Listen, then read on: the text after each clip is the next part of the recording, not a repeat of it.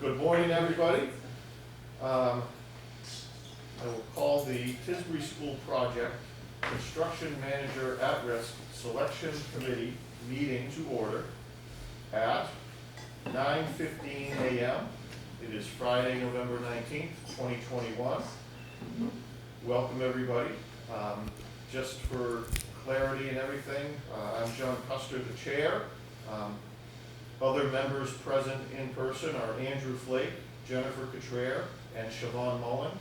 And joining us and participating remotely is member Harold Chapdelaine. So all 5 members of the selection committee are here for the meeting. We're also joined by Alice Robinson, who is the record keeper, Amanda Sawyer and Christina Offer from CHA, and Chris Blesson from TAP-A, and Allie from MVTV, who's recorded this. Thank you for being here. Okay, so welcome everyone. We've called to order, we've taken attendance, and our next item of business is to approve the meeting minutes from both November 12th and November 16th. So I will entertain a motion. We'll do them one at a time. So first, entertain a motion to approve the draft minutes of November 12th. So moved by Jennifer Cottrell. Is there a second? Second. Second by Andrew. Any discussion? No discussion? We'll do this for, again, purposes of clarity, because Harold isn't with us in the room. We'll do a roll call vote. Those in favor? Harold Chapdelaine?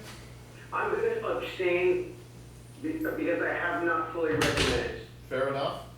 Andrew Flake? Aye. Jennifer Cottrell? Cottrell, aye. Siobhan Mullen? Mullen, aye. John Custer, aye.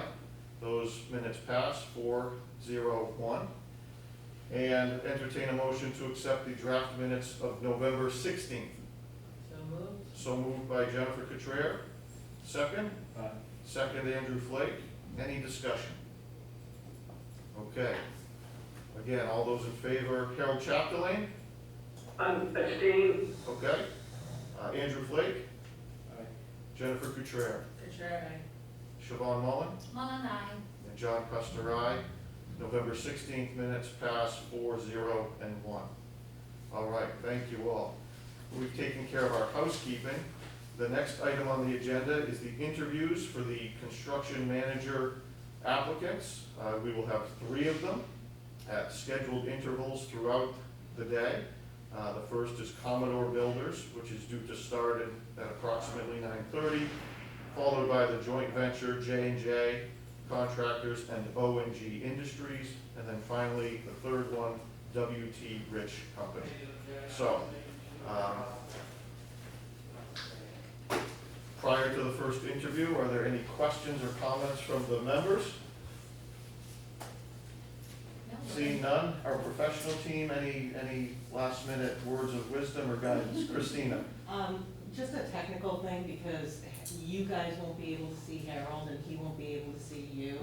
So Harold, when you want to speak, if you could just raise your hand either virtually or on your camera, and I'll raise Harold's hand for him, just to, he's raising his hand. So that, people aren't talking over each other. Very good. And just a point of clarification, I know you guys were looking for whether you all had copies of the questions that you were individually gonna ask. Are you guys set with that, or do you need Yeah. assistance? Okay, All good. that's, I think it for me. Okay. Yeah, I don't have anything to add. I think it was prepared well, and you guys will do a great job. Excellent. So Harold, is your hand actually raised?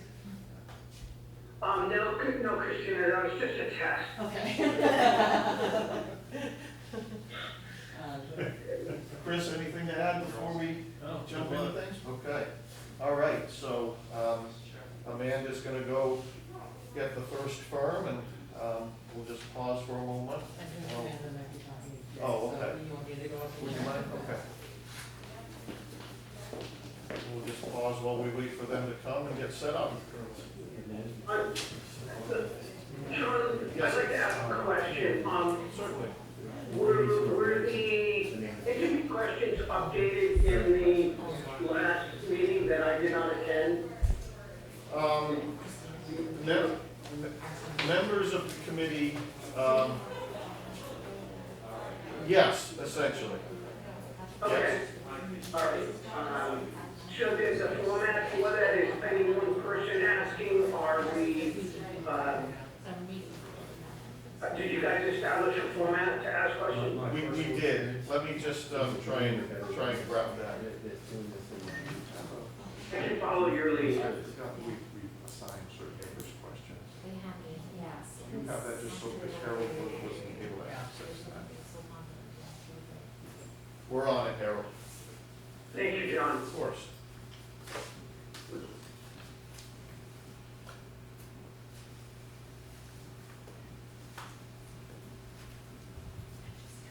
So Siobhan, Jen, and Andrew. Siobhan, you guys all have the, I don't, and Harold doesn't, the questions that we established. Yes. Yeah, got those. Okay. You don't have a copy? I thought I did, I must have left it on my desk, but Harold doesn't either. I just want to get the order. Okay, so very good. Do you want me to take a picture of it and send it to Harold? John, I can text it tonight. Take a If picture. you could, Yeah. great, So John, are you all set? we're all set. Okay. These are additional questions at this time. I thought that would be chair. Oh, thanks so much. Access and all of it. Good morning. Good morning. Thank you. Good morning. Good morning. Somewhere right here where I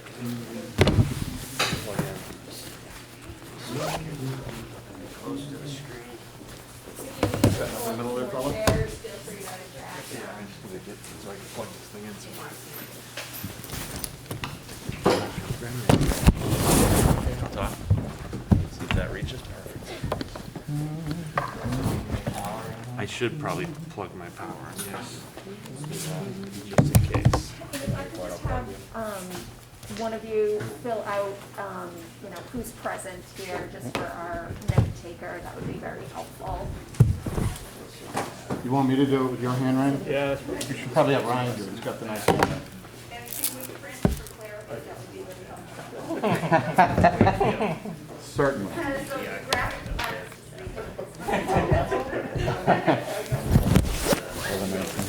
You good? You put that down? Yep. All right. I'm with you.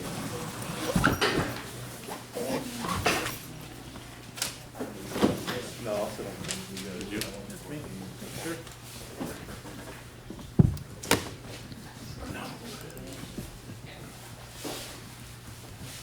Good morning and welcome. Morning. Morning. I'm John Custer. I'm the principal of the Tisbury School and also the chair of the Construction Manager Selection Committee. We're glad to have you guys here today. Other members of the selection committee are seated to my right. Andrew Flake, Jennifer Gutierrez, and Siobhan Mullen. I'll let them tell you their respective roles here. And also joining us on the committee, participating remotely, is Harold Chapter. Harold, can you hear everybody? Yes, John, not a problem. Excellent. So I'll start with Andrew Flake, if you just want to say a few words and your role on the committee here. Well, first, thank you all for coming down here. It's a long way, and I hope the boat ride was okay today. To give you a little bit of a context, I've lived here most of my life. I grew up in Brookline, Massachusetts. I've been very involved in the community for a long time. I have a small construction business that works at the high end of construction on the vineyard only. Married, have 3 daughters who all went through the school system on the vineyard. So I have a perspective, and there's a context there for all of you. I just wanted to make sure that you understood that my relationship with the vineyard is deep and profound, and I'm just sort of honored to be part of this process and get to the point where we can build this building, which has been long overdue. As many of you have been through it, you know what I mean. And I'll pass it along. My full members here. I'm Jennifer Gutierrez, welcome, and I am a member of the Tisbury School Committee. Hi, everybody. Thanks again for coming. We were so appreciated. And my name is Siobhan Mullen. I'm the current president of the Tisbury School PTA. field. I have 3 sons who've gone through the Tisbury school. My youngest son is in 8th grade, so he's not going to see the fruits of the labors of the next project that's coming our way, but I'm deeply invested in the project as a community member and as a parent. And then just my professional, I'm a director of finance at a design and build construction company here on Martha's Vineyard, Supplemental company. And so I appreciate all the work from the effort you guys put into your presentation today. Thanks. And Harold Chapdelaine, if you wouldn't mind, just take a moment or two and introduce yourself to Commodore. Yes, thank you, Sean. Harold Chapdelaine, I am the chairman of the building committee and participated in the previous building committee as well. Like Andrew, but on a much smaller scale. I'm a general contractor on the vineyard with a focus in historic renovations. 2 daughters that went through the West Tisbury School, did not attend the Tisbury School, but my volunteer focus in life has always been around education, whether it is coaching athletic teams or working in the classrooms. And I'm really feel blessed to be able to be involved in preserving this 1929 building and creating a new structure that provides services for the next 75 years. Terrific. Thank you, Harold. You're welcome. All right, at this point, I'm going to turn to our OPM to sort of give in the event anyone needs it, I do, a reminder about the structure. This is our first interview of the day, so bear with us, please. Just an overview of the structure, the timeline, if you will, for how things should proceed. So.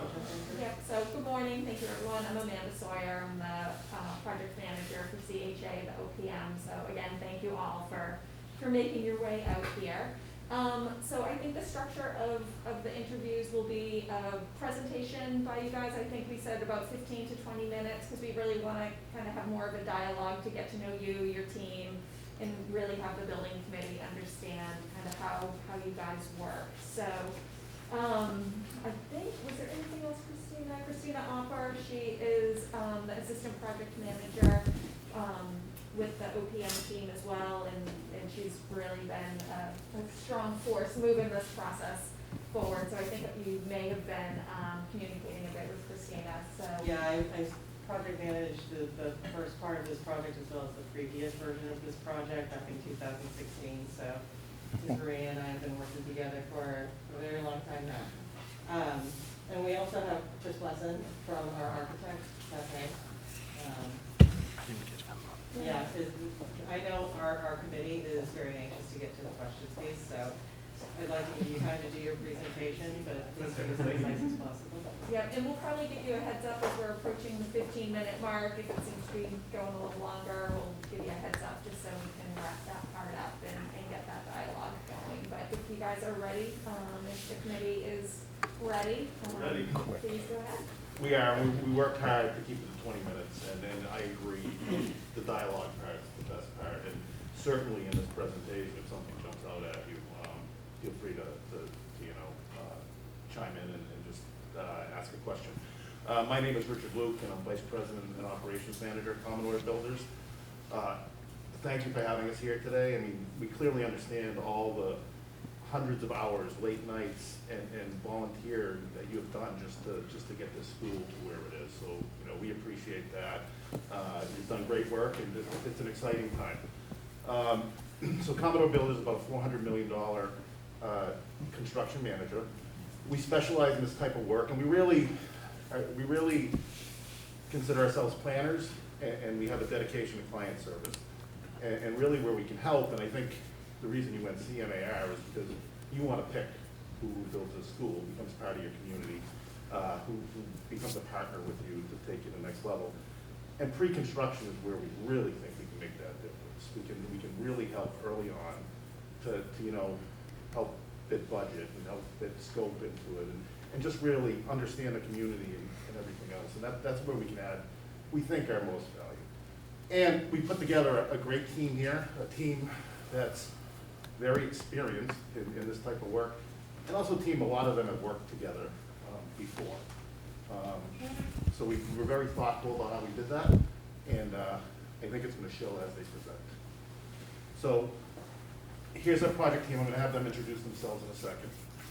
Jim DiMarzio had surgery this week, so I apologize, he's not here, he had knee surgery. So I've been on the island before. I did one of the phases of the Tabernacle. It was a great experience, and I'd love to be back. So right now, I'm gonna let the team introduce themselves.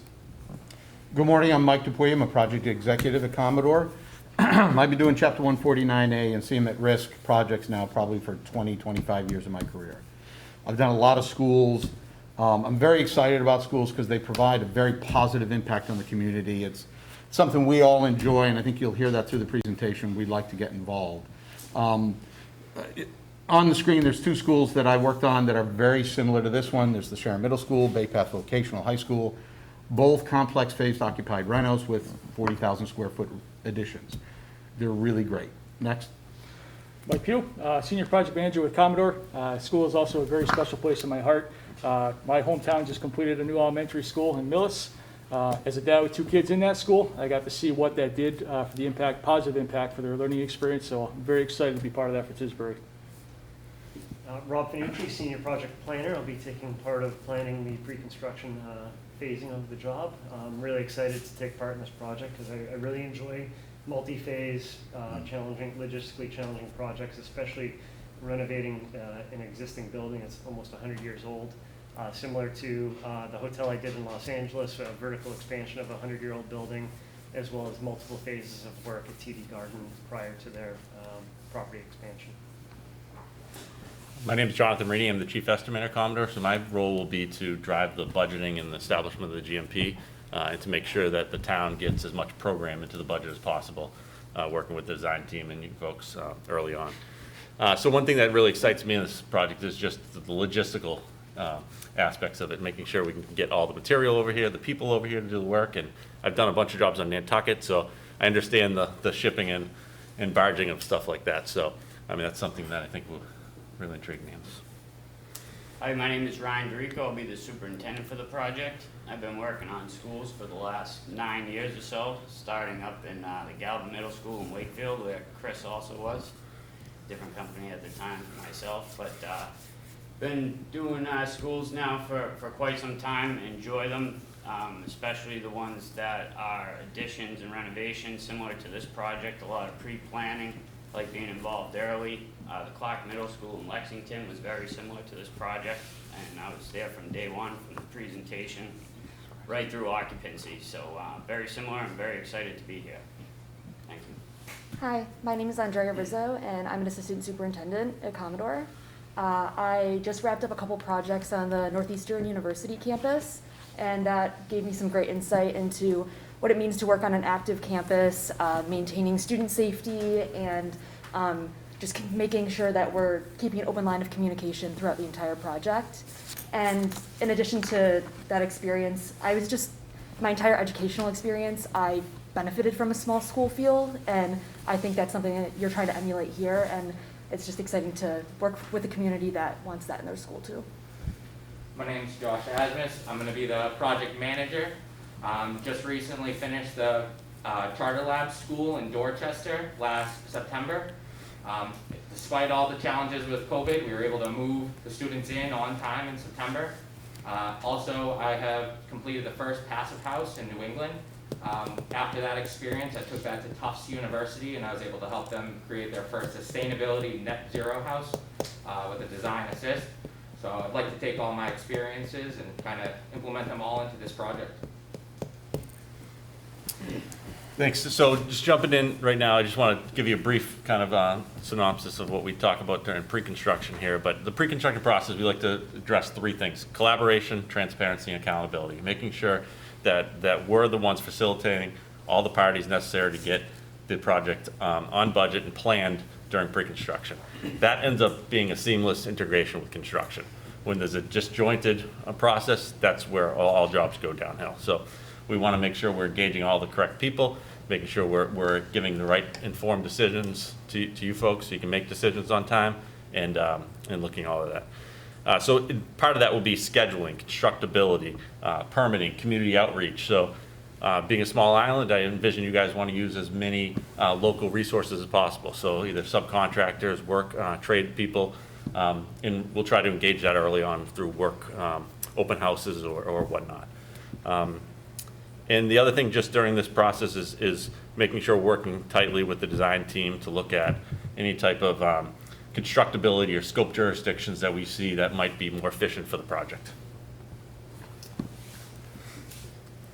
So as Richard mentioned a moment ago, and as Jonathan just mentioned, during the pre-construction process, schedule control is very important. Richard mentioned we're really great planners, and I would be taking part in that piece of the equation. So during that planning process, we're really making sure that each one of these phases is going to be set up to be achieved successfully, to start on time and to run efficiently without procurement issues, etc. And part of that is really just making sure you're hitting major milestones right away. So as soon as we get an LOI, we would immediately jump into, in December, we'd be jumping in, taking part in the temporary school pre-planning process. In January, we'd be wanting to price out the demo package and kick off the lead as planning and be wrapping up the temporary school design by late January. Come February, we'd be wanting to release the demo trades and start pre-planning the demo scope so we can have the make safe ready to go and start that first phase on time. Come March, we'd be looking to release some long lead items, for example, structural steel, especially the bar joists, temporary school unit, modular units, pump stations for the temporary school system on the force main sewer. All of those critical things to set up those phases. Come April, we'd be continuing with complex procurement and adding in things like storefront curtain wall systems. Come May, we'd be looking to start the site package for the temporary school system, as well as the underground scope for the North Addition. So hitting these major milestones each month are critical to starting that major second phase on time. So achieving that will really set the job up for success, and Ryan can walk us through the logistics to achieve that. Yeah, so during pre-construction, we understand that there are going to be several risks for this project. As everybody's well aware, we pretty much hear daily in the news, the supply chain, there are a lot of issues today. So one of the first things that we'll do during pre-construction is start identifying the high-risk materials and start our procurement log so we can start chasing these materials down. One of the first things being the modular trailers for the temporary school system. Also getting materials over here, so we've already reached out to the Steamship Authority on schedule and how to get just typical construction materials over here along with the workers and whatnot. But we also, one of our site subcontractors that I'm working with right now at the Dennis Yarmouth Intermediate Middle School, Robert B. Howe, they actually have a barge and a storage yard over in New Bedford, so they take materials, larger stuff, similar, like Rob was mentioning, the joists, and there might be some other large materials that we would need to get over that won't go on the typical ferry ship that we can utilize. So we've already started looking into that process. We would also be working around the tourism season because we want to be the least disruptive as possible.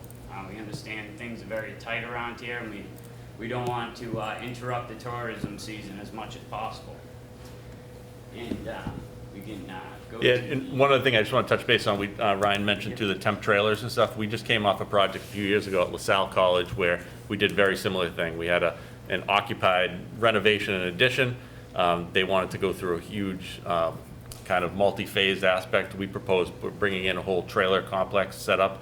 We moved all the students over there, had segregation between the two, and then we're able to build the school. So we're very tight with all the modular classroom companies and whatnot. So this here is our first phase for logistics, and we can get more into it in the questions and answers, but a general overview. The phase one starting in March, as Rob had mentioned, we see the building demo of the gym wing taking place as we're trying to procure the temporary school modulars, which would be down in the playground on the bottom right hand side of the screen. In phase one, we have from March through April, and then the temporary modulars we would have up and in place by the end of the summer. And then those will be in full use, so that way when you come back for the fall, that is fully occupied, safe, and will be segregated. We'll have our site fence, and we have some underground utilities that we've been looking at that we would like to get in place that's going to support the final construction of the building, of the school, that would need to go in place before the modulars, so that way we don't have to get back in there and try to work around that active new temporary campus to finish our work on our side. So we can go to the next slide. And so during phase 2, both myself and Andrea will be on site daily, and she'll be helping me out with quite a bit of the day-to-day stuff. Yep. So one of our major, jobs on site is to maintain safety, and that's not only for the subcontractors while they're building, but also for the students. We understand that this is an occupied, functioning school while we're constructing, so we want to make sure that we're setting ourselves up to maintain a safe site. Ryan had mentioned that there are some risks we've identified, and one of those was severe weather conditions. We'll be monitoring that. If there's high winds, we'll be sure that we're tying material down, tarping it, whatever means necessary to make sure that we're keeping the site safe and the material locked down. If we need to bring in water trucks to reduce the amount of dust, we'll do that as well. Things like that we can identify early on. And with respect to the workers on site, we would be monitoring the process for quarry checks, and we have a system that we use to monitor who's on site on a day-to-day basis. At any given moment, we can send out a mass text or monitor who's on our job site. So it'll be a secure job site, and we can track safety and monitor all the activities on a day-to-day. We do safe plan of actions.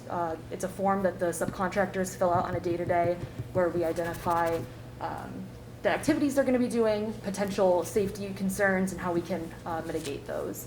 And with respect to the students, we want to make sure that we're engaging the community, which Ryan will touch on in a minute, but we want to make sure that we're doing it in a safe way. So the entire site will be fenced off, but we'll have scrim on the fence to deter kids from, they're curious, they want to know what's going on, but we want to make sure that we're keeping them separate from the job site on a day-to-day. And in a minute, Ryan will talk about how we can engage with the students and make them a part of the process so they feel like they kind of know what's going on and can get excited. Yeah. And along with that, we also monitor the COVID-19, so we do have protocols in place. We do a written plan for every project that we do go to, and that would be our responsibility to make sure that that's being followed daily. And part of the check-in process includes that. So that way we can make sure that everybody is staying safe on the project. So after phase 2 comes to a completion, this is the main school right here, and you can see what we've identified as needs to be completed as far as the site package to open the main school. So we have certain sidewalks for access and egress. That way we can have the school open back up, which will allow us to get into the final phase 3, which would be after the students occupy the building, and we'll follow that up through May of 2024. So as we mentioned, engaging the community and students. I've worked on several campuses, and one of our main priorities is making sure that the local community is engaged in the project, which on this one so far it seems like the community is really involved and wants this project, which is exciting for us. I've given tours to students. I love teaching, so even if they had gym class in my current project, we ended up putting our site fence and it divided their field. So with COVID, they were doing gym outside, and they would come to the fence and the teacher, and if there was excavators going by, we were drilling geopiers, and we had cranes, and so I could explain stuff to them, obviously in a safe manner, but they loved it. So I like engaging the campus. And the top picture there is our groundbreaking ceremony a few months back, and we had the kids there as well. They were able to shovel some of the sand, and they loved it. And a couple weeks ago, we just had our topping off ceremony right in front of the school there, and they had, it was like 5 kids that gave a speech about, that they were an incoming class, so they were saying why they were excited to come to the new school. And then as we were hoisting the beam, they were all chanting and yelling, hoist the beam and set the beam, so they really had a blast during it, so community involvement is Yeah, definitely we important. have a little video, but I'll play it later just because of time right now. They all signed the beam. Yeah, yeah. Again, I want to applaud you for using the Chapter 149A delivery method for this project. We at Commodore are committed to this. We very much encourage it. It fosters an open book process and open communication. We love it. You'll always know how your money's being spent. It's really a great way of doing business. Commodore employs the latest and greatest state-of-the-art accounting systems. We'll track every penny on your behalf, and you'll always know where it's going. We believe in the 149A process, and we've developed a number of standard documents to help track everything from changes to TNM to allowances to holds. It's very flexible. We realize that in the beginning, we'll be working with an incomplete GMP and an incomplete schedule of values, and we'll work with you so that you understand exactly how every subsequent estimate affects that schedule of values and how it gets incorporated into the project. And then it'll be incorporated into a cost-loaded schedule. Despite all this experiences that we have that everybody's talked about and all the systems we have set up, we believe we're very flexible. We like to be accommodating. So if we're heading down a path or you don't see something quite the right way or the way you'd like to see it, we're here to help. We've got a marketing team that helps us, make presentations every month at various jobs, like on the job I'm on now. All of this will set us up with a system that accurately tracks all costs, provides a complete accounting for every detail, and provides enough flexibility to get us through the project and be successful. Next.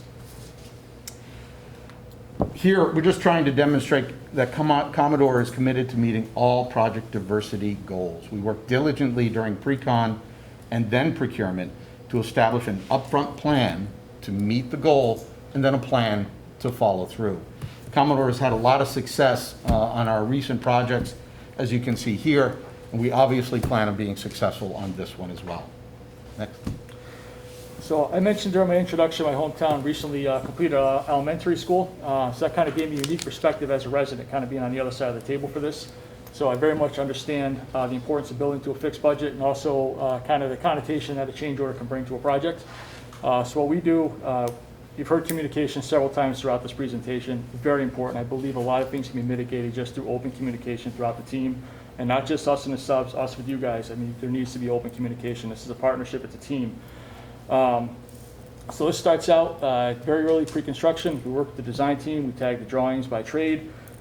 We develop very thorough scope sheets, so we make sure we don't have any scope gaps. We also make sure we don't double buy things. We make sure we have very clear delineations of who owns what. So that just helps right up front, eliminating the change order right off the bat, and we get that very early on in the buyout phase. If an unforeseen condition does arise, again, we're very open communication with ourselves. We're going to know about it right away, which means you guys know about it right away. That means we can rally the team, we come up with the best approach, and oftentimes you mitigate the change order, whether that means slightly modifying a detail or changing a product. I mean, you can make a lot of things go away just by talking through it and having that advance notice.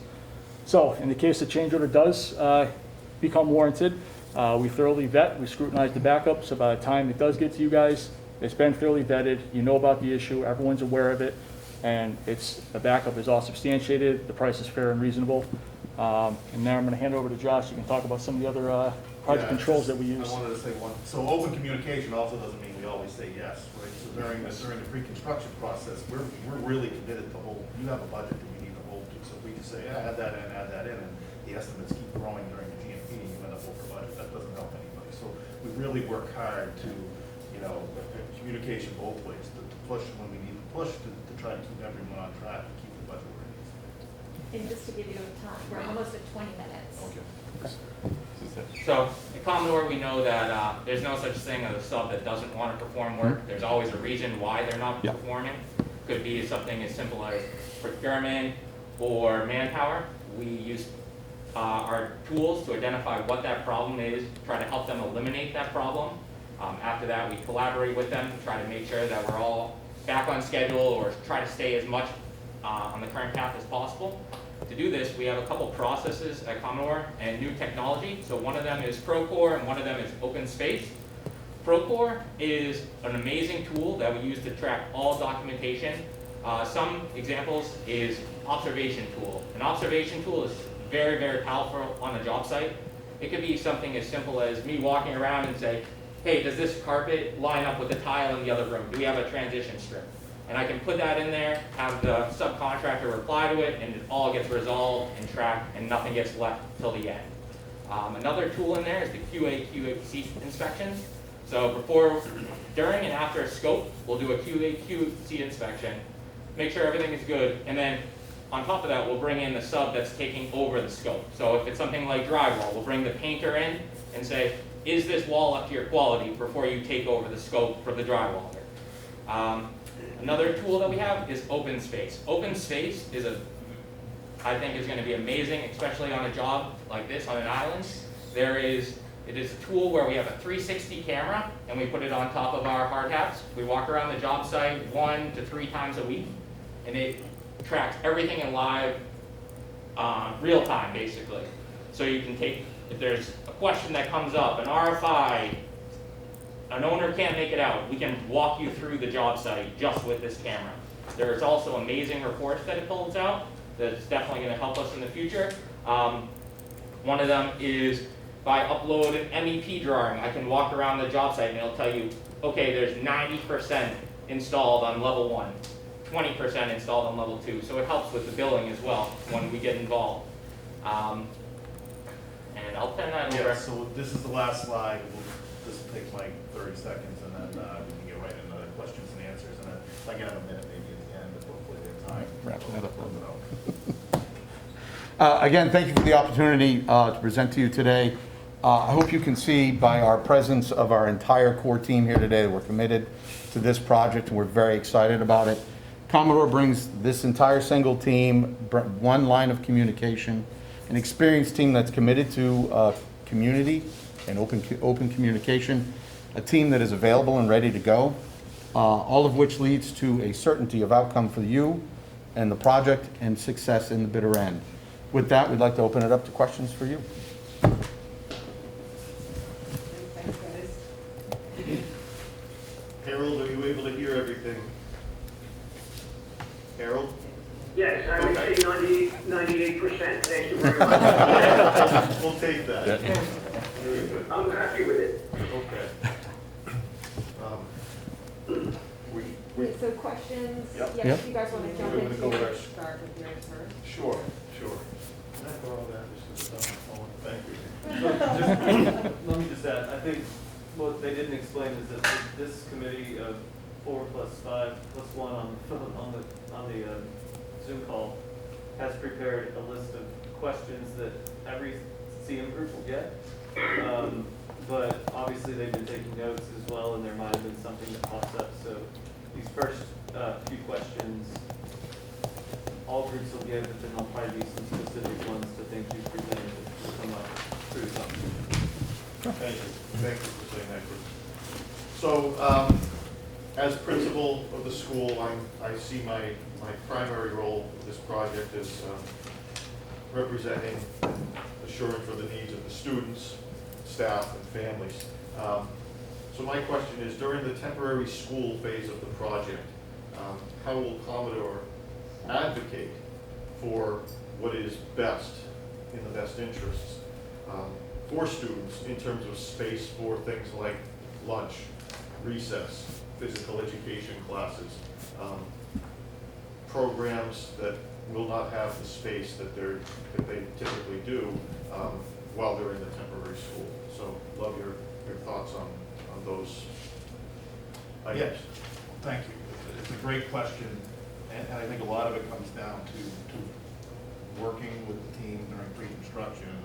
I think, Rob, you would probably be able to answer that. Yeah, thank you, Rich. Yeah, so I wrote the initial schedule. They went in with our proposal, and a lot of thought went into that in terms of how do we jump into the design assist, put a package together that can be reviewed by the building department because there's going to be fire, life safety concerns, egress concerns. how's this gonna work, where's the muster point? All those things need to be considered, and that has to happen right away. So, for the month of December, I show a lot of that design assist taking place. So come January, February, we can be putting pricing on it, going through the building department. So it's only about a month to really figure out all the important questions that you really have around PE and lunch and how does that all work, right? So that really sets the job up for success to deal with this in December and January, because come March, there's important things that need to start happening, like the ordering a pump station for the forced main in Spring Street, because that has to be installed for all of the bathrooms that are going to be in place in the school system and temporary electricity. So to tell you where the PE class would occur, I can't tell you that right now, but that would be something that would be high on the priority list for December and January to bring to conclusion and set the job to start up in May, so we can finish by the end of the summer, which is longer than what was asked for in the proposal, but it's a realistic target given the complexity of the temporary school system.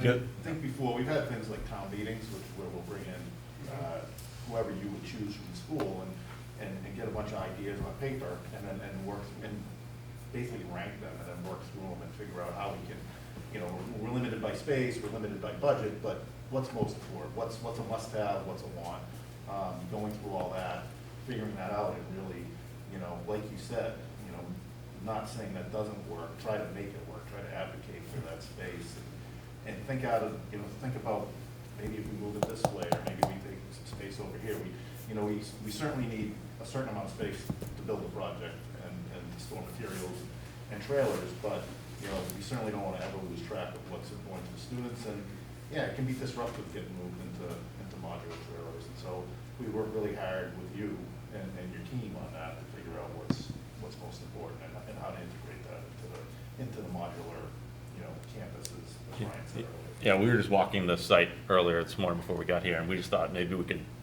basically take some of the structures that are there and relocate them to one area, so there's still a playground structure for the kids or something like that, so that we can minimize, so they still have some sort of outdoor activity and whatnot during this. That's what I want to hear. Yeah.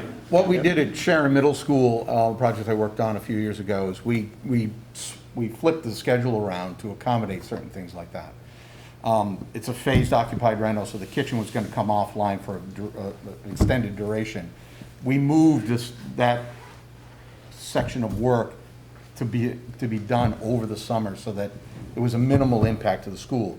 Yeah, it dragged out into about a month into the school year, but at least it was only a month and we were only doing bag lunches for a month.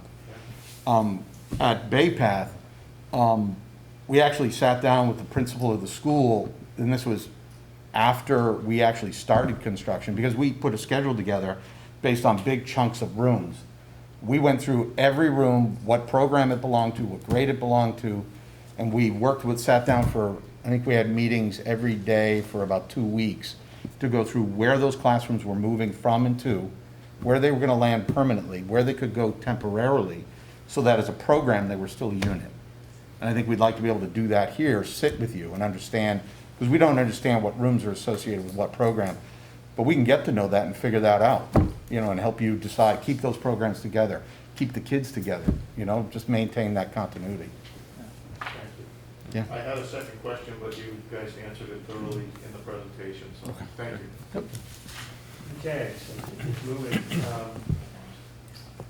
Martha's Vineyard is unique. What do you see as the biggest issues working on the island? And how do you plan or anticipate any changes in your operations that would be different from a comparable project on the mainland? I think I'll take this one. So being there day to day, and trying to maintain a schedule, a safe work environment, a safe environment for the students, as I kind of pointed out earlier, I foresee the biggest issue is getting materials on site, weather, which affects not only the site but also the ferry schedule. Are people going to be stuck on the other side? Now all of a sudden a task that was incredibly important, it gets pushed. In managing those, which we're very accustomed to, dealing with issues like that, so we'll be able to manage that. and we'll keep time in the schedule, so that way wherever we can make up time, we will. But I foresee getting materials onto the island as the biggest issue, and making sure that they're the correct materials. So as I mentioned, we can utilize a yard on the other side, and we can actually set up inspections over there before the materials come over here, because if something is incorrect, then we also gotta get it off and get the right stuff back. So we can utilize certain tools to make sure that we're getting the right materials on the island and on time. And yeah, the wind, I'm dealing with it right now over in Yarmouth. We just had a big storm, and we made it through successfully because we pre-planned for it. We're getting into the winter season, so we have to do tarping for temporary heat, which might take place here as well. So those are some of the issues that I foresee. Yeah, I think it seems to me like it's mostly logistical in your eyes. Absolutely, Yeah. yes. Well, Yes. I think subcontractor-wise, right, we'll spend a lot of time speaking with them in the beginning when we're choosing who we're gonna use, and then when we're talking through them to understand how are they gonna man the project? How are you getting people over here? Are you gonna put people up? How are you getting your materials over here? We'll help you. But really, we not only have a global supply chain issue for materials, I mean, there's a labor shortage in construction right now too. And it's compounded when, you know, you're building a project on the island. So really, as I said, a lot of it goes back to pre-construction. It's choosing the right subs. It's making sure that, you know, they have a plan of how they're gonna get people here. And then it's, as Ryan said, kind of being able to absorb some of the unknowns, some of the weather stuff when a ferry shuts down for a couple hours and people can't get over here. So it's understanding that. I think we really work hard with the subs to make sure that they can man the job properly and stay on schedule. Well, yeah, I think one of the keys is making sure they understand what they're getting involved in Yes. when they come over here. Yes. You know, do they get seasick on the boat? It might be a non-starter. Yeah, oh, yeah. Let me go on here. It is not unusual for design technical information to lag construction, but the trickling down effect on a project can be very impactful. Are you concerned, and how would you handle this? Can I start with that one? So that's already been considered in the schedule that we submitted, in which we're looking at multiple phased releases. So starting off with, you know, pre-planning the temporary school system and pre-packaging that, getting that separate, pricing separated out from the overall GMP, as well as the demo package, doing a separate package to get that released. You know, that's really critical in that you want to do the make safe in March, so we can do the interior soft demo in early April, and then the game plan would be to demo the actual building envelope over April vacation to avoid people being in the school, or kids being in the school as we're demoing with these really large jackhammers. But between the brick walls coming down and the foundation coming out, that's going to be too disturbing. So pre-planning those releases to set ourselves up to get that work completed on time is the key. And another question similar along those lines, like Rich just mentioned, global supply chain issues and pre-releasing, taking that into account. So right now, bar joists are about a 20-week lead time, and we need the bar joists about 10 weeks into the project. So how do you deal with that? And one of the things you can do is reverse engineer it, right? So we know the bar joists need to be about 70 feet long. So the goal would be order your bar joists ASAP and then reverse engineer your structure into working with the bar joists.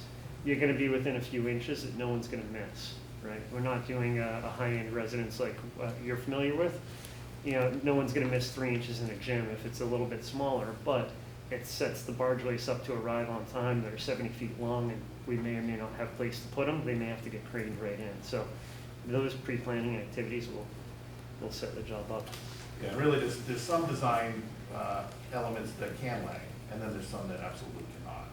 And it's identifying those and really working through your crucial ones, and then the ones that have a little bit of float in them, you know, then those become less important, but everything becomes critical at some point. But it's really identifying the things that can't slip, and then moving on to the things that can, and making sure, you know, we'll package this together. Right, it's that open communication with you to figure out exactly what is critical from a design perspective let's set up a design schedule, let's incorporate it into the overall schedule, so we can all plan on it, we can reconfigure our planning for pre-release or early release, and we can work it around, that schedule, but it's that open communication both ways. We're seeing some commercial mechanical equipment that's now over a year out at lead times. And then you have to take that into consideration, so you have to identify all that Yep. pre-construction. Are you able to pre-purchase stuff like that and have it waiting for the filed subs? That's what, Yep. that's what we've been doing, and you can do that, it's a little trickier when it's filed sub bid, but there's ways, I mean, if you can't get your project done in time and without doing that, then yeah, this would do that. We're pre-purchasing like big air handlers and generators on almost every job now, and then just assign them to subcontractors. Effect, what you can do, that helps you with your schedule, and you assign it to the HVAC to install. Yep. I mean, how many projects have you done where you can't coordinate roof, top units, the steel openings for them until you get that submittal? Yeah. Yep. 6 months too late, Yeah. So they won't even walk you into a manufacturing spot until all the submittals and shops are Done. approved. You can't even get a place in line until you're well into the process. So we've had to adapt. Luckily we're into it a ways, so we've really learned how to do that. So we're pretty proficient at it. I mean, are we doing okay? Yes. Okay, because I've got a couple of questions I really would love to ask. I hope this is a simple question before I ask one other. Does this fit into your schedule? Yes. It's really tight, but yes, it's really tight. From, So we tried to take a realistic look at it, right? No, So- I know the No. schedule. Right, no. For people. Yeah, for people, No. yes. The schedule is very tight. Yeah. Yes. I mean, Yeah. Like, yeah. let me just give an example, that Ryan is talking about a project in Yarmouth Yep. that they're closing in for winter conditions. Yeah. How does Ryan come onto the project in January? So there's multiple supers on Ryan's job. By the time Ryan needs to come out here, we're gonna rotate Ryan off of that project. And it's gonna be at a point where we're closed in and really the interior super will take over anyways. And, so the plan is, look, it's never easy. I mean, it'd be great if always, Ryan's job ended and 2 days later, how we started up. Totally get it. Right. So we have to juggle, but I can tell you, I mean, we wouldn't have gone after the project, we wouldn't be going after one on the island, and if we didn't, I wasn't gonna give you the team that you're seeing. For But revenue. I think your question was more to the our project schedule, right? Was that- Well, projects, they overlap, and it's not this perfect line in the sand where you can stop one and start another, and you're kind of robbing resources to get one project started, and then you blend people in when you can. And, but still, during that process, whatever the project is you're moving on to has to become the big priority, and that would be our project, assuming you have other stuff going on, so. I just Yeah, I mentioned mean, from a vice president of operations level, we would full commitment to this project. Okay, so this will be my last, I guess.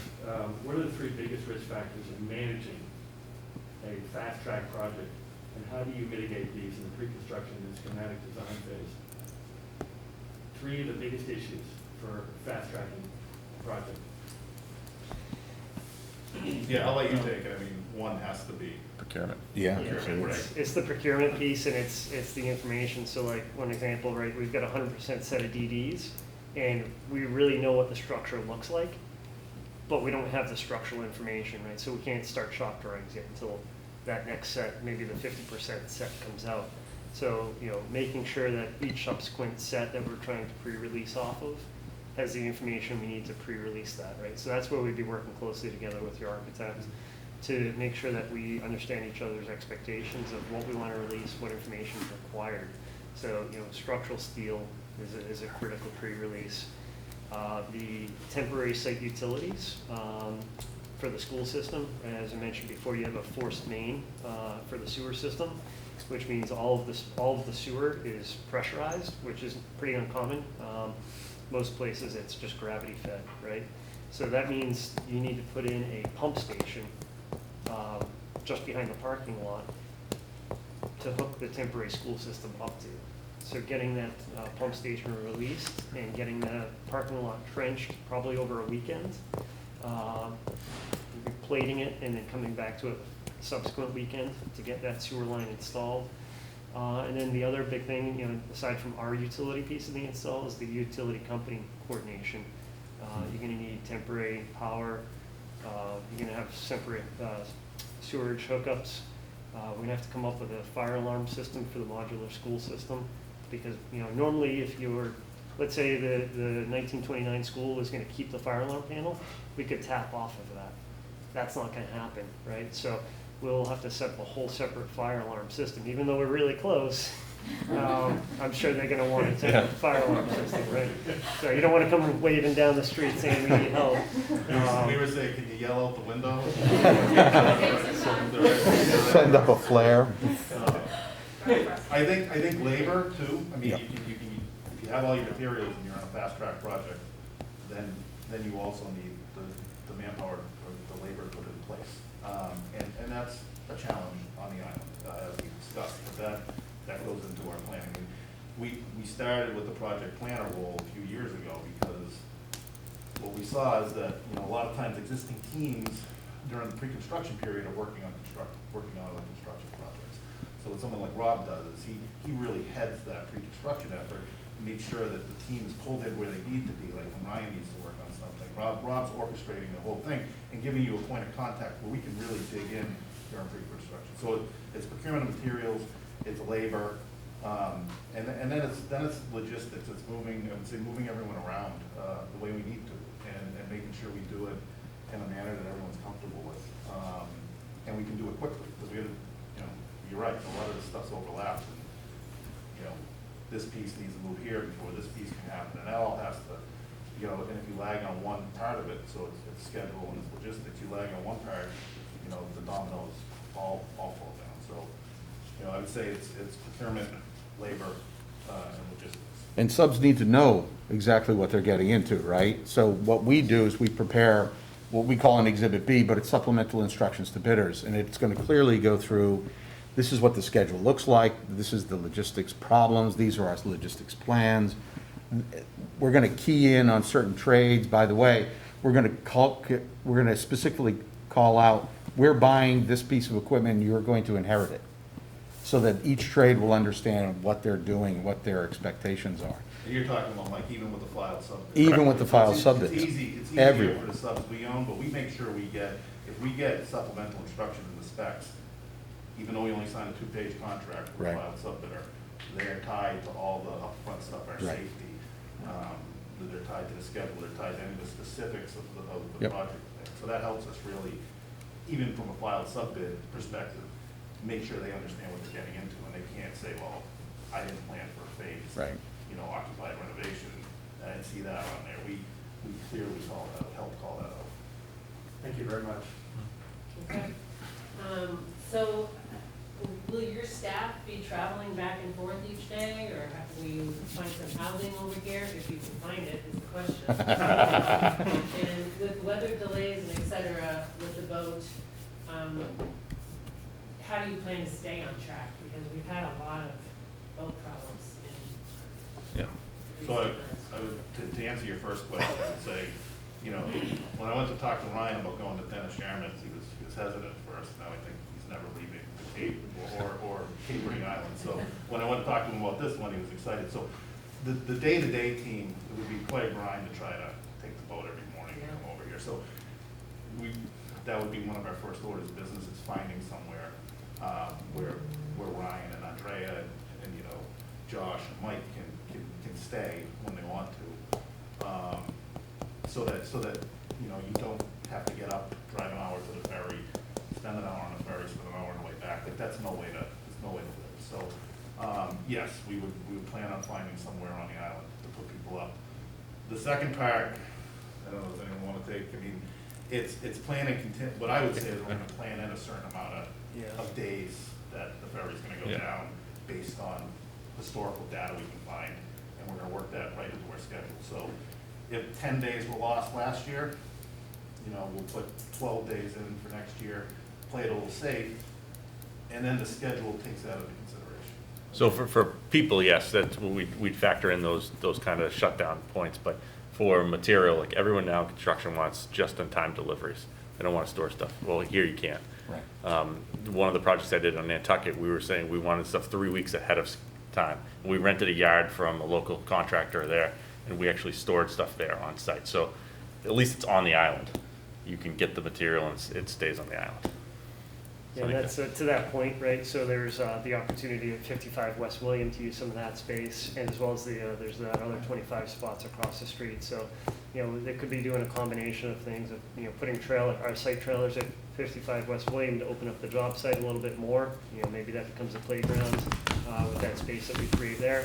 And then, yeah, like material comes in, we could also put it over at 55 West William and, defray some of that cost. But Yep. certainly, a bird in hand is worth two in the bush, Correct. right? Even if you have to pay for offsite, it's worth it, like Jonathan saying, to have it here.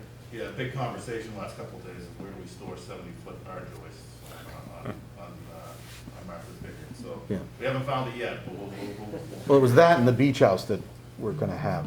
right. Oh, yeah, oh, sorry. They want waterfront. They all do. Don't forget, you could get them through 5 corners and around the corner and up the hill. I know. Yes. Yeah. So my other question was, how do you plan, like, what is the plan to keep the construction area safe with the students and the staff being literally right there? I'll take that one. So we work on very tight campuses quite a bit, and we have a clear delineation, which during the pre-construction phase, we'll probably go through a few different iterations of the site logistics plan to make sure that everybody's on board. And then we'll have a site fence with scrim to clearly demarcate what is our side and what is the school side. We can put gates for access to certain areas. Some might be at the driveways for vehicles and equipment, others would just be a man gate for people. And then part of our safety orientation when everybody comes on site is they absolutely know that there's no contact or going on the other side with the student population. We will stay on our side. If there's any specific tasks that we might have to get close to the school side, we'll absolutely let the team know. Definitely we give a 3-week look ahead in our owners architect meetings, which is usually weekly. And we go through any upcoming activities so that way everybody's well aware. And if there's anything that's close to the edge of the site, the team will be well aware, so that way we don't intrude on your side. Yeah, part of the instructions of bidders that we talked about earlier, we'll have all those items in the instructions of bidders. So it'll be either pick up and drop off times. You can't have deliveries during that time, or we need to have a flagman out during that time to help with the students and parent pick up drop off. The other thing would be anything like testing. If you guys like MCAS, if there's some certain shutdowns you want quiet work, we'll factor that into the schedule as well.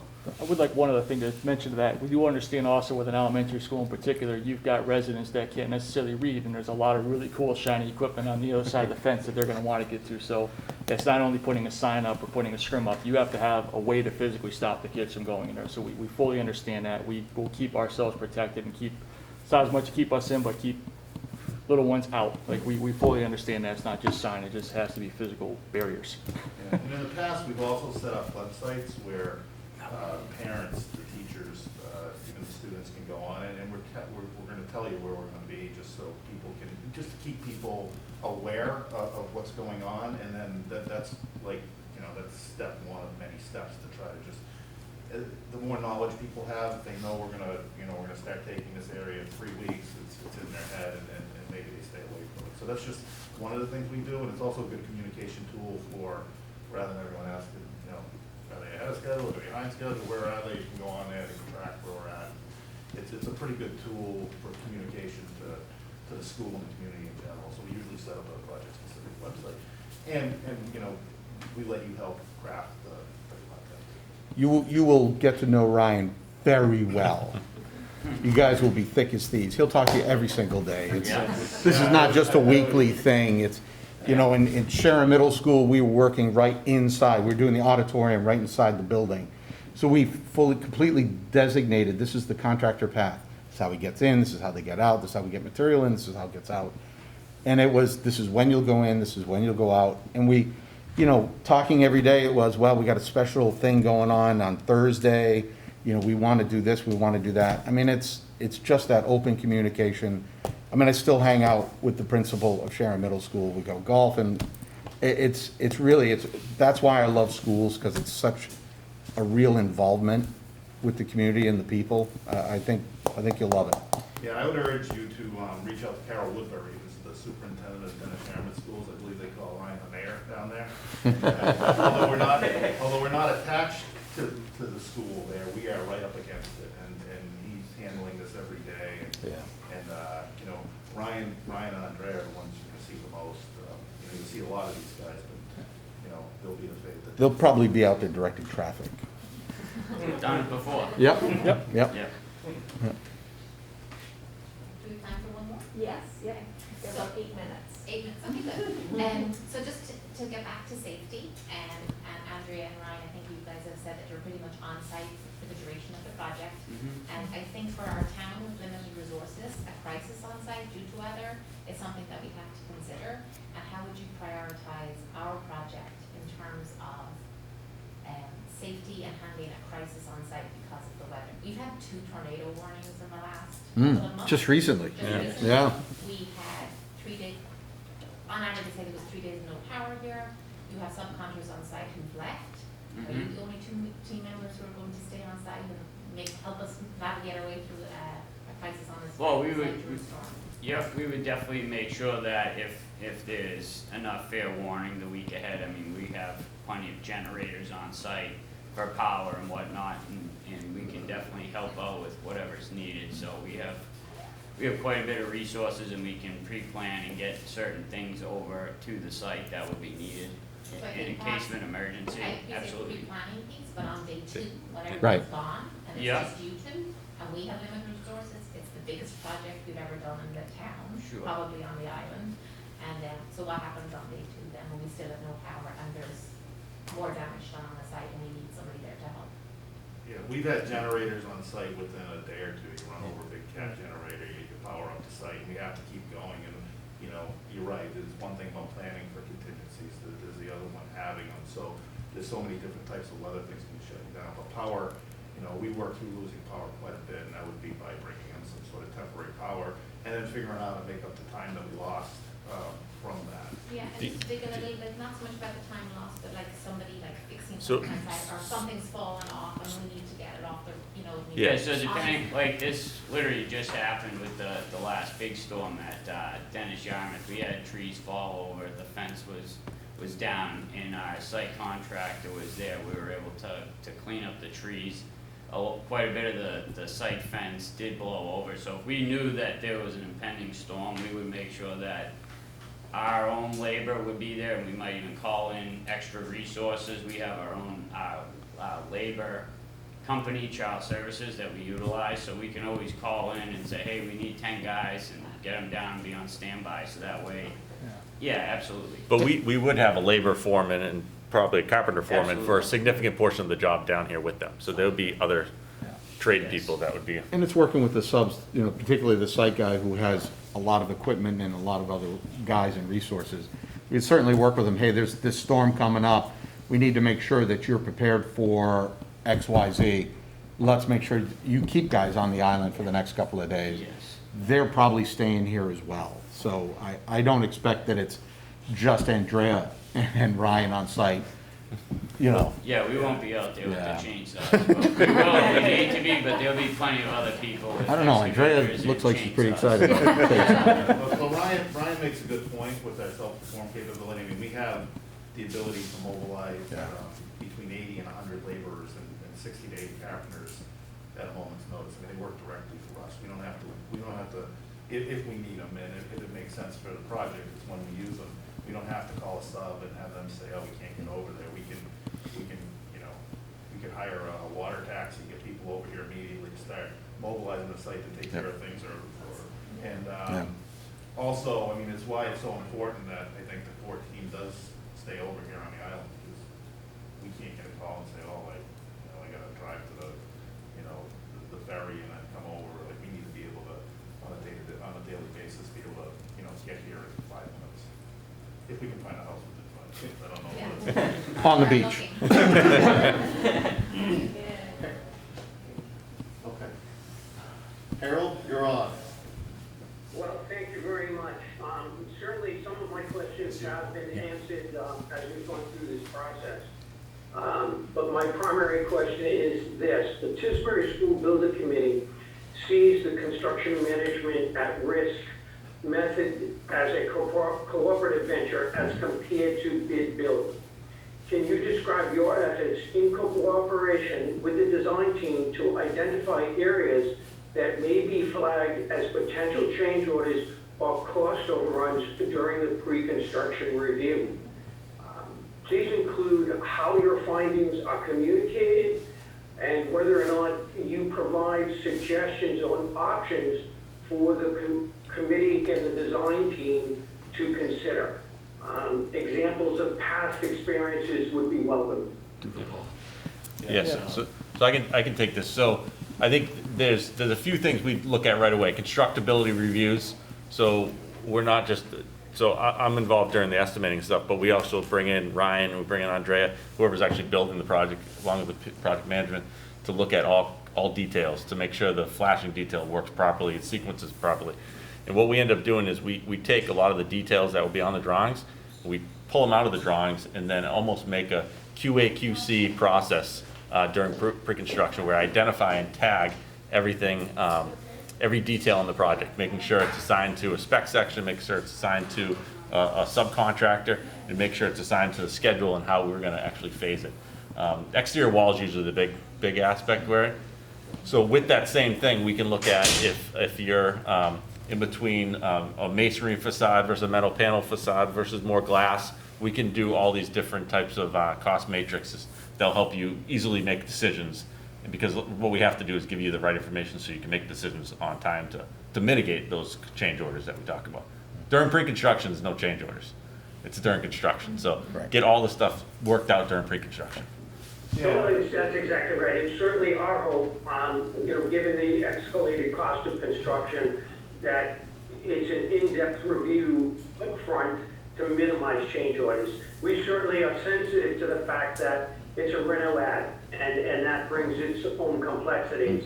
But that upfront effort should translate to, like I say, minimizing those costs. Yeah, the one other thing I could say too is because the renovation, probably to get in there and do exploratory early. So because Rich mentioned we have our own forces for laborers and carpenters, we can engage them pretty quickly. We can go in on a weekend, we can go in and next shutdown, maybe Christmas break.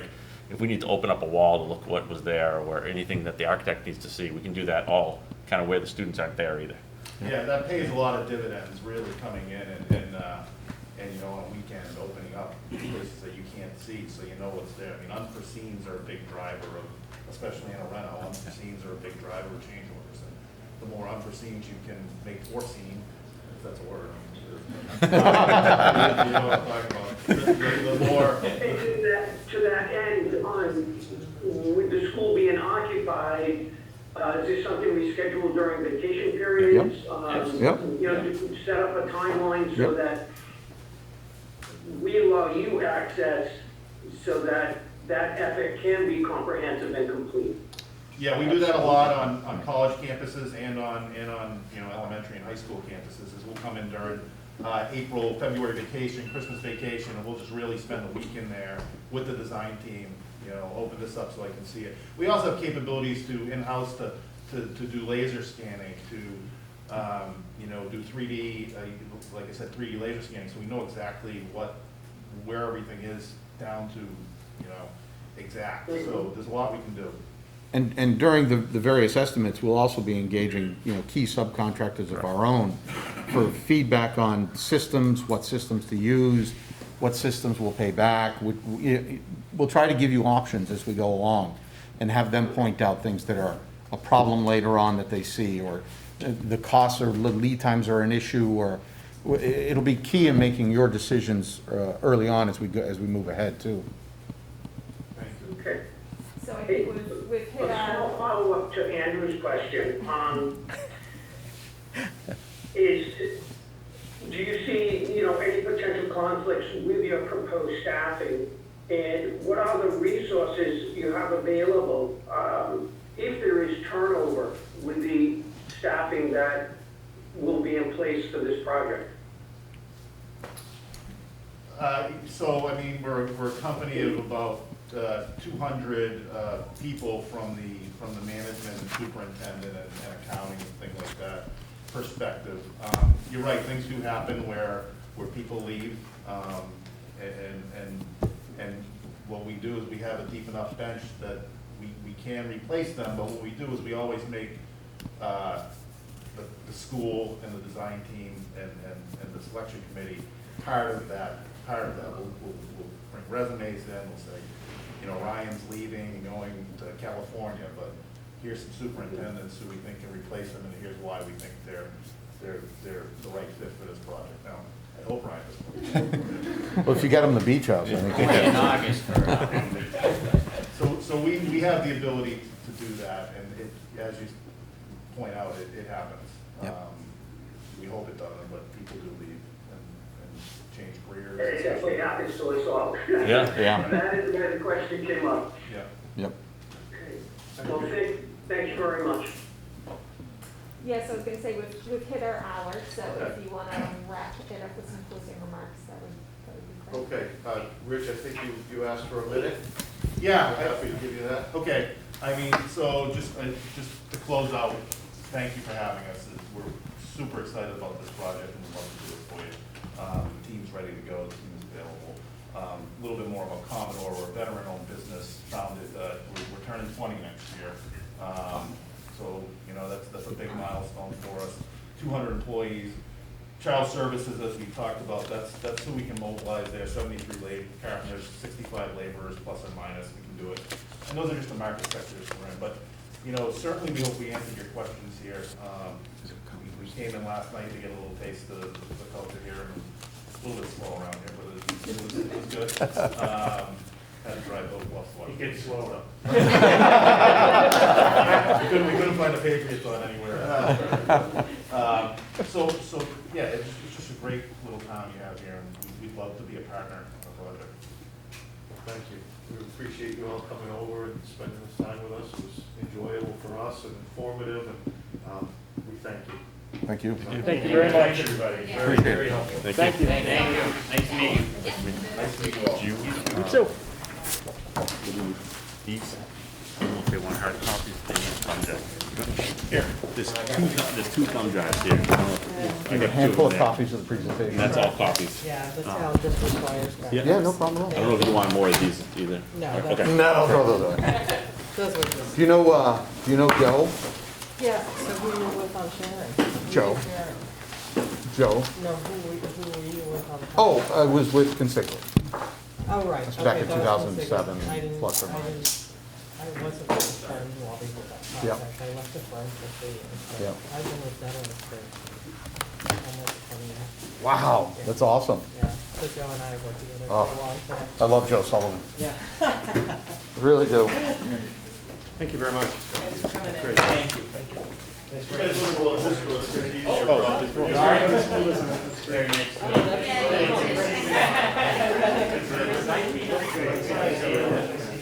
meet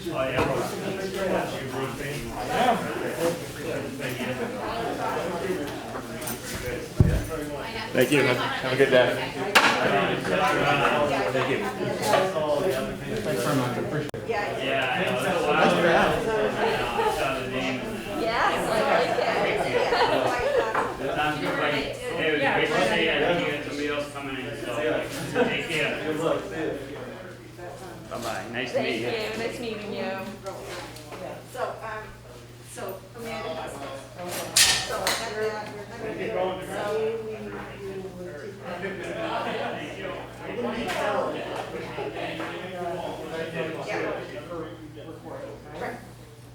Perfect. I just love things about presentations, to hear about all the things they can do, but knowing how much they have to do, that's gonna happen. You know, just seeing it just makes us, confidence is. You having fun? All this stuff off. It's just a staggering amount of work for any team. Do you guys want a copy of their presentation for when you're, discussing the ranking? Couldn't hurt to have it. Should we leave it? And we can put them over to the Yeah, side. we'll send maybe. it And to then I can. I Put them over agree. to the side, just so they're. I really appreciate that they gave us that signature. I think it's tough with the maps, isn't it? It is. It's hard. It is. Yeah. I feel like I yell because I want people to Police hear there. me. So I take it the next group is here. They're here, apparently, the woman that works up there was not informed of the plan for Oh, today, so wow. she just brought them right down. Okay. Oh, All right, jeez. well, It's all right. So, your And then- next interview technically doesn't start for another 10 minutes. We allow- 10:45. We allow for 15 minutes in case you want to guys want to talk about Yeah. firms. I think it would be good just to do a quick Take a temperature, just a Yeah. temperature, how it felt it went, Yeah, right? I agree, while it's fresh. Just a little temperature. While it's fresh, you Yes. might want to Yeah. like call out Yeah, things I like written down things you didn't the like. team we liked, members of the team. Shoot. I wonder about our questions and Hey, Chris, get back in the room. He's on the phone. Well, he's watching. Should on I- camera, you right? wanna just debrief quickly about, So he Sure. can hear, but he can't see, We don't have much now you can time. see the so committee. is that okay with you guys if we just, while it's fresh, debrief for a I minute or two? would actually prefer that you do. Yes, this is yeah. still. All right, so It's Harold, still- Yes, we're still being recorded, we're Yeah, still. just. Harold, you're with us?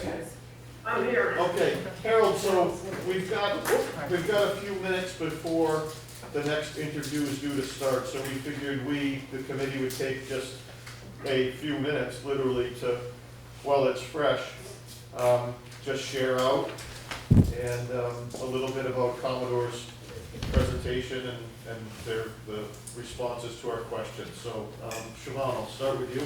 Any initial thoughts?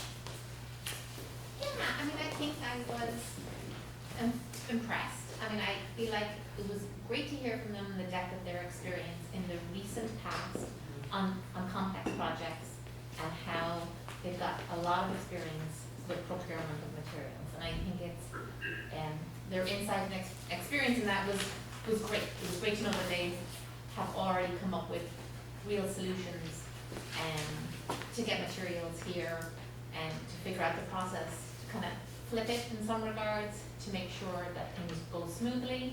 A lot of that has to do with their relationship with the building committee and how that whole flows and how the town is flexible, right? I think that's something that the town's gonna have to be on delivering a project this size. I thought the teams found their groove, they got engaged, and I liked several members of their team.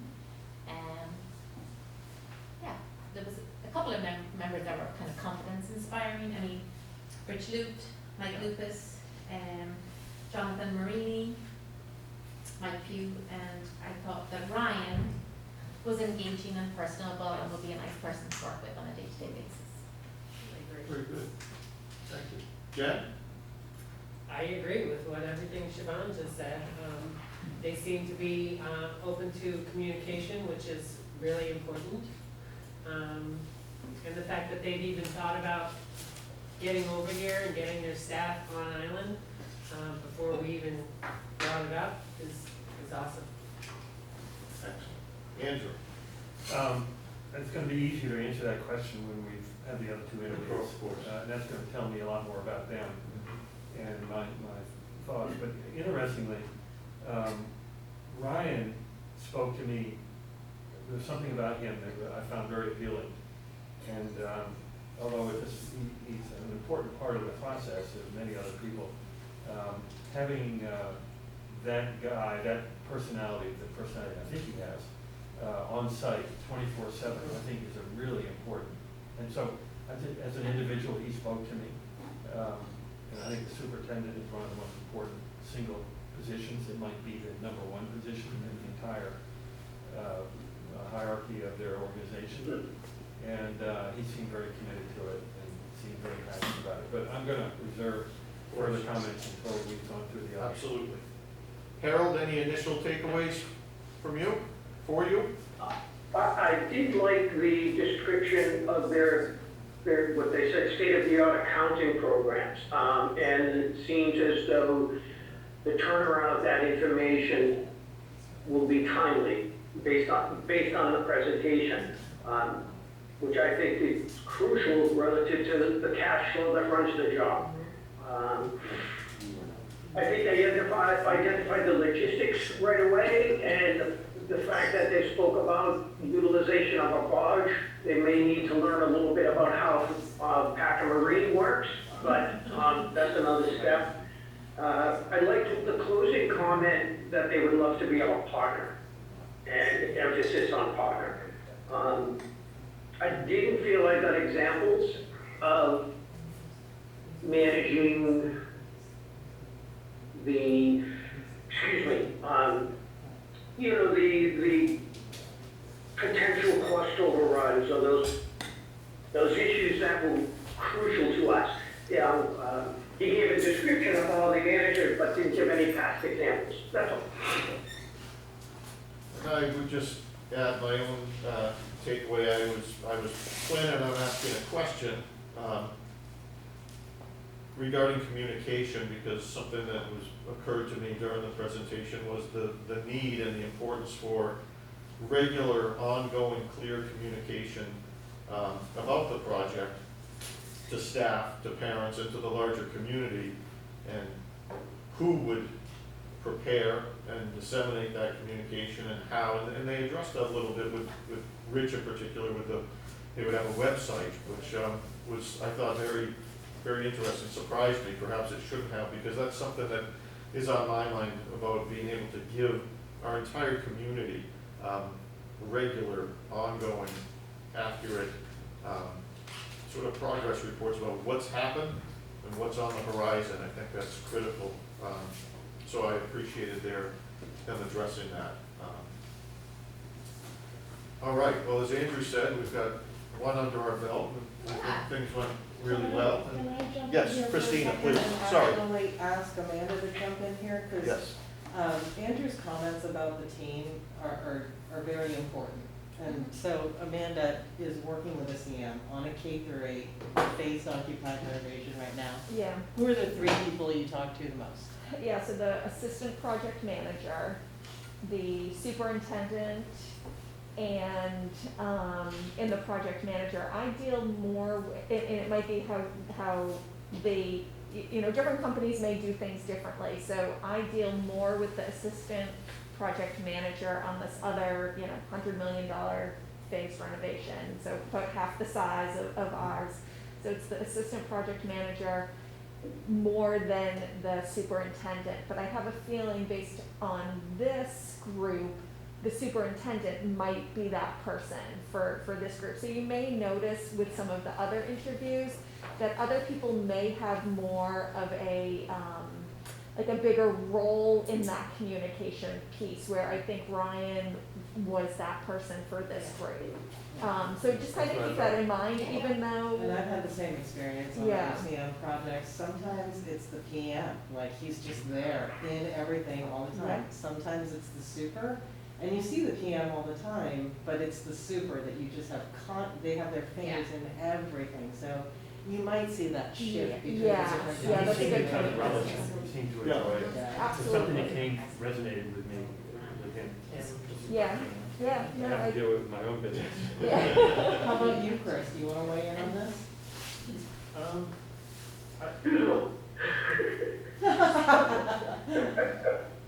I think the super is critical. I think I've worked with Brian on he was assistant super at the time on a phased occupied renovation or new build. Literally built the school into the courtyard of the existing school with about 10 feet on the other side of his kids. Oh, that was the, yeah, I Wakefield, saw that yeah. one.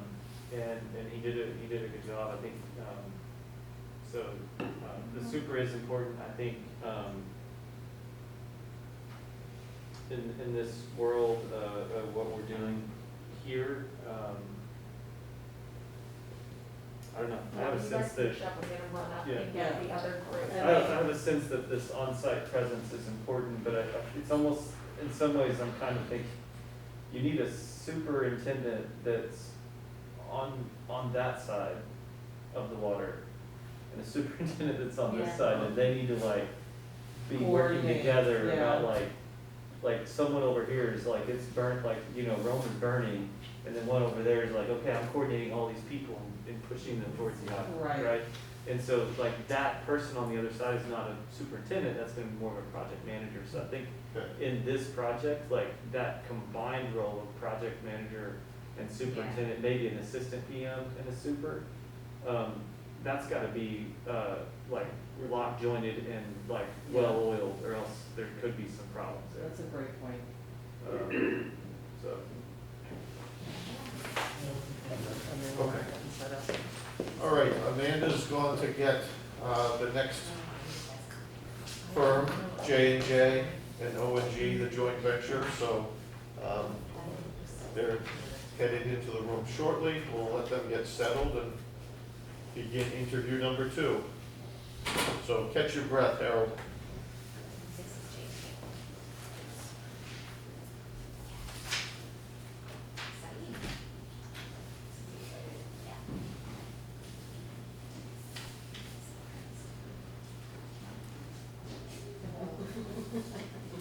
So we'll just have you guys set up over there with the table there with the projector. There's plenty of room to put materials over. Yeah, if you need to lay anything down, there's tables over there. Morning, welcome. Morning. Morning. Good morning.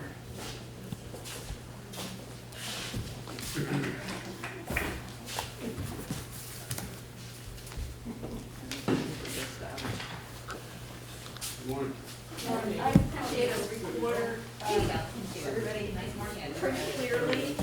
One person wants to do the whole thing, just so I have a record of everyone who was. Yeah, want to do them all? You again.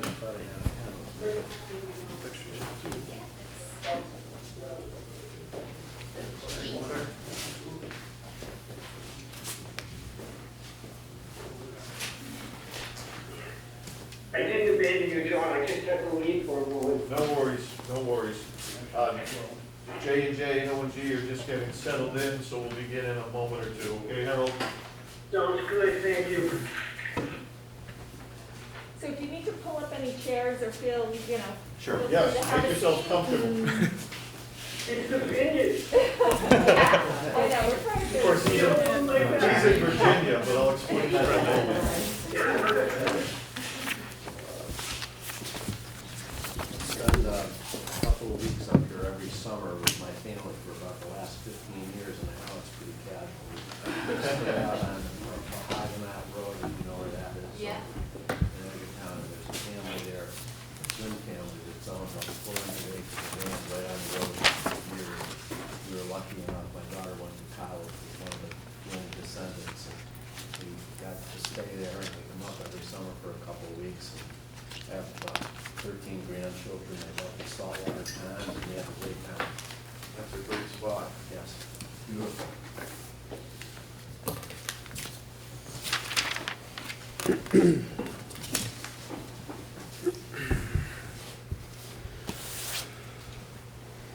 Are you ready? You look ready. Ready if you're ready. Okay. Yeah, Well- I think the sign-in sheet will, as we speak almost from right to left, so I think the sign-in sheet will stay ahead of the presentation. Perfect. Well, welcome. My name's John Custer. I'm the principal at the Tisbury School. I'm also the chair of this Construction Manager Selection Committee. Really happy to have you here with us this morning. I will introduce the other 4 members of the committee, one of whom is not in the room physically with us but participating remotely.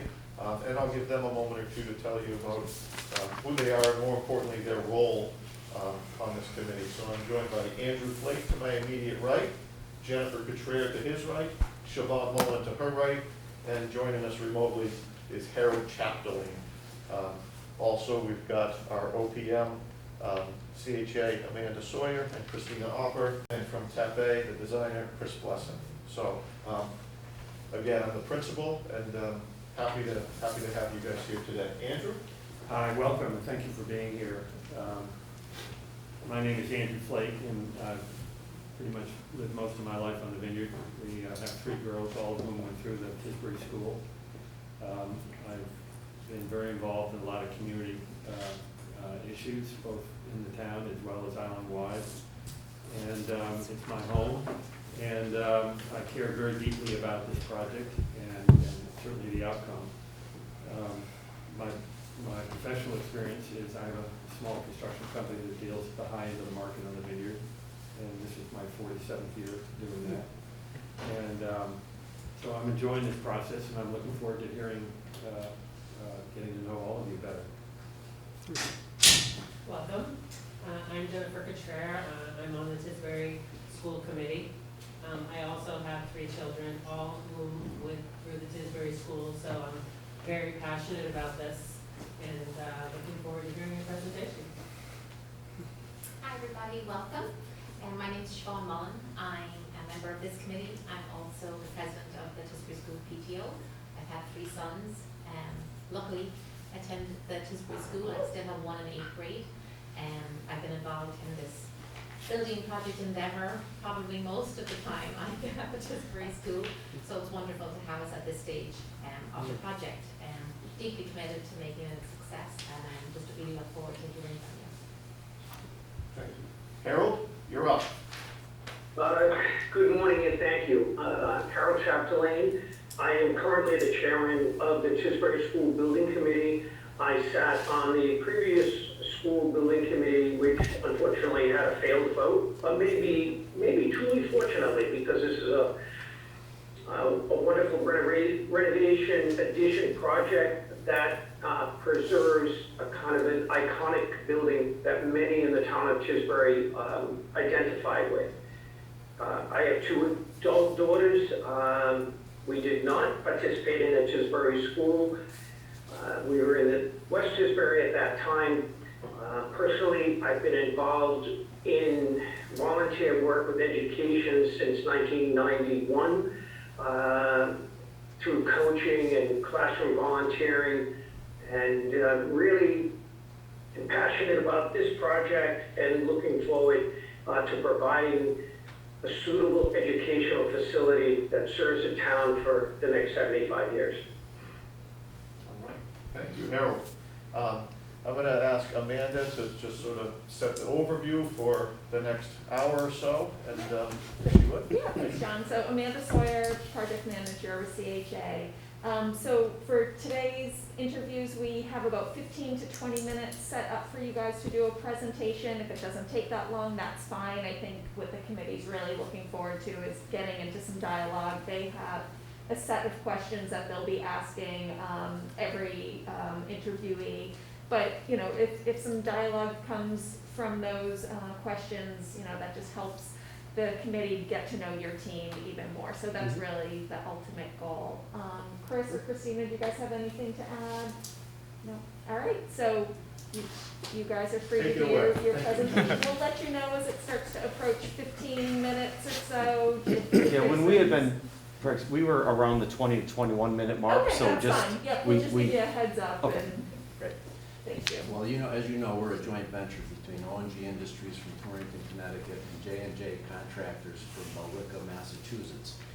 I want to talk to you just briefly. I'm Greg O'Neillia. I'm the chairman of O&G, and I'm sorry about this. This is a trash call. I want to tell you what I think sets our team, our joint venture, apart from the other competitors you're talking about.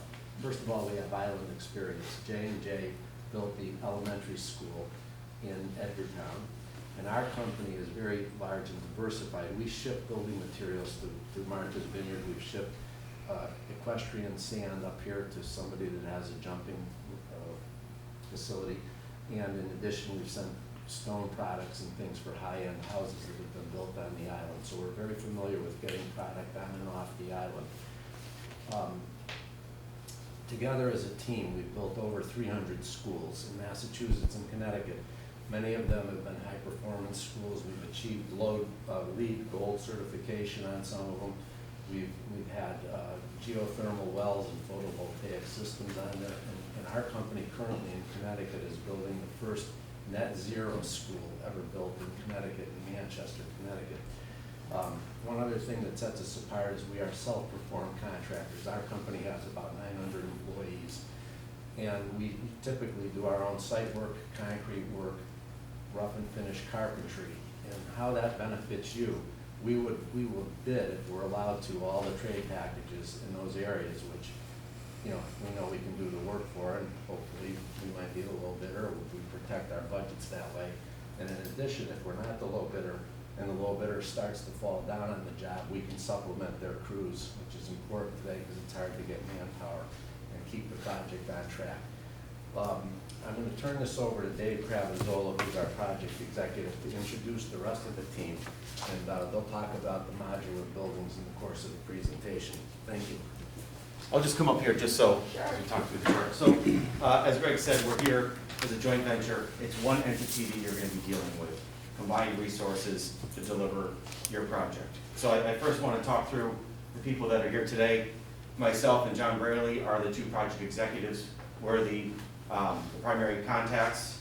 We are the principals in charge from now all the way through project closeout. It's that consistent high-level communication and point person throughout the entire project. Also here is Nick Kassler, who was our VDC manager. He'll be talking to you about our BIM process. John Miles, our full-time project manager, is here. Nilesh, our expediter.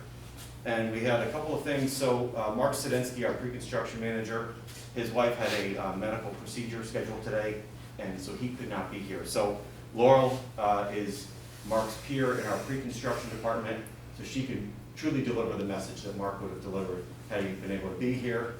As well, Ronald, our superintendent, John can explain later, where he's got a yearly commitment that he has. So John will be speaking to the superintendent type tasks. So just wanted to clarify that for you. A couple things quick. As you move from left to right on the organizational chart, we have the pre-construction phase. Mark heads that up. And one interesting fact there is our team has extensive estimating experience. We have 18 estimators to work on this project. A considerable amount of school experience. Bruce Gelbar has done, I don't know how many dozens of school projects, so he's very in tune to estimating schools. And to what Greg said is that being a self-performing contractor, our estimators, they don't only bid, or they don't only estimate work in environments like this, we estimate work to actually competitively go after it. So we are very in tune to the market, to what's happening with materials, to what's happening with labor. So we bring that level of expertise to the project. With that, we can go to the next slide, please, Nick. So we've identified a few challenges. I know they were also in our proposal that we sent to you that different members of the team are going to address today. So one is the temporary classroom design procurement. I know there were some clarifications through the addendum as far as where we were with that. So Laurel is going to talk to you about that, and I think the key there is acting fast and seeing what's available for the temporary classroom staff that we can get out here as soon as possible. Materials, supply chain and lead times, the key there has to do with pre-planning and making sure that we're working with Qac on material selections to make sure that, given the current environment of the availability of materials, that we're on top of that and making sure that we're utilizing materials that we can get on the island. And Laurel's going to talk a little more about that. Island logistics, Nilesh is here and we'll be talking to you about some of the intricacies of constructing a project on an island and what that means for our strategy for your project. And then the occupied site constraints, Nick, you can go to the next slide, please. But John and John are going to talk to this. But just a kind of an example for you of our experience in occupied site logistics. We've done about 124 school projects of the 300 in occupied school environments, where we're working in very close proximity to the occupied environment. And some real key things that we hone in on there are a very clear separation of construction activities to the function of the school. Second is not impacting the function of the school, letting the teachers and the students, let their experience be not detracted from what's going on. Well, I'll tell you something a little later about how we can actually hopefully add to that.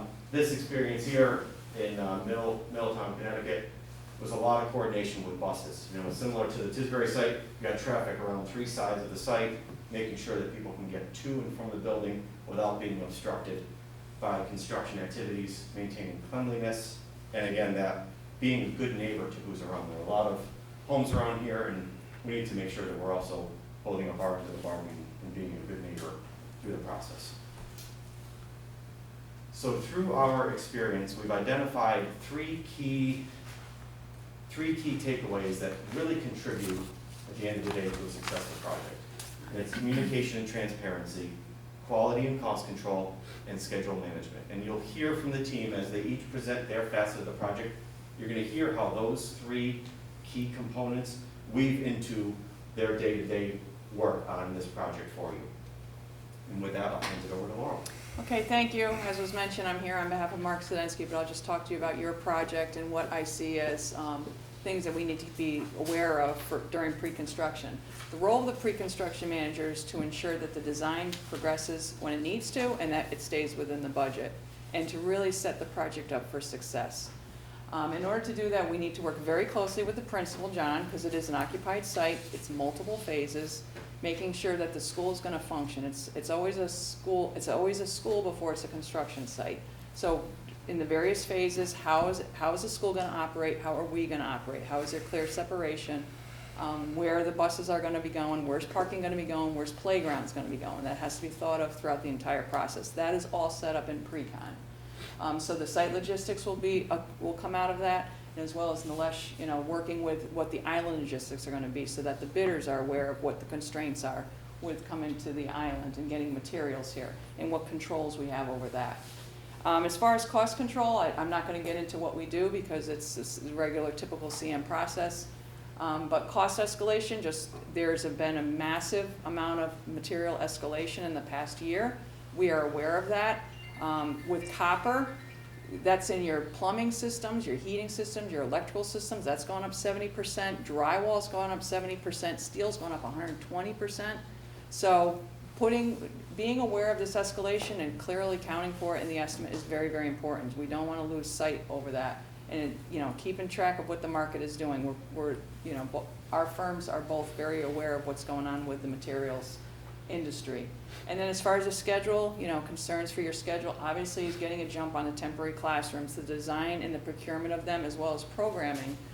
We're going to probably need to find existing inventory and find it fast. We'll go to the 3 big temporary classroom vendors. There's Vanguard, there's Triumph, there's Will Scott. What do you have available? We need to make sure it's going to work as a school. What can we get as quickly as possible?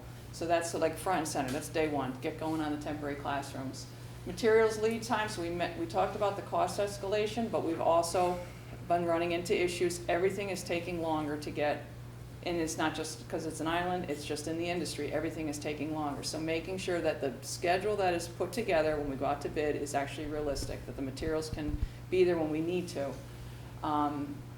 We just received a letter with roofing installation. Roofing installation is 6 to 12 months out. So again, it's crazy times right now in getting materials when we need them. One thing that we do on all of our projects is the pre-detailing of steel. I'm not sure if you're familiar with that process or not, but instead of waiting until a structural steel contractor is hired, we ask to have that done at the tail end of design. This one, when we go out to bid for steel, there's already a bill of materials list. It gives you tighter bids and also flushes out any issues, and it gets the steel there faster. So we have ways of making sure that we can get going as fast as we can and controlling those types of risks. This is like a convoluted slide, but it's mainly just the pre-construction schedule and just giving you our approach that we plan on doing multiple going out for bids, concentrating on temporary classrooms, the demo, the site concrete and steel, getting a jump on that while the design is finishing. And I'll just say that we'll guide the design team. We need to be working in conjunction with the design team that they can give us those deliverables. But the idea is to attack it in pieces so that we can get going as quickly as possible. We're trying to minimize construction, time of construction, so trying to set it up. And with that, I'm going to turn it over to Nick. Thanks, Laurel. As mentioned before, my name is Nick Caslow. I'm the BDC manager at ONG. My primary responsibility is to implement BIM on the project. That's Building Information Modeling. This is where we virtually build the project prior to commencing the work in the field. During pre-construction, I use the Revit files from the design team and do a constructability review, both with our software doing clash detection and also visually. Then, once we get into construction, with the trades, we go to a high level of detail and model everything we can in the model, so that way we identify any issues early. We include things like hangers, valves, clearance to access the valve, so that way your maintenance guys can get to it, and gals, and also any code and service clearance. We go into this great level of detail proactively on your project, so that way we can eliminate or greatly reduce any schedule or cost impact for your project. On your project specifically, with the 1929 building, we're dealing with existing conditions. So discovering with the design team and getting those into the bid documents, and once we get into the demo, identifying that early is going to make your project very successful. And with that, I'm going to pass it over to John. Thank you. Good morning. Thanks, Nick. As Laurel and Dave brought up earlier, there are three of the most important cornerstones of your project being a successful one is communication, cost control, and reporting, as well as schedule management. We are going to be utilizing a very comprehensive software platform called Applicants on this project. Applicants, what it's designed to do is create a collaborative environment for all project stakeholders, from the building committee all the way down to our subcontractor trade partners. It's designed, as you can see here, the utilization of Applicants increases the turnaround times and streamlines a lot of these important processes that we go through and will be experiencing on this project. Submittals, RFIs, closeout, even into punch lists. Now, speaking of closeout, I personally like to get my O&M manuals, sample warranties, and other closeout documents early on in the project, so we have time to review it. So we're not really having a fire drill towards the end of the job. When it comes to schedule, it's going to require consistent management and frequent updates, because let's face it, we're building a school on an island, and that just creates its own logistical problems. The island logistics are aside, we're going to employ lean construction principles. And lean is designed, it's driven to maximize value by empowering our subcontractors to work smarter and thereby being more efficient. What you're looking at here is what's called a pull plan, okay? This is actually a pull plan from one of my recent school projects. And it shows a 16-week time period, okay? The first 2 weeks being planning and implementation, all the way to this particular area C being completed after 16 weeks. Now, each of the different colors, Post-it notes, they represent a different trade. What this does for us is it enables us to identify issues, material, procurement issues, weeks, if not months in advance. Okay, so thereby, again, getting back to the efficiency and of being smarter, working smarter. Now, the labor is only one component. We still have to get the material on the island for the labor to put it in place. Now, to discuss that, I'll turn it over to Lynette. Just to give you a heads up, we're approaching 20 minutes. But Sorry. Yeah, no, that was a fast 20 minutes. Thank you. My name is Nilesh, and the best way to introduce myself would be I lived on the island when we built Diego Town School almost 20 years ago. And we understand the issues with the logistics on the island, and my role as an expediter will be to plan ahead and ensure that all boxes are checked off as far as any problems that could be seen on the island. With my present role as a purchase manager and contract negotiator, I bring a large database of subcontractors, vendors, and suppliers who will be probably assisting us on the island. We are very familiar with the logistics of the island as far as the constraints that come with housing, ferry, and we will be probably having, and will be assisting the team based on that with the ferry and reservations of the boat and housing. I do have a local database and some friends on the island who will be able to help us with that. And knowing this, we will be probably having a couple of vehicles on the island to have people commute from to and fro from the boat. We understand there's a lot of issues and logistic challenges on the island, and based on our experience with the Egertown School, we will be able to overcome them. Thank you. And I'll hand over to John. Hey, good morning, everyone. I'll try to be quick. I know we're pressed for time. So we set up 3 slides here, basically for the 3 different phases that we see your project having.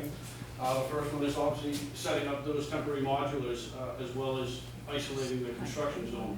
We purposely maintain a path between them to allow for pedestrian traffic between the parking lot and the building, understanding that's where you will use for your parking. Next slide. Again, I'm trying to expedite here, bear with me. So here we see we've taken over the balance of the site for the additions and the renovation of the existing school. We have the modulars down there as well as the parking lot. You can see we've identified a bus loop and a parent drop-off. We do have some other ideas of those after we saw the site and walked the site yesterday that we could certainly share with you. Obviously, all of this will be coordinated. Entrances, exits will be coordinated and communicated with the team. Obviously, tree protection, erosion control. So here, this is the final phase where we're taking the modulars off the site and redoing the parking lot. One thing we did see with that parking lot, there's really no reason that couldn't be completed in phase 2, allowing you to have it for school opening. But again, we understand there's also a gravel lot across the street, so we have some options with your project, bottom line, but we see we could probably turn that over a little quicker, if that's of any desire. Those are the 3 phases we see. Safety is obviously priority 1 for us. It's our business. We're in a risky business. We self-perform it, as we've mentioned here, so that's important to us, safety. Not only us, but obviously the students and the faculty. There's an extensive array of tasks we undertake to ensure not only the individuals are safe, but they understand the project, they understand the site logistics, the requirements of the school. Every worker will sit through an orientation to get that baseline. Again, Corey checks, we understand it's a school, Massachusetts, everybody will have a background check. We'll issue identification badges that they'll put on their hard hat, ultimately indicating they passed the Corey. Good neighbor policy, as David mentioned, we're tight site here, tight proximity. We've got to do a couple of different things there to help with that. You know, our super will literally visit the residents around the property, hand them the business cards early in the project, any issues, direct contact right to the superintendent who's on site daily. Another thing we've instilled with Mr. Custer is knowing where he parks every morning and where he walks into the building. Our super will intercept him for just a daily 2-minute little brief. We've done that in the past, and we've gone. Only 2? Whatever it takes, sir. We find that just face-to-face. More coffee in his hand, too. We find that face-to-face communication on a daily basis will go a long way. So thank you. So just a couple of things really quick here. John, thank you for, so I would like to talk about this in Q&A a little bit. We talked about the involvement with the school, and we have an education program that we do on all of our projects where we actually use the construction project as an immersive educational tool for the students where we are, teach them about construction, some of the basic principles of what does it mean to be a good communicator, what does it mean to plan things, how does it mean to know how things go together. So this is a program that we are incredibly passionate about, and we really look forward to working with the school to develop that on the project. As a recap for you, why we feel we brought to you the right team.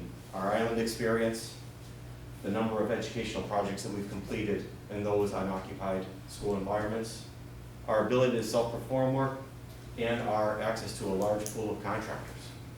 So with that, we conclude and we'll open it up to your questions. Thank you. Thank you. Absolutely, Chris is gonna. Sorry, cut the line, so to speak. Happy to let. Let's dive right in here, guys. All right, so the team has questions that all the CMs are gonna get, so all the groups, but this is a bonus question for you, and it's gotta be the elephant in the room. Is this the first partnership between O&G and J&J? Yes, it is. Why specifically that joint venture for this project? If I may, so when J&J, we saw the project come out on Central Register, having the island experience, having the school experience, we were interested right away. We are limited in our CM experience, so we reached out to our surety company, our bonding agent, and basically said, you know, we're interested in this project, would like to go after it. Who could you recommend we team up with? And without hesitation, O&G came up.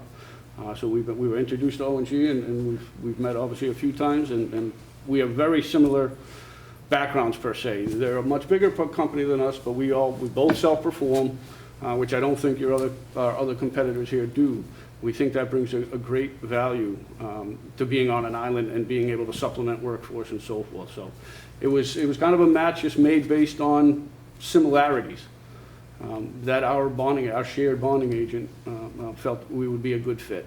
So we were very interested in the project. Didn't think we would get pre-qualified alone, quite frankly, with our limited CM. So we thought this was a match that would certainly work. I would like to add also, our bonding capacity is $3 billion with a B.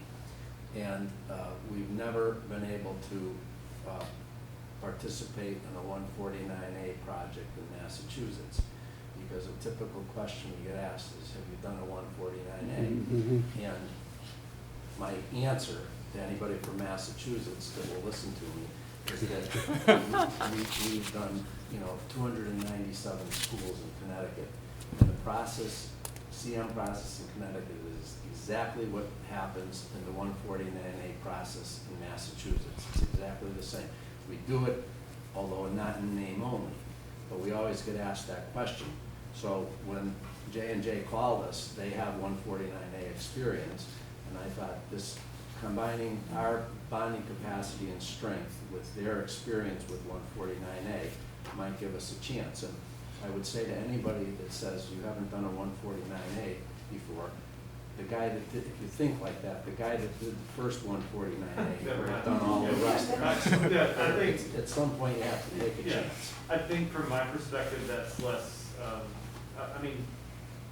if my firm wants to do something, there's a first time for everybody, right? We need to be open to giving people chances. So I think that particular thing, for me personally, maybe something for your committee here, but for me personally, is less critical than really understanding the joint venture. And so,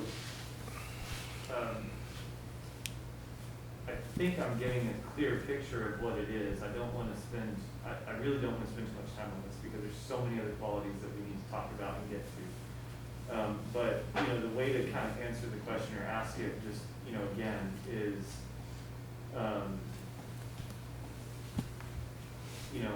X amount of years down the road, when we need to call someone about this project, or be calling, and I also understand the picture you painted is you don't want us to see O&G and you don't want us to see J&J, you want us to see the collaboration. And I've done the mental gymnastics through the hoops to get there.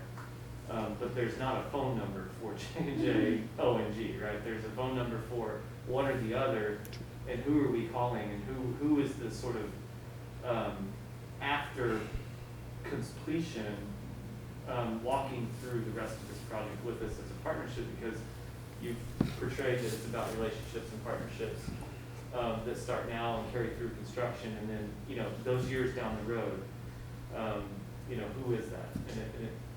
I want to just kind of get a quick answer to that, and then I want to move on, because our company in this joint venture, it's a 60-40 joint venture. We are the sponsor of the joint venture. So J&J is 60? No, O&G 60, yeah, okay. J&J's 40%. Okay. We have been in business for 98 years in Connecticut.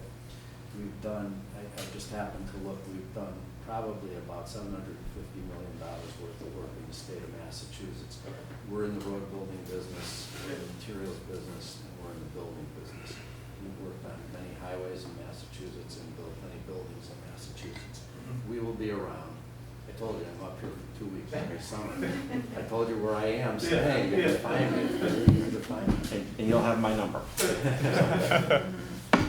Okay, thank you. I appreciate that, and don't take those as red flags, it just needed clarity. I think it helps me understand it, it helps the committee, and John, take it over. Thank you, it is helpful, so thank you. And Harold, just making sure you can still hear? John, I'm here. Excellent, and you can hear us just fine? Absolutely. Okay, all right. So as Chris said, we each, all the members of the committee have a question or two, and maybe some follow-ups that we'll ask you, and I'll kick that off. So as principal, I see my primary goal in this whole project is seeing for the needs of the children, the students. So I would ask you to please offer your thoughts on how students' needs, such as, for example, lunch, physical education classes, recess, will be addressed and advocated for during the project, and in particular, given that they'll be in temporary school housing for a significant duration. So Sure. I'd love your thoughts on that. Sure, I can start that off. I would say that first and foremost is those requirements for the ability to minimize the disruption and have lunch in a place where, in a similar type of environment where they are, having the ability to play either outside or inside, those are equally as important programmatic things as where are they going to go to read or write. So those are equally as important conversations that'll have to happen when we sit down together and come up with logistics plans. You know, again, what John presented here was one, kind of in a quick fashion, but two, just in somewhat of a vacuum, right? It was just our take from our perspective on what you thought you wanted to accomplish, but it's really coming together as a group and really understanding all of your needs and making sure that they're accounted for. And if I can just add to that, you know, we need a certain amount of space to build what we need to build, right? And you can have the rest, you know, other than what, you know, we're only going to take over what we need to get the contractors safely to and from without fooling around with bus traffic. You know, we'll make sure that there's certain hours where nobody can come or go from the job site, no materials. We'll give you the rest of the space. I don't know if there's room to fit any sort of warming kitchen, you know, that's also done in temporary classrooms, or you may just have to have it catered. Children may have to eat at their desks. So we'll try to work out with whatever space is left to give you as much play area. I don't know if there's some sort of an indoor, I don't know if there's room for like I was thinking of one of those, you know, balloon things, you know, where you just blow it up and bubbles, yeah. I don't know if there's room for that. Maybe there's a small one, you know, bounce house, no. But anyhow, no, the whole idea is we'll give you as much as we can with the rest. You have a lot of different play areas. You got different grade levels. You may have to only have 2, you know, that sort of thing. But we're going to have to work very closely to figure that out.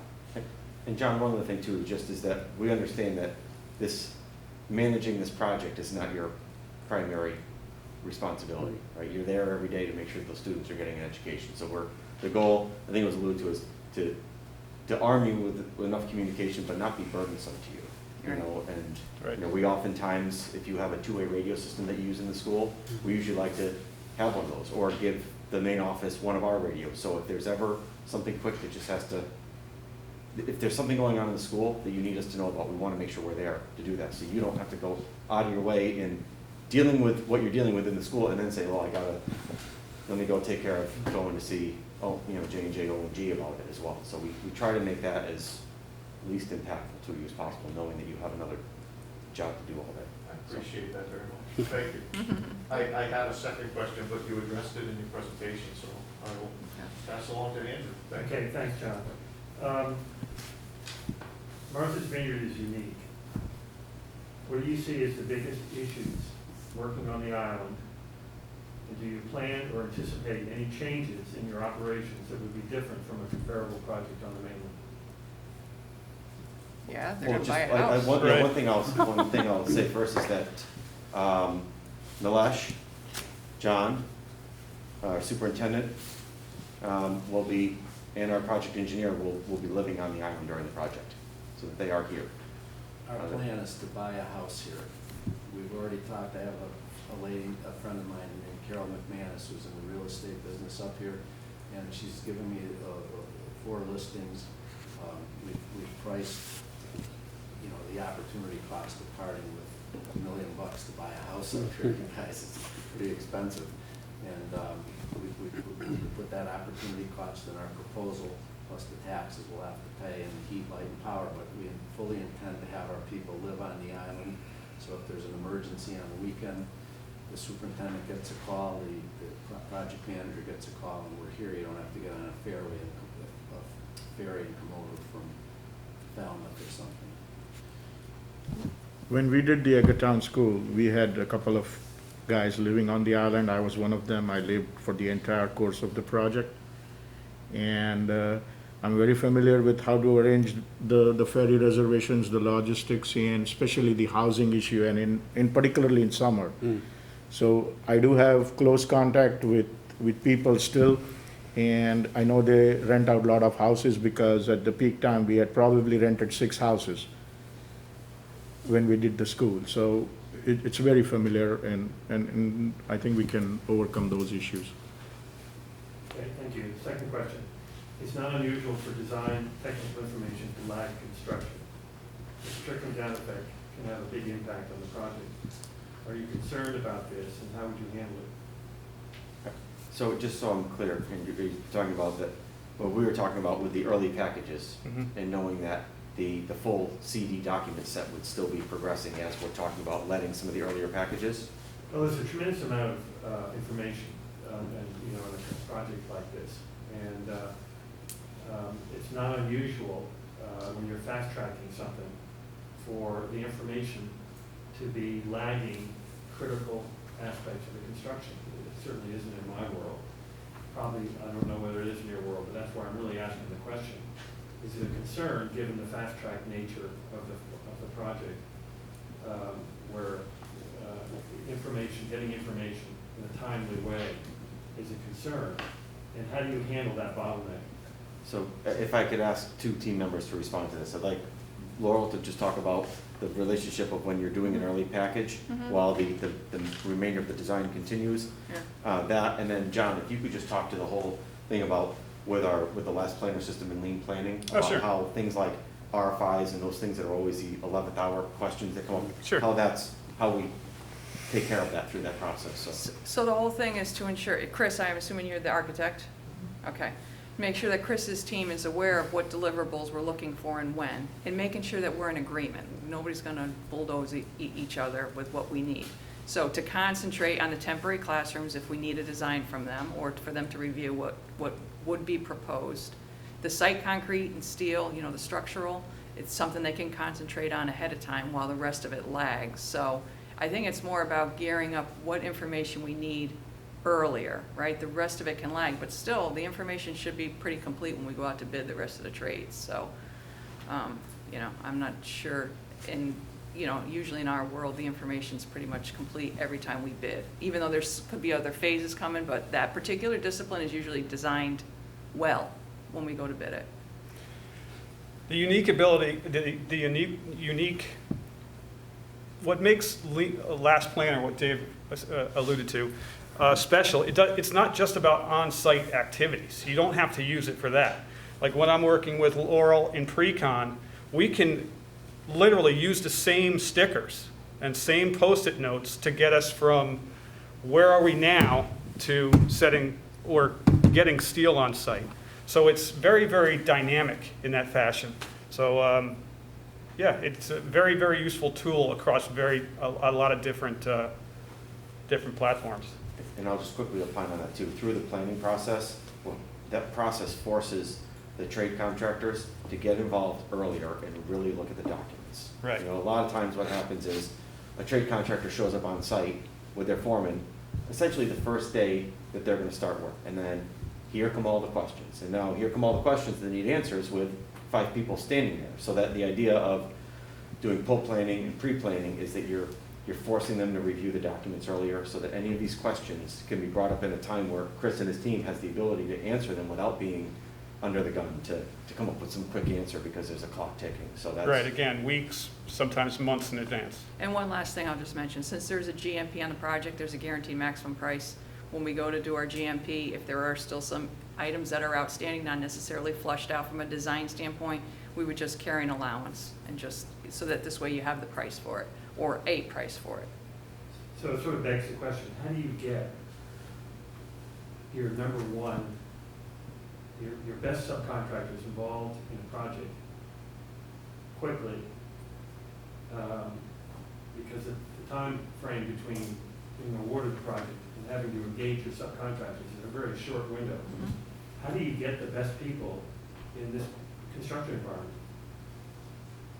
Well, how do we get the best people? I mean, You must have a short list of subs. we do.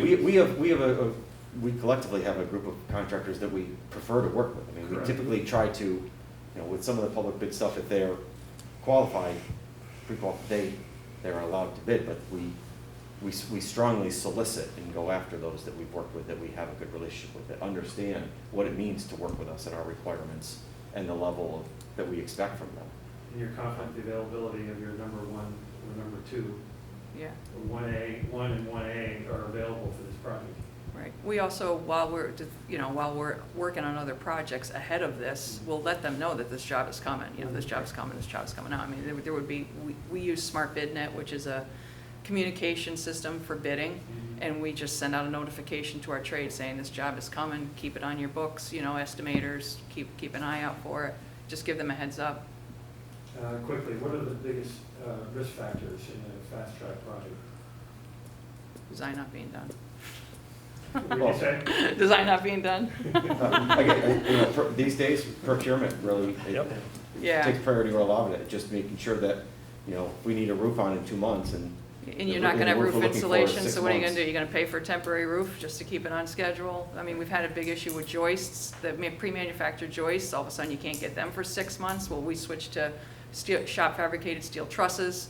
It's just being aware of those things. You have a very fast project when you wanna start. Well, what materials are gonna get us there? Casework takes twice as long. You guys probably know Amazon's bought up all the bar joists in America. And To steel build these decking. Distribution centers are doing, like from Volcraft, it's like a year wait sometimes to get bar joists. It's challenging because in my world, I can go to a client and say, this is what it is, and I can't do anything about it. It's a little harder to do in your world when you're dealing with these larger projects and you've got all this money that's been leveraged and you've got communities behind it and all this. It's a different situation. So I think you answered part of my first question was, will your staff be traveling back and forth each day? You're planning to try to buy a piece of real estate. With weather delays, with the boat, how do you plan to stay on track? 'Cause, I mean, in this past year and a half, we've had a lot of issues with weather and boats. Well, if I could say this,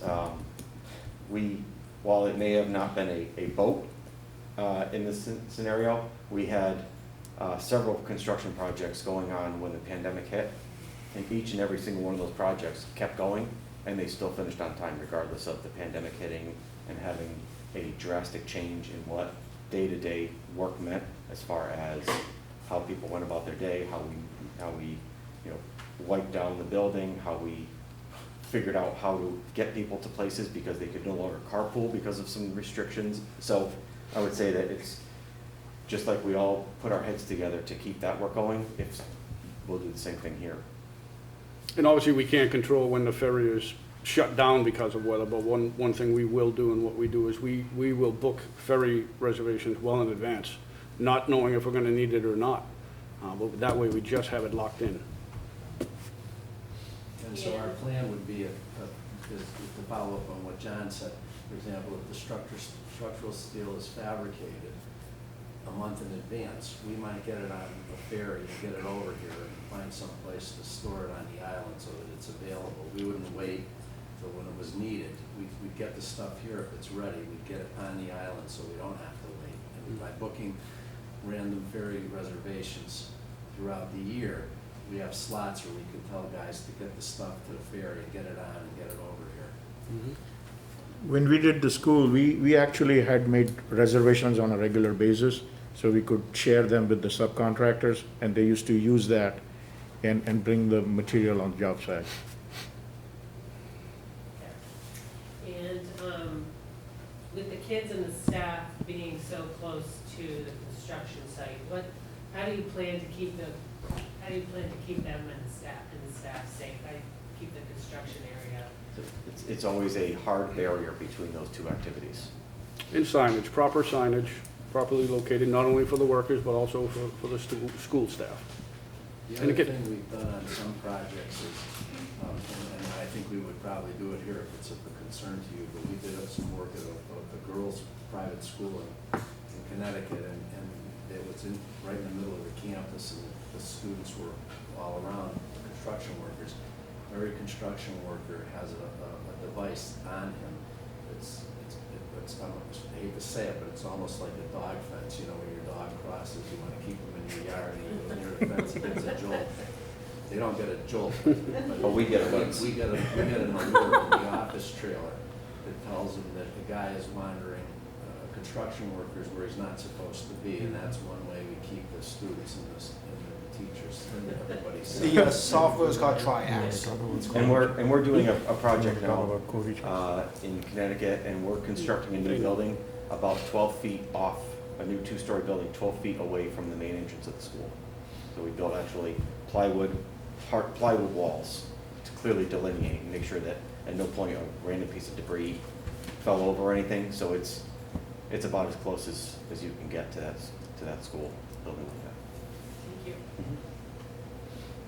So just to piggyback on safety, and we have limited resources here on the vineyard in times of crisis. And in the last couple of months, we've had 2 tornado warnings. We've lost power for up to 5 days in certain areas of the vineyard. And I think our town has concern about what resources you would be able to have available in a crisis at the site.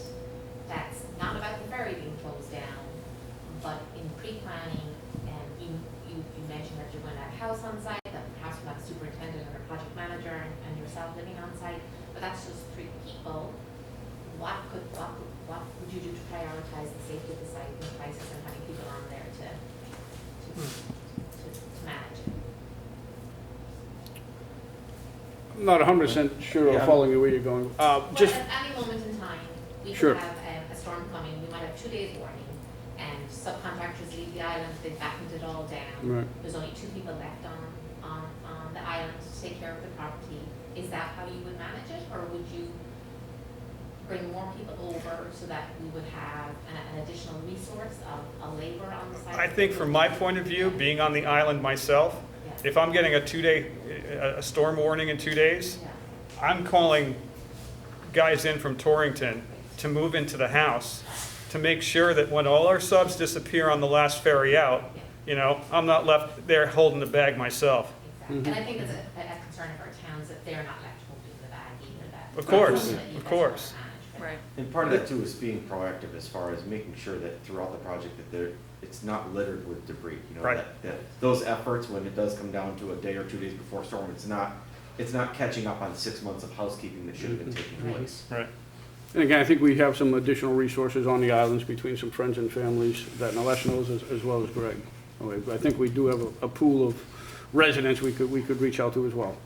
And playing off the proactivity that Dave touched base on, I mean, sending Ron around to the direct neighbors around the school, I mean, they'll have my number too. You know, anybody, you have a problem, you're calling me, and we're going to make sure that it's taken care of.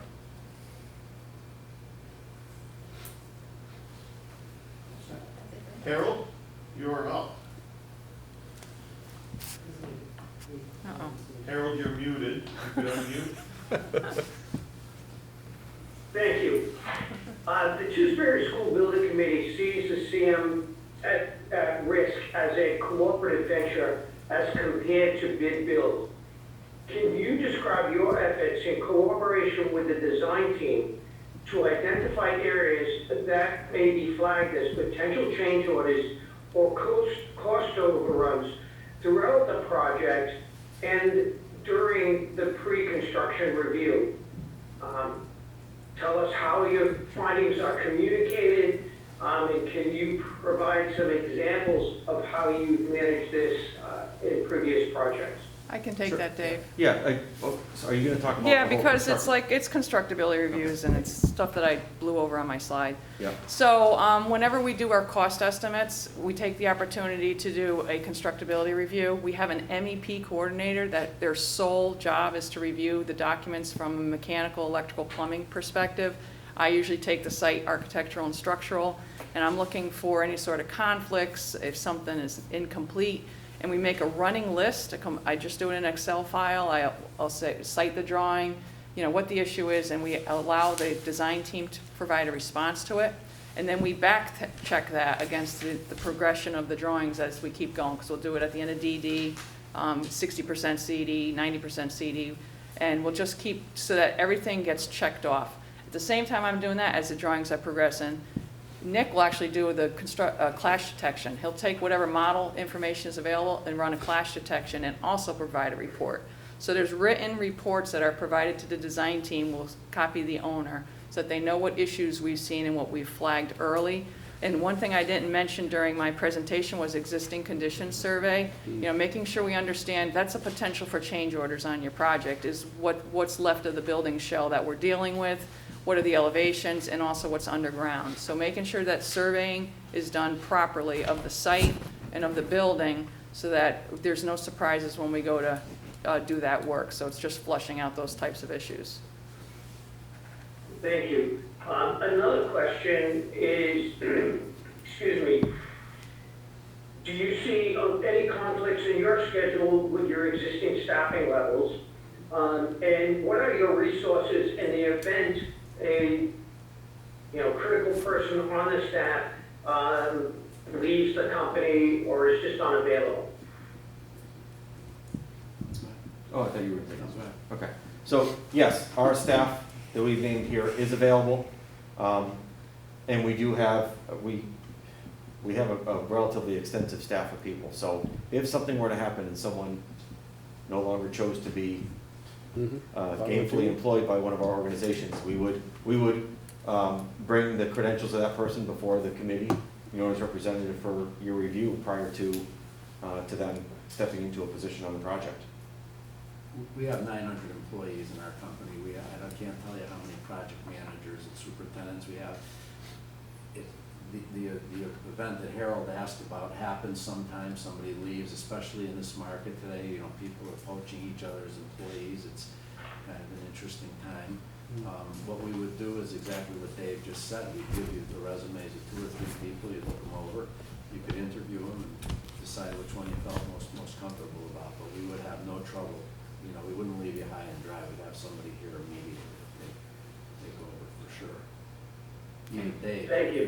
Dave would move up here. I was going to say, Dave would have to do all the work until that person is replaced. Well, quite honestly, I'd like to go on the record and say I will be I'm 50 years old. I'll be retiring at O&G. So Greg, just take note of that, please. So I'm not going anywhere. Thank you very much. Any other follow-up questions from the committee?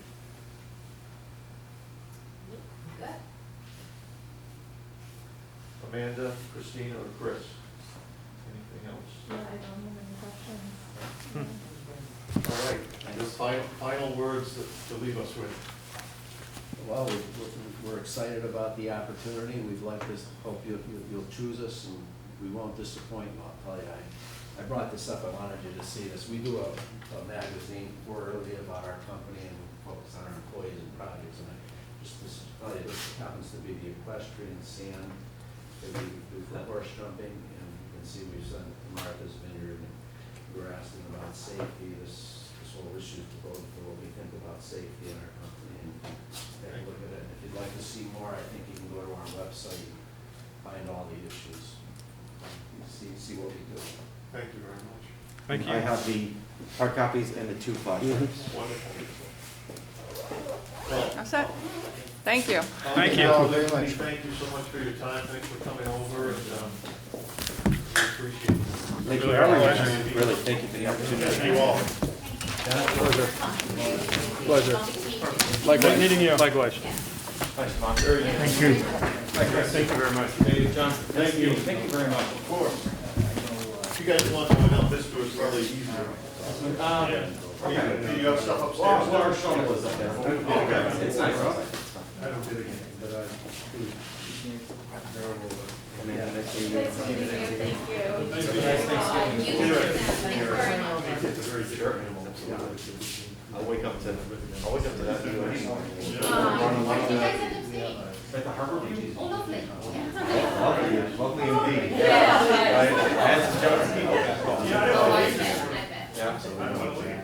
Have you found somewhere good to get some food last night? We should do the restaurant in the hotel.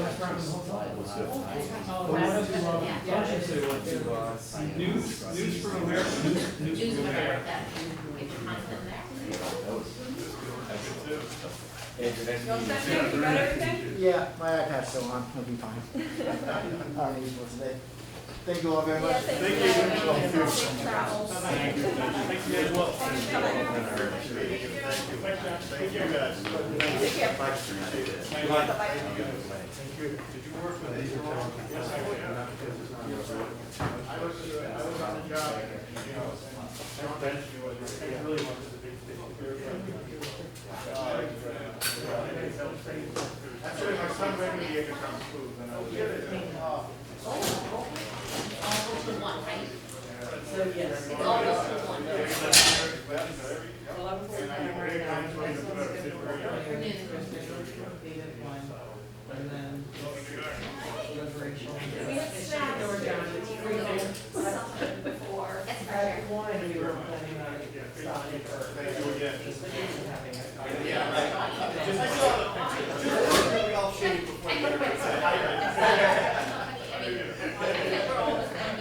Yeah, next. It's something on the other side of the table, right?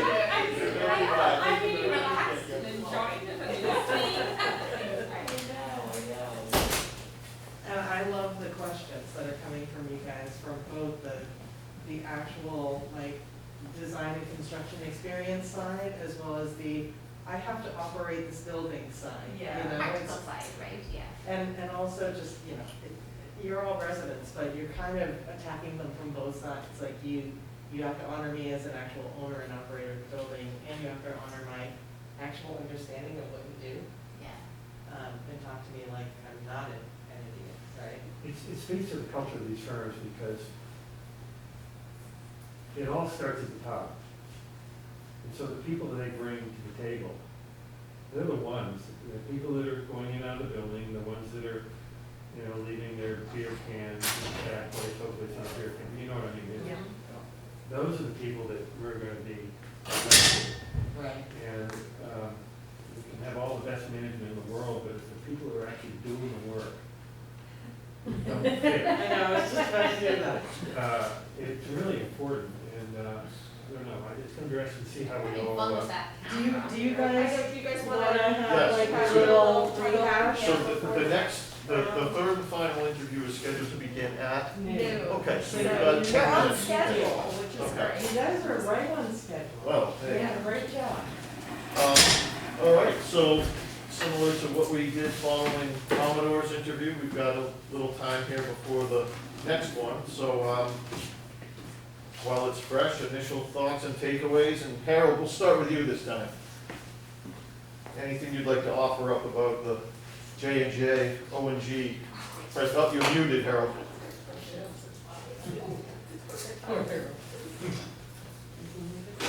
Yeah, he's muted. There we are. There we go, we can hear you.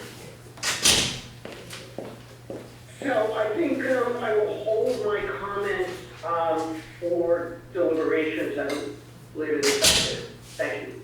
Very fair. Okay. Jen?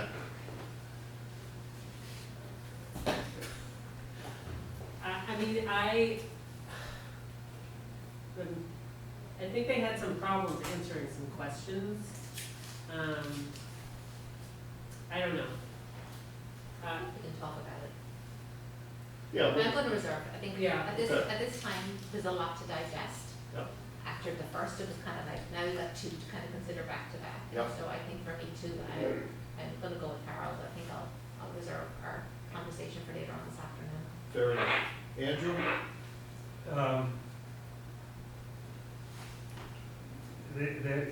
They almost seem like overkill in the sense that they're a much larger firm. They've got a lot more moving parts. And I don't know whether that's a nice, and then there's a joint venture. And that bothers me. It has from day one. Doesn't mean that they're not qualified to do the work. It just, it's the way I feel about it. I've been in that situation personally before. And it's hard to convey what that really means to the client and what the consequences of it if it doesn't really work out the way you anticipated it. And somebody asked a question about who do you call 5 years from now. That's a really important issue when you're dealing with a condition like this, because you don't know what's going to happen with this relationship and who owns it. So I'm going to wait, but that's my knee-jerk reaction. And one thing that was unfortunate is that we actually didn't have the superintendent Yes. that we're going to have on site here. Good point. And so that was a big deficit. That's something that I felt immediately. It was disappointing, but I would only add for now that, and I fully, own and disclose my own ignorance about construction and such, but more of that presentation went over my head than the first one. I was able to understand a lot more. Well, I think the first one, they I think they had some communicated. internal communication issues in the So presentation. that was just my takeaway for myself. I felt a lot more informed than I did with the second one, so. I agree with you. Well, we've surely, Harold? Doesn't that speak to the ability to communicate? And the core of a good construction project is communication. So that to me, that the assumptions then that we have an in-depth knowledge of the methods or the processes where it was spelled out a little bit more clearly in the first presentation. Roles, responsibilities. I think that's a valid analysis, John. Thank you. Can I make that? Chris, please. Absolutely. I'm not a voting member. You're welcome to add in anything. I think that it should be noted on the public record, because it will be an executive session later, that Yes.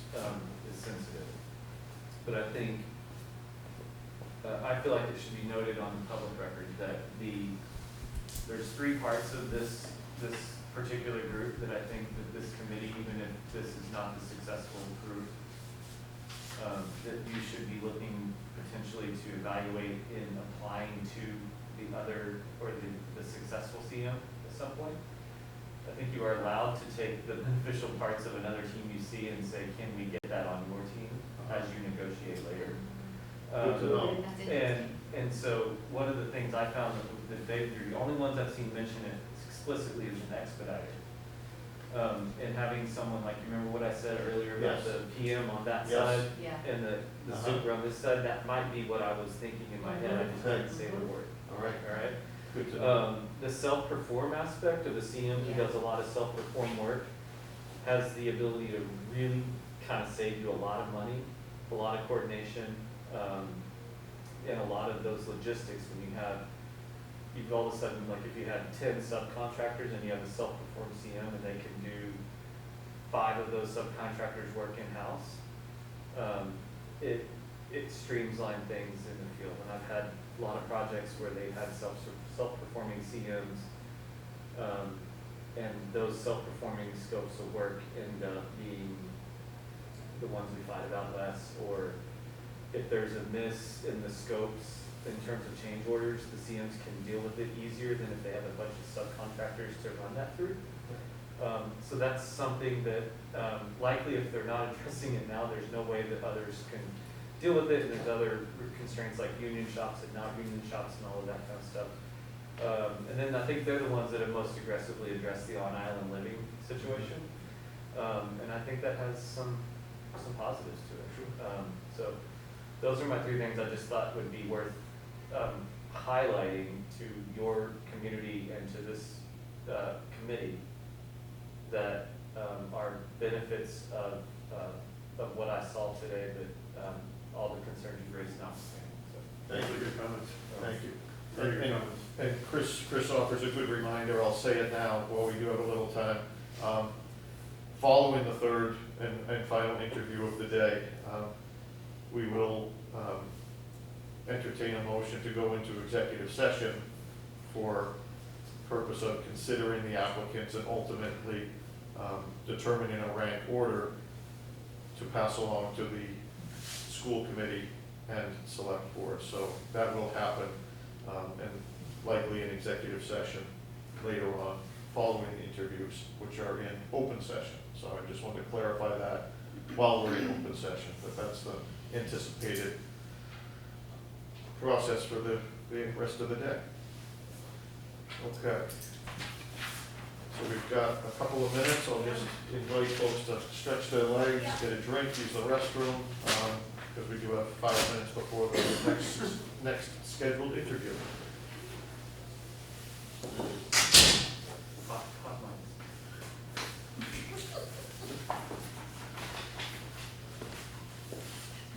Yeah, it's right around the corner.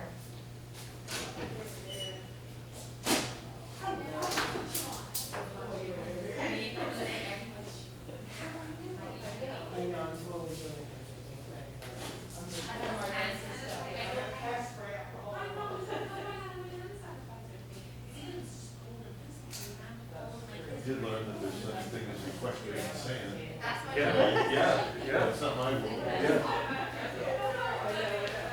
I wonder if it's the same as kinetic sand.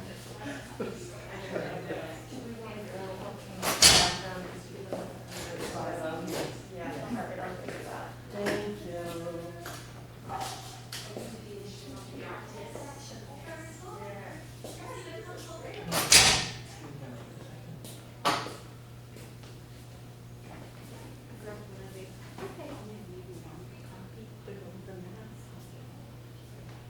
Mine only said 2. Oh, you know what, she hangs on to a copy, so we'll do that. That's right, she keeps it for her own, I think she keeps very extensive records. She's so good. She is.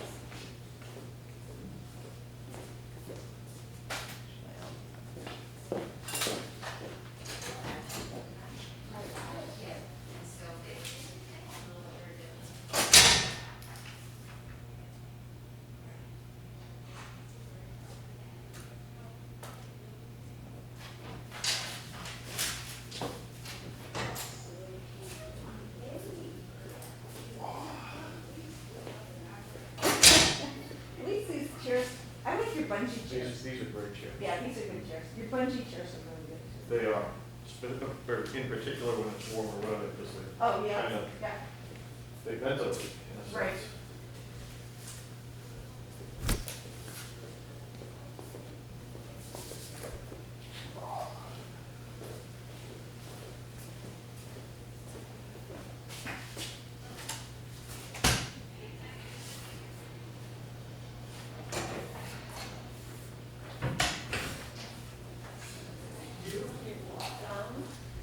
So you guys can set up over there on the left side. Okay, great, thank you. Over here on the right side. Okay. Be careful of the wires. Yep, it's like a good setup. Yeah, we tried. Hello.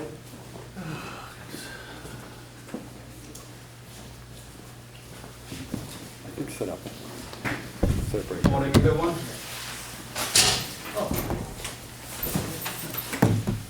And I'm just gonna ask if you guys can, sign your names for our meeting minute paper over there. So Alice has your names clearly printed for the record. That would be great.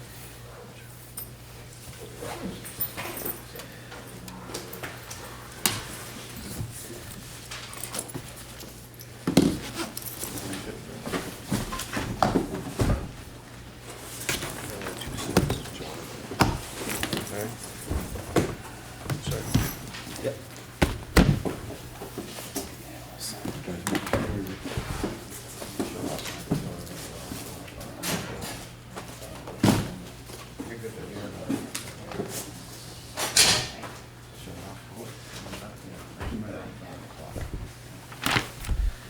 How are you doing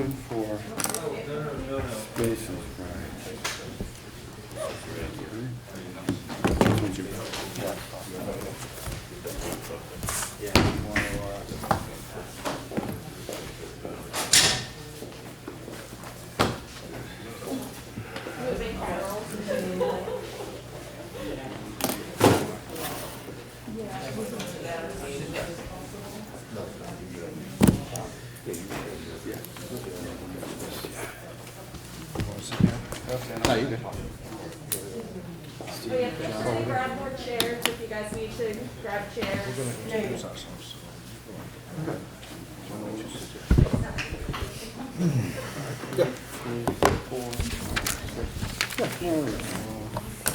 Do we have the box handout stuff? Oh, yeah. I got one here, I got one here. Big one.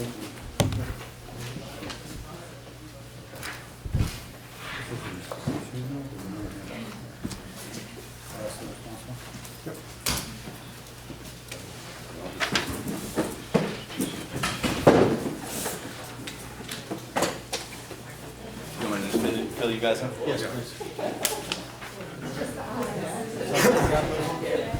This is the handout one. You want me to hand these out? Yeah, yeah. This is the hand, this one too. Just a couple questions that we just responded to formally. No, these are different. These are different. These are responses formally to some of the questions. Thank you. And we're not specifically responding. Are these done in the presentation? Yeah.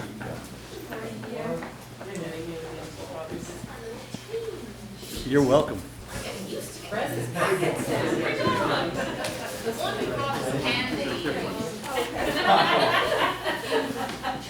in the car. How are you doing?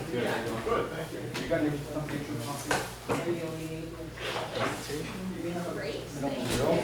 The thumb drive, who's the lucky person who gets the thumb drive? How you doing? How are you? Good to see you.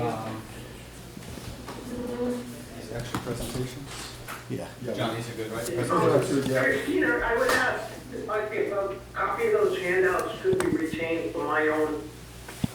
I got one for you, Harold, and everything's submitted electronically That's too correct, for the that's town correct. record, so I can email this to you later. Thank you, much appreciated. I got you back. Everybody has.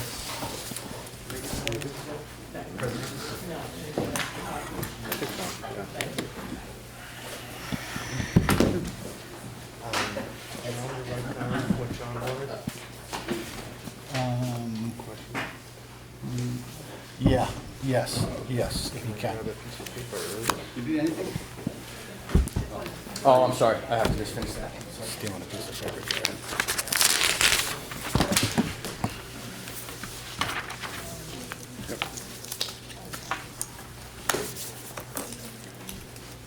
You're gonna get off my camera. Yeah.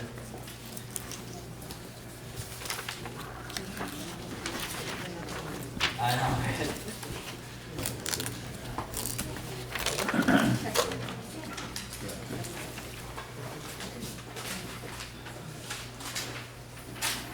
Perfect.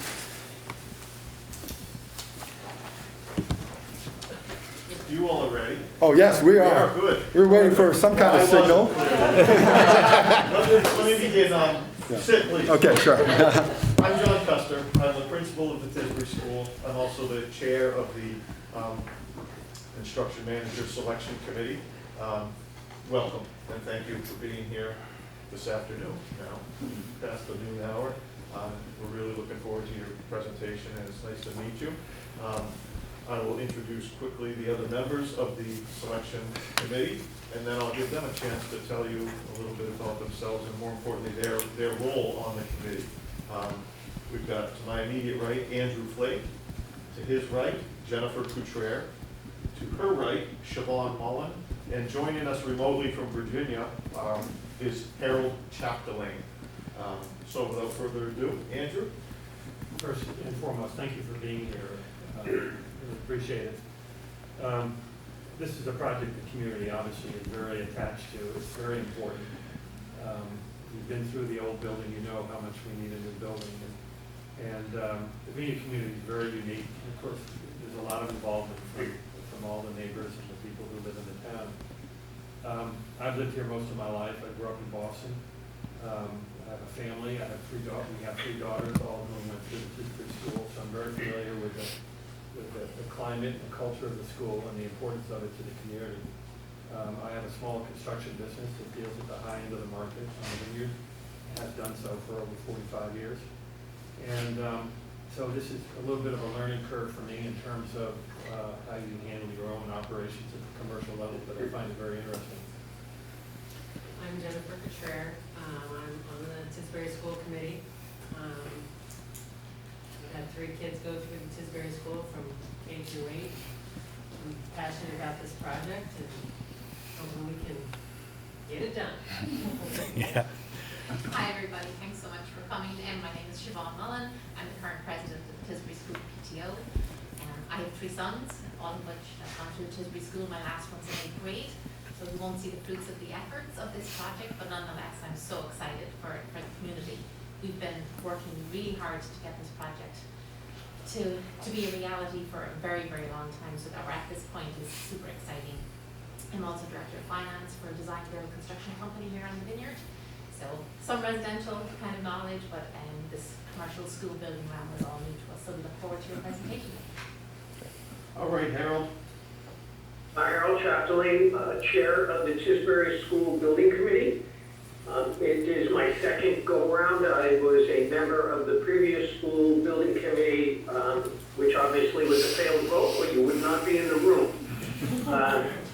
2 children, adult children, that did not go to the Tisbury School, but attended the West Tisbury School. I've been involved in education as a volunteer for, 35 plus years, whether it be a classroom volunteer, committee members, or coaching, youth sports. I am very committed to this project. I guess so. Why would you sit on 2 building committees? Yeah, I'm committed to this project. A particular interest is, as you're the chair of the Historic Commission in the town of Tisbury, is the renovation of what to us is a very iconic building in the town. And we are eager to learn more from you about what you have to offer, and happy to move forward. Thank you, Harold. I'll now invite Amanda Sawyer, Christina Harper, Chris Blesson, if they want to offer anything up before Amanda sort of lays out the itinerary, so to speak. Yeah, thank you all for coming. I'm Amanda Sawyer, the project manager for the OPM, so obviously working closely with this building committee or this selection committee as well as the building committee. Christina and I have been very involved in the project. Christina's been involved in the previous project, so yes, and we have our architect Chris Blesson from Qac. So I don't know if you guys have anything to add before we. I'm good. Okay. I know some of you. Okay. So the way that we were going to structure this is we're giving you 15 to 20 minutes for your presentation, and then the committee has some questions that they've been asking and will be asking every interviewee. But we really kind of want to get a dialogue going and get to know your team and just understand where you guys are coming from and how you see our project. So with that said, All yours. It's over to us. Okay. Well, first off, thank you very much for those introductions. My name is Jonathan Rich. I'm the CEO of WT Rich Company, also the proposed principal in charge. I want to say we're really excited to be here today talking about this school project. We've done our research. We know how important this is to the town, and we know how important this next decision is for all of you. I think it's fair to say that if you look through the proposals, that on paper, WT Rich is the most experienced and most qualified in terms of the type of projects we've completed. However, we're not resting on our resume. We've really done our research on this project, taken a very deep dive into understanding the specifics of the projects, some of the challenges, and we really want to demonstrate that throughout our project, our presentation today. This is really the structure of the presentation. We're going to do a little introduction about the firm and the team and have them do their introductions, and that portion talk about our specific project approach, especially safety and logistics. Get into the schedule, which we have a recommended schedule, and then we'll talk about budget, and we'll have some time in Q&A, and we have some supplemental slides which we won't present. It's all the things we would have loved to talk about if we had a little bit more time allotted. So who we are, WT Rich. So This is why I said on paper, I think we really stand out for this project. For the last 25 years, 85% of our projects are Massachusetts academic school, K through 12, and some secondary education projects. 95% of the projects are MGL, Chapter 149A, public CM at risk. We've done a lot of historic restoration projects, 18 over that time period. We're really a leader in the LEED certified. There's only 2 LEED Platinum certified K through 12 schools in Massachusetts. WT Rich has completed both of them. Occupied renovations make up about 50% of our projects, either occupied buildings or on occupied sites. And again, public construction, this is what we do, 100% Massachusetts public construction. If you look at the team, we did make a few shifts in our team from the time we submitted our RFQ to this proposal. We really took a deeper dive, understanding the project, aligning people's availability, their skill sets, those things. And really what I want to say about the team is, we kind of looked at some of the key criteria, things like, the historic element, the shoring, the LEED, 149A. And for our full team, each member ticks all the boxes, right? Has experience in that area, which is really relevant to the project. So I'm going to pass it over to Company President Brian Santos, and he's going to do his and other intros. Thank you very much, John. Good afternoon, everyone. My name is Brian Santos. I'm a project executive for WT Rich Company. Just a little bit about myself. I'm a roll up the sleeve, get my hands dirty kind of project executive. I want to know the details of the project. If you are checking our references, I'm hoping that you are, you'll find that people will be talking about my involvement on a particular job. I'm the type of guy that I just love knowing the details and working with the architectural team and understanding everything that there is. My leadership style is basically very structured, and I believe in accountability, and that will prove in positive results at the end of a particular project. I will be your point of contact for the pre-construction phase and the procurement phase. I like to make sure that we're really paving the way for financial success at the beginning of the job. A little bit about Harvey Eskenis. Harvey had a scheduled surgery this past week, so he's unable to attend. He's actually doing just fine. If you wanted to reach out to him, I'm happy to take the call. But Harvey's, great senior project manager, actually a project executive for our firm as well, and brings a practical construction approach to things, and a tremendous leader. Evan? How you doing? I'm Evan Moore, project manager. I've been with the firm for 15 years. Worked on multiple phased, occupied school campus fast track projects. Currently finishing up a historic renovation in the city of Cambridge as well. So excited to apply those experiences to this project. Good afternoon, everyone. I'm John Rich, number 2, believe it or not, and we can explain that later. I'm better known as Johnny Rich, the general superintendent for the company. And in my 34 years, I've had a broad range of projects that are similar to this project on occupied, tight, constrained sites, and I'm excited to bring that knowledge and experience to the team. Good afternoon, everyone. I'm Steve Brenner. I'm excited to be here today and hopefully relocating to the island. I have over 40 years experience in the construction industry. I've worked on a number of historical projects as well as projects that have required shoring and underpinning requirements. I've also completed 2 successful jobs with Taipei Architects before, the current job being the Smith Elementary School, which is just finishing up. I've also, my last 6 projects, 4 of them have been on occupied school campus, so I understand your concerns between students and staff. My name is John Bedcourt. I'm the early construction superintendent if we're chosen for the project. I've had several projects exactly like this, working with the children. We've actually helped them off buses, make sure that they're all safe, which is number one important thing. I'm really excited about the project, as I do have family on the island, and I'm looking forward to relocating there. My name is Sonny Mack. Over 15 years with WT Rich as the chief estimator. I have over 40 years in construction, and I've done tons of school projects similar to this particular one, like major demolition and shoring, underpinning, and that kind of work. I know I can be very helpful for the team. Thank you very much, Sonny. So the next few slides, there's kind of like a 30,000-foot view of our project team together. What is the point of these slides? This is to drive home that this team collectively has done this before. with shoring, deep excavations, renovation project, historic renovation, deep excavations, working in an occupied site, K through 8, very important to us. We've done it multiple times over again. So this is just a few examples of our team working together. As Steve Brenner just mentioned, working with Qac Architects. It was a new elementary school. It was adjacent to an occupied school. Evan and I on the Foundry building, a historic 1890 building, major gut renovation down to the exterior walls, very similar to this application. Pine Grove Elementary was a renovation with an occupied school. Kipling Academy was a 100-year-old building renovation and addition. Roxbury Community College, again, occupied building renovation. And then the Salem Probate Courthouse, historic 1909 building that John Betancourt did, renovation and addition, an occupied full-staff courthouse right next door. So when it comes to our project approach, as you saw in our proposal, several challenges to this project, right? Lots of key success factors, and we'll break into that in a moment. Johnny and Rich will go through the safety and logistics, and Evan will talk about engaging your students. But when it comes to key success factors, we listed 12 up here. Obviously on the bottom here, there's many more key success factors that are really going to drive this project.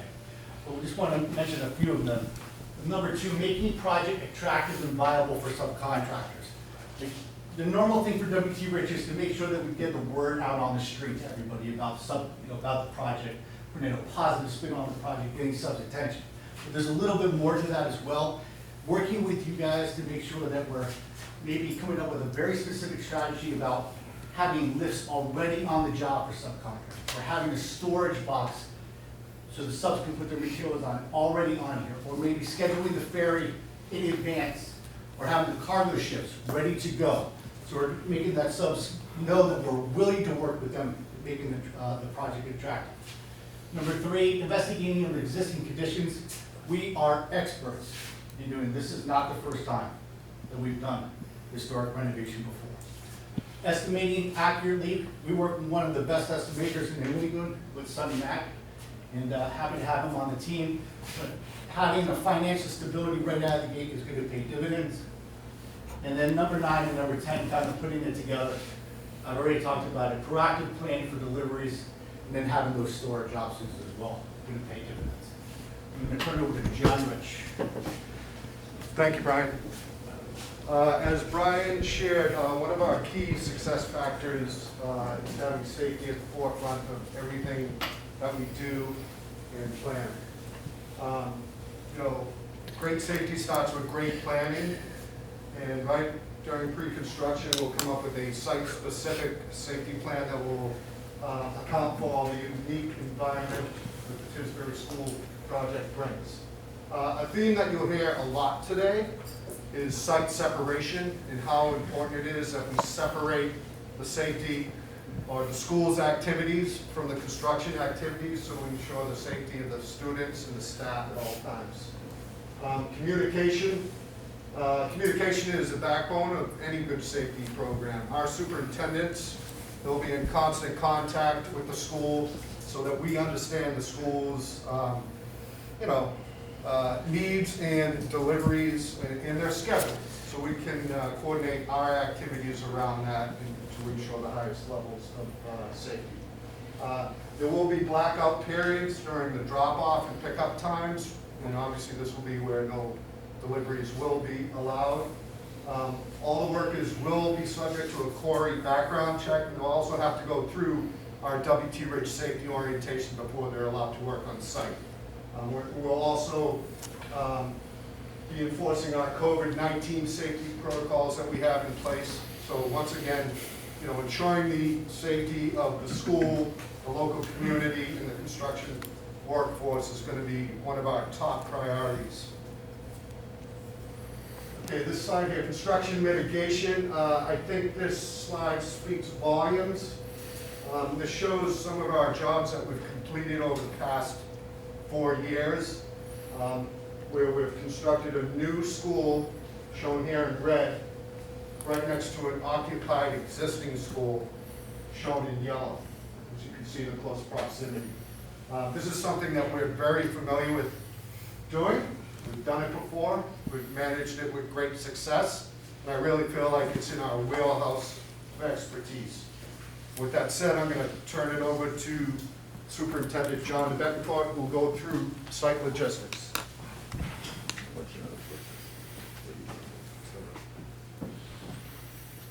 Good afternoon.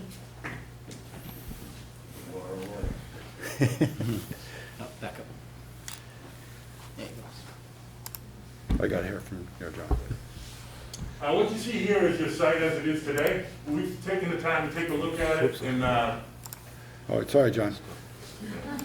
Technology what problems. What you see is what our thoughts are, what everybody with the team, we want to put it together to try to make it work for everybody. But in our best interest, we have watched drop off and pick up with the students just to try to get an idea of how we're going to do it. Or it could be done. I'll catch up to you now, John. It's a present day school the way you see it. And we did a little bit of cleaning up where your house is set up. We know you demoed the house on Williams Road. Cleared the area for the modulars to set up. We've got your traffic route going in, bus drop, that's what you're using now. 2 buses coming in on the back road, pick up in the front. We're out of the way, we're working in here. You have lost the play area. We haven't touched this side of the building as of yet. So as we move along, we're going to be setting up the modulars, closing in our site, trying to protect it from anybody entering. As your modules going up, we're protecting the gym building, getting it ready for demolition, protecting the generator in place. That's our delivery route you see coming down. We're not involved with any of the students that are on the other side. Your drop-off areas are still intact, front of the building, back of the building. As we get ready, start to tear the building down, we've opened up the modulars you're moving in. We've created a drop-off route for the buses right at the modulars. And we've created a drive-through for the parent drop-off as well.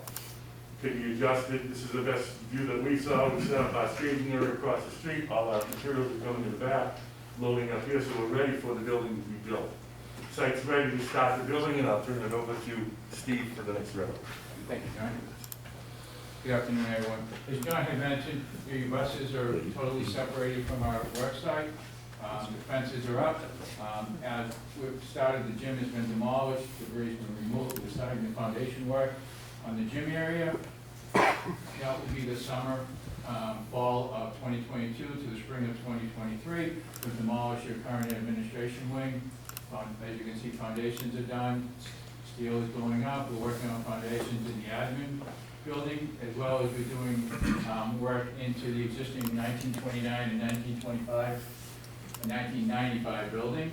That's ongoing. We have our truck route over here. When we know where your truck route is, we're coming in here with no access to the school for our deliveries. We have a second OPM trailer set up on the site. We're going to utilize this for tons of storage. We also have the West William Street lot. As well as contractor parking will be there, as well as as we ramp the workforce up, we'll have parking over here. So we're, as Johnny said earlier, we're totally separated from your site. Okay, as this work is going on, you can see to the spring of 2023 to the summer 2023, we're basically the exteriors are complete for your gym and your admin. We're into the 1925, 1995 building. All the interior finishes, MEP rough is going on, as well as finishes in the gym and the admin buildings. Continue on. We're also moving the, getting ready because of the turnover on the north part of the site. We've removed our trailers. We're doing all our site finishes, getting the playground in, landscaping, any plantings that we can get in the fall of 2023. The gym and admin buildings are finished. It's February of 2024. We've completed. I knew what your RFP said, and Brian and Evan will get into that later. But we have occupancy for the school in February of 2024. At that point, you moved in. We're in the process of demobilizing the modular units, as well as the West William Street lot. We get into our finishes of landscaping, playground work into the summer of 2024, complete those areas, and we'll complete turnover to you in July of 2024. And with that, I'll turn it over to Evan. Thank you. Thank you, Steve, John. So, as you guys mentioned during your intros, this is obviously a very, very important project to the town, to the island. And one opportunity I think, is is really taking and using this project as a learning experience.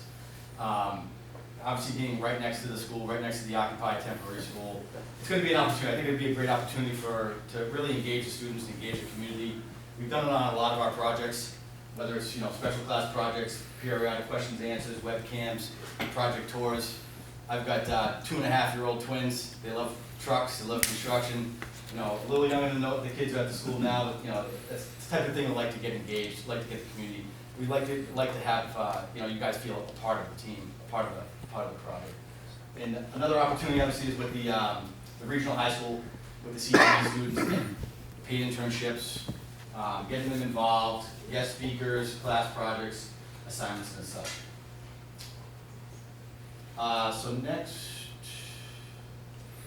next few slides, we're going to jump into our approach with the project schedule. I'm going to touch on the assessment of what we've seen so far, success factors, the early package approach. Brian's going to touch on some key dates, and then also close it out with the benchmark comparison. So again, first is really, we did take a deep dive into your schedule, and try to align some key success factors, and ensuring project successful. Not every construction project is the same, no one-size-fits-all approach. First, I think most importantly, making sure that we've allotted enough time for the design documents, from design to procurement. Bid documents, bidding the de-scope award, the submittal phase. Right now, we've allotted about 6 months. It's aggressive, but it's achievable with the right team. Next is understanding and managing job-specific lead times. Again, we're in unprecedented times, the long lead times, procurement issues that we're experiencing in the market, and making sure that we can manage it correctly. Roofing materials right now are 24, 26 weeks for insulation, steel deck, steel joists, and then just taking into consideration the long design with the engineering, fabrication, not only shoring but also the specialty curtain wall with the wind speeds and things like that. And then lastly is planning, making sure that we've accounted for adequate construction durations for the project schedule itself. Again, the enabling work is going to be very important. The abatement, demolition, the shoring, structural retrofit, all of that. I think it's about 9 months just for that scope of work. And then also taking into consideration the historic renovation, the restoration with the existing condition. And again, all of that contending with island logistics and some of the constraints. So, as you guys know, you guys also developed or are targeting early bid packages. So we really were able to take a look at this as well, sort of assess it and take a look at that. So early bid package number 1, again, site setup, selective demo, the abatement, demolition, underpinning. Early bid package 2, a couple things we took a look at. Not just your typical site work, foundations, concrete, structural steel, but taking into considerations and managing those lead time constraints, concerns. Also taking a look at the shoring, adding that in, possibly the curtain wall, pre-purchase of roofing materials. And then lastly, making sure that we've allotted enough time for the full construction. The remaining trade contractors, the remaining non-trade contractors. So, we went through, we've allotted certain time periods, but I think the message, what I'm trying to say is, at the end of the day, it's a partnership between, W.T. Rich, Tape, Daedalus, and, really working together towards a common goal. So, with that said, I'm going to pass it over to Brian and just talk about some of the key completion dates. And just to let you know, we're approaching the 20-minute mark, so. Thank you. Thanks. We're almost done. We're going to. Almost fine. Yeah. We're really. Almost done. Lose track. Just to kind of summarize what we just outlined, I definitely did draw the short straw on this particular slide here, but the school completion date, that August 2023. Ladies and gentlemen, we looked at the schedule over and over again, taking our history of doing this type of work. We just could not come up with a schedule that met the 2023 date on it. So, as Evan and everyone else already kind of outlined, is that February 2024. I want to just make a quick note. We do and say, we stand by what we say, as we did in the proposal, we stand by certain things. We want to make sure that we're providing something that's realistic. Okay? And then also having the project substantial completion date, as Steve Brenner kind of outlined earlier, July of 2024. Just to provide a little bit of proof with some benchmark comparisons on that schedule. We did list over here to the left several of our school projects. And we did an evaluation process based upon a gross square foot, a value in GMP, and then a steel start to substantial completion. And you can see at the top it's aggressive all the way to the more conservative. Your RFP schedule would have been the most aggressive school project that we had ever done. So we evaluated that, as I mentioned a moment ago, and we put you more in the target of Dr. Martin Luther King School in Cambridge and the recently Smith Elementary School. And that put us at about a 15-month duration, which you can see is more in line with some of the other school projects that we've done in the past. We're very confident about that. I'm going to turn it over to Sunny to talk about budget. I think we realize that budget is so important to you. Can you imagine if money is no object and you wouldn't care who's doing the budget for you, right? We are WT pride ourselves with our track record and also the accuracy of estimate. And we do have a lot of talented people in our team to really know the school market and also the understand the school construction, especially the Chapter 149A public construction. Really important to the estimate is that really understand that cost impact of working on the island, right? And we also to capture all the cost associated with that cost premium. And one thing to do is to get a subcontractor input, quotation, and also addition to our really detailed estimate and pricing. Communication with the design team is throughout that entire pre-construction process is really important. And our reputation in the industry, backed up by our 100% of project, is either below or at the GMP budget. And Jonathan's going to talk about a little bit more about the cost and the wrap it up. Yes, coming down the home stretch, Amanda, I apologize. So I want to talk a little bit about the price proposal, some discussion points. With CM at risk in the 149A process, it's hard to know whether you're getting apples to apples with price proposals. So there's a couple things we want to mention about our price proposal. First off, it includes all our general conditions and general requirements associated with the construction manager, which is how the proposal is laid out. A lot of people exclude stuff, and we'll come back later and see that. We do have procurement, management, on-site supervision for the temporary school construction in there, totally covered. Anything that needs to be done on 55 West William. We know you already took the house down just recently, I believe, but anything else that needs to be done, we're including our supervision services for that. It does align with our schedule, so depending on what other CMs are proposing for the schedule, if they're shorter or longer, that would affect comparison. We do have all our housing, all our CM housing, logistics, travel included in there. We would welcome the opportunity to review and discuss the details of our proposed proposal, and that is allowed under 149A, but only if we're the first-ranked firm and you choose to, negotiate the price, and we can get into all the details if that's something you're interested in doing. And then if there's a problem, you can go from there if you have to. Just to wrap up Q&A, we're going to open up to questions. I just want to mention we do have a lot of other slides that are in here. If need be, we can pop into those. We have great things we would love to talk about, our quality control, our sustainable design and construction record. It's in our proposal, we have a really good program called Building Performance for Owners. That's a 3-year support program for you after we turn over the building to make sure maintenance is being performed the right way, to check in with you on a quarterly basis. That's one of the things we've learned, that a lot of owners struggle with these new sophisticated buildings and understanding the maintenance that's required. So anything that comes up in there, we'd be glad to answer it. We also gave you these 2 handouts because there's 2 questions we couldn't jam into our time. We're barely jamming in what we wanted to, right?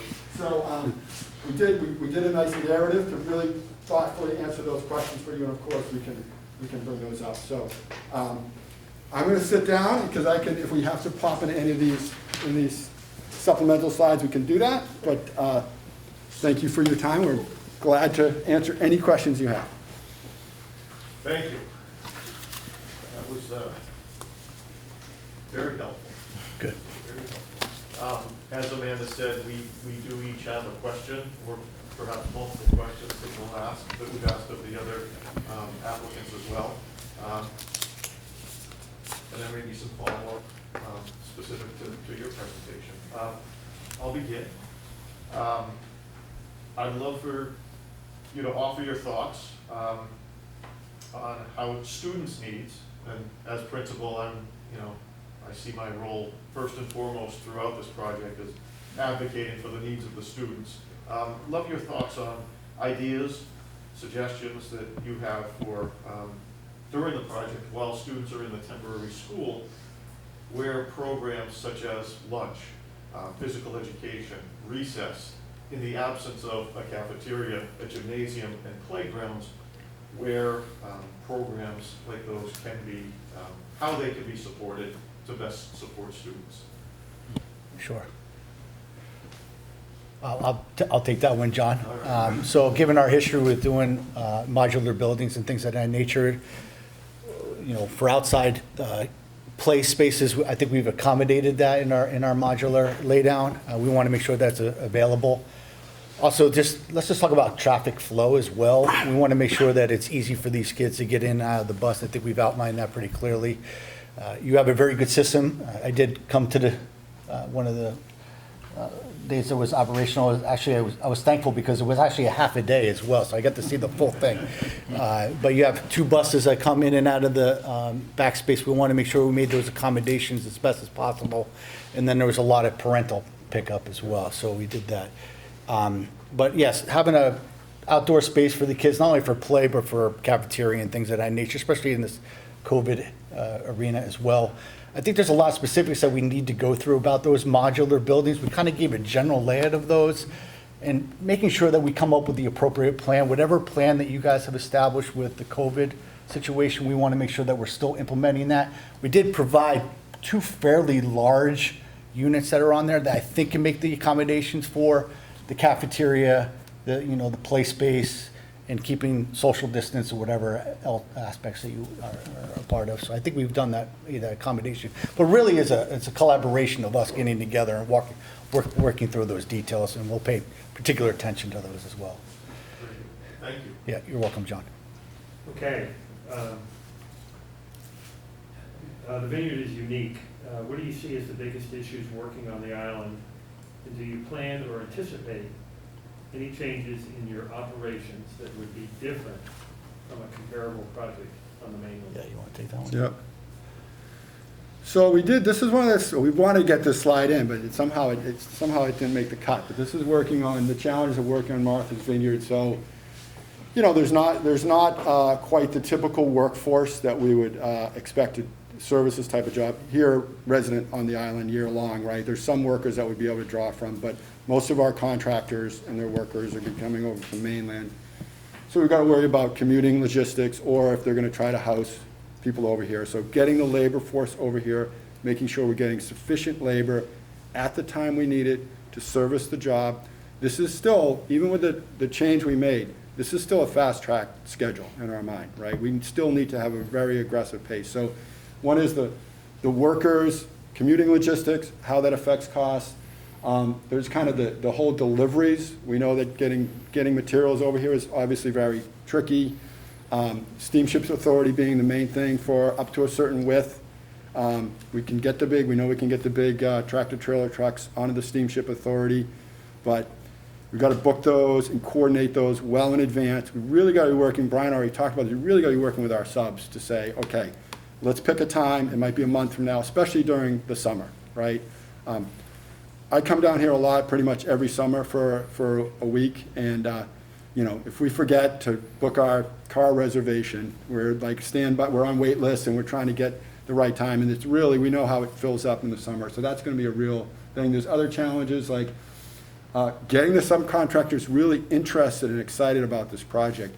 Depends on what's going on in the industry overall, but when contractors have a lot of work in front of them that they might pursue, we want to be on that list that's interesting to them. If they see the logistics and these deliveries or the workforce issues, if they see it as a challenge, that's going to affect them whether they choose to bid or how they price it. And so that was the thing Brian was talking about, really like partnering with them, being in dialogue with them throughout the pre-construction process.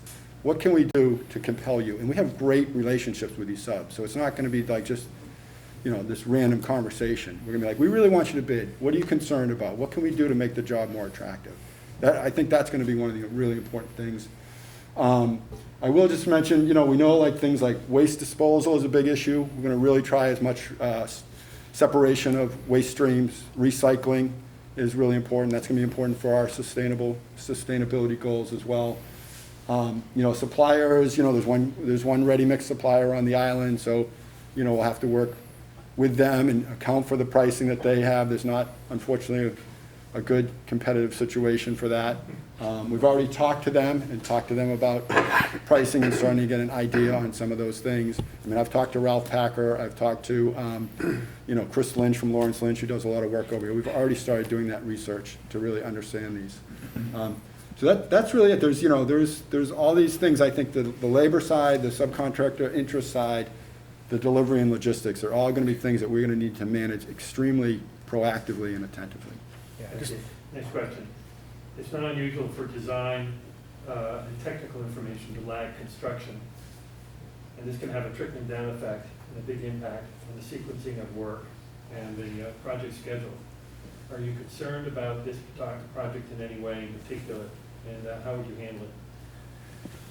Well, I'll start and maybe my teammates can jump in. There's two things that really stick out in my mind. There's actually several things, but two particular items of design that I'm very interested in is the shoring scheme with the removal of the roof, removal of particular floors, the walls, and how that's going to be sequenced with the information that we know right now. Love to be able to get an opportunity to sit down and really walk through that sequencing. It could be pretty substantial. And the other one is the curtain wall system with the high winds that we'll have to design to here. It was up on the screen, 153 mile an hour. We have significant experience in that, myself in particular. Actually, we've done quite a few jobs down at Cape Cod. I know that they have different wind for, like West Barnstable is one wind speed, and then up on Buzzards Bay and Mass Maritime is a different one. But this one will be high impact with triple glazed systems. We will want to figure that out as fast as possible, and maybe even have to do our own testing to be able to complete that design. So those are two things from a design perspective that really stick out in my mind that we'll need to work hand in hand on. And that's really sort of a segue into the next question. This is a fast track project, and they generally have risk factors that are not so obvious in a normal project where you have all the documents up front and you get the job and you can sequence it knowing what you're dealing with. What are the biggest risk factors in this project for you? Aside from being on the island. Yeah, well, I think one of the things is you guys gave us a great amount of information in the documents that were provided. There's definitely a period of time where we're really going to need to fill in a lot of the blanks working with you guys. Again, not to reiterate what I just said, Andrew, it's, you know, working through that shoring system, working through that curtain wall system, and I'll mix in a couple more. Like, getting out of the ground is probably one of the most important aspects of a project, right? So I also know that there's a lot of underground utilities, and reading through the reports, we weren't given the full geotechnical report yet, but I do know that there's like septic tanks that are filled with sand. Where are they? How big are they? Are they in the way of the addition? Are they not? We really need to figure those things out. So you want to add a couple things? Yeah, I was going to say, I mean, I think one of the key advantages to the CMA risk approach is allowing for developing these early bid packages like we talked about. It helps alleviate some of that risk, you know, risk mitigation with regards to, you know, being able to complete certain parts of the design, letting construction start while continuing your existing investigation of the existing building, soils, et cetera, some of that early work. Again, also taking advantage of pre-purchased materials, long lead items, and trying to mitigate that aspect of the risk associated with the fast track project. So I think that's an important key I'll add considerations. some of the risk factors. We try to understand what kind of soil we're dealing with. We like to get a copy of the geochemical report, so we know what's a large amount of soil going out during excavation for the foundation. So we want to know how deep we have to go to get to the good material. So we still kind of want to waiting for that kind of material, information. It will help us to really understand more about what are we dealing with. Yep. Of course, abatement stuff as well. Just to note the abatement. Yep. Just quickly, are we okay with time, Amanda? Yep, so we have about 18 minutes. Okay. Getting the preferred subcontractors in a market like this can be challenging. I don't care where you are in the market, whether you're, a carpenter with driving around in a truck with a pet hamster, or whether you're doing multi-million-dollar projects residentially, or doing what you guys are doing. Are you concerned about getting the best subs for this job, your number one choices? Yeah, You want to take that one, John? yeah, well, I'd say one of the things that W.T. Rich really prides ourselves on is the type of relationships we have with our subcontractor base. I've heard people say, and I won't mention CM names, but it's like, oh, subs tell us, oh, I add 5% if I'm bidding to that CM, because they're really ridiculous. They're not collaborative. They don't help out, right? They really like bidding to W.T. Rich Company, so that's a huge element. I mean, we're a family-run and operated business. As we've grown, we're not huge, but we're medium-sized CM. We've really tried to maintain that family environment and atmosphere, and that extends to our subs. Hey, sometimes subs don't perform very well, so if we have to hold them accountable, we'll do that as well. But I think big picture, subs have a very positive experience at W.T. Rich. So we're going to really have to work through that, and we're going to have to find the subs that are, we can twist their arms somewhat, but we want to find subs that are excited to go after this type of project, right? So we're certainly going to widen our net. We're going to certainly make sure, when I was talking to Chris Lynch from Lawrence Lynch, she's like, we love summer projects on the island because for their core work, there's a moratorium, both on the island and on Cape Cod, for the type of work that they do during the summer, right? So they're really excited. So the more you can find subs, find a way to make it attractive to them, call in some relationship currency, if you will. So I don't want to minimize it, because if you asked am I worried about it? Yeah, I am a little bit worried about it, right? But it's going to get a tremendous amount of attention and effort for us. And the beauty of the CM process is, well, we're doing design reviews and we're doing progress estimates. Sonny and Brian and I and others, we're going to be talking to the subs. We're going to be bringing them on board. We're going to be having them give us pricing based on what they're seeing now. We're going to engage them in the process early. And we're not going to engage people that aren't interested in the project. We're going to ask them, we need you there on bid day. So it's important. Thank you. Yeah, I just, John and Steve, one of you's here full-time. Both of us will be at. Will you? At different times. Different times. John will start the I'm running project. packets, getting the modules up, starting the demo with the gym. But when you're not here, and you're here full-time. There'll be somebody from WT Rich the minute the shovel hits the ground that will And be you're on the opening and project. closing the place every night? Yes, opening Are you closing. still participating and supporting from off island your role as a super? That point when he's full-time here? And We'll in a mix. I'm not just gonna walk out and leave him hang. We'll be together you're for a involved in while. the project throughout, supporting? Not throughout, just for the first phase. Okay. He'll be involved with the early package with me, and he'll be full-time, as I paid off. And we have two other people that will also be my support that will be on the island. So we will be on the island Who are those other two people? Tony Miato. Tony Miato will be the Assistant assistant superintendent. Okay, that's Okay, and then we have, also Tony is bilingual, so that he'll be able to, because we know you have Brazilian population there, so he's able to put bilingual for help with myself. Okay. Right, in like the spirit of full disclosure, so Steve has a commitment until September, right? But then he's available and he's fully excited to come down here and relocate for the rest of the duration of the project. John is one of our top renovation superintendents. Actually, Christina knows him from a project about 10 years ago. Really one of our best. he is getting ready to move on into that latter stage of his life where he's no longer superintendent. He said, he tells me that if you look in the phone book, there's a lot of Tibetan courts in the phone book down here. I don't know if that's true or not. They work, some of them work for me. So he agreed, I will take the first, it's a nice smooth transition. He's doing that early construction. He will take care of the project. He will be down here full-time during that period. And then when we transition, Steve will be down here full-time. So I just want to lay out a little bit of our rationale, why we did it the way we did it, and just, full disclosure. Can I just add in one thing about the subcontractors, just real quick, not to digress? It was part of the reason why we actually switched our team a little bit, is when subs here, John DeBettencourt is on the job, or Steve Brenner is on the job, or Evan's on the job, they look at the project more positively and say it's well-rounded, right? So that was one of the reasons why we made those slight changes. I just wanted to mention that. No, I understand it can make a big difference. And one of the attractive points too is with us being on island, if a sub wants to work 4 days a week versus 5 days a week, we have the staff to accommodate that. So it makes it a little bit more attractive. The subcontractor say, okay, I work Monday, this crew will work Monday to Thursday, second crew will work Tuesday to Friday. Okay, or if we have to work a Saturday, naturally, all this will be communicated with the neighbors through our neighborhood management program as well.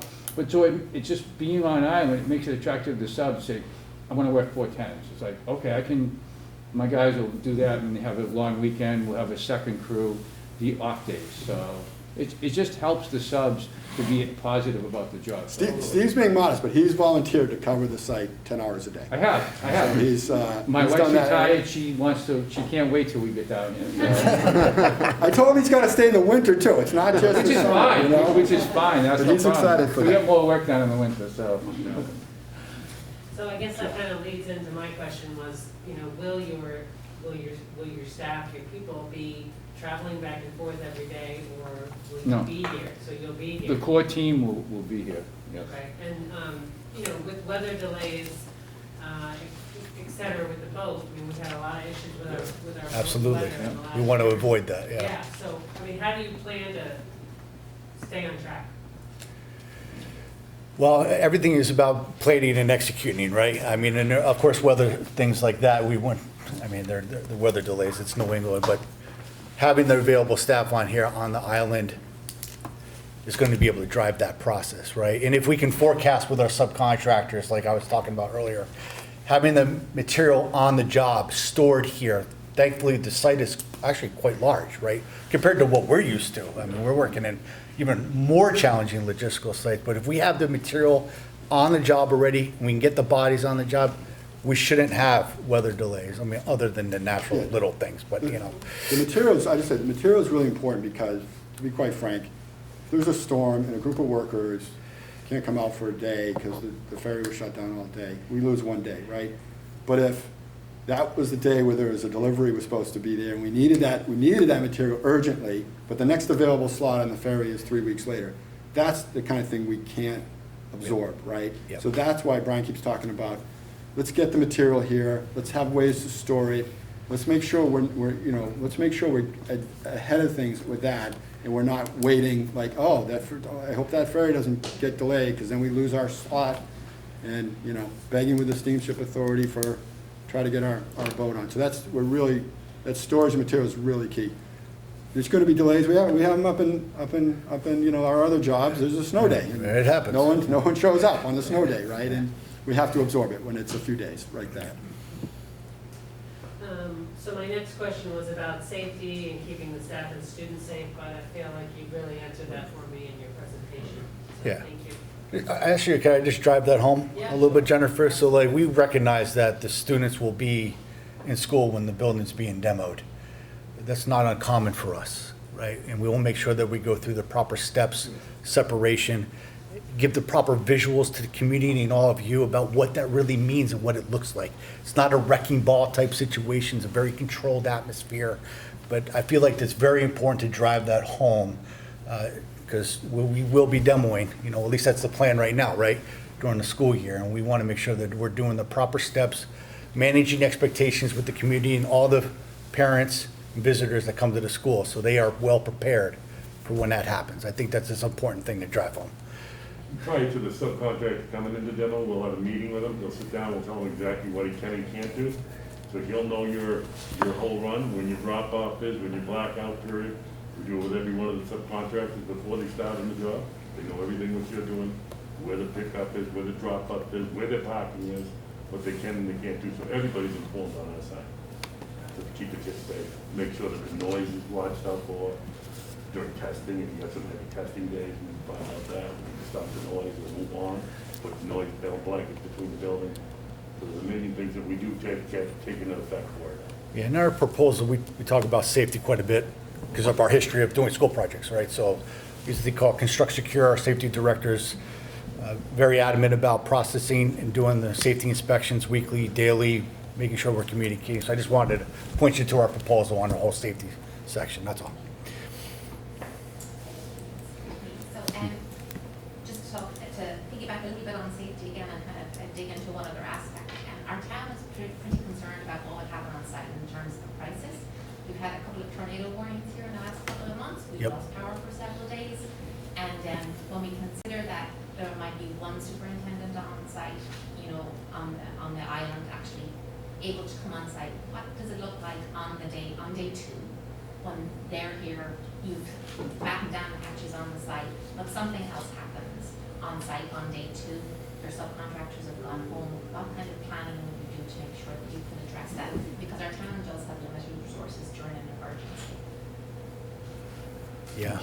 Well, we'll have, hopefully we're gonna be able to hire some local people from the island, and we'll be able to contact them to have them come over and help us out after hours, or if nobody's here that next day, or we'll actually get a contractor that will help us out.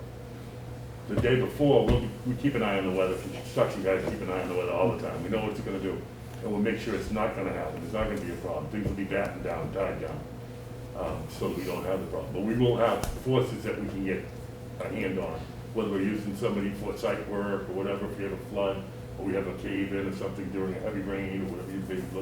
We always put constraints in for that. We don't work in the same town that we live in. Right now I'm working on up at Qac, which is way up in top portion of Massachusetts. I live in central Mass. So if something happens there, I'm able to take care of it, whether I stay up there also, just by local people nearby. Oh.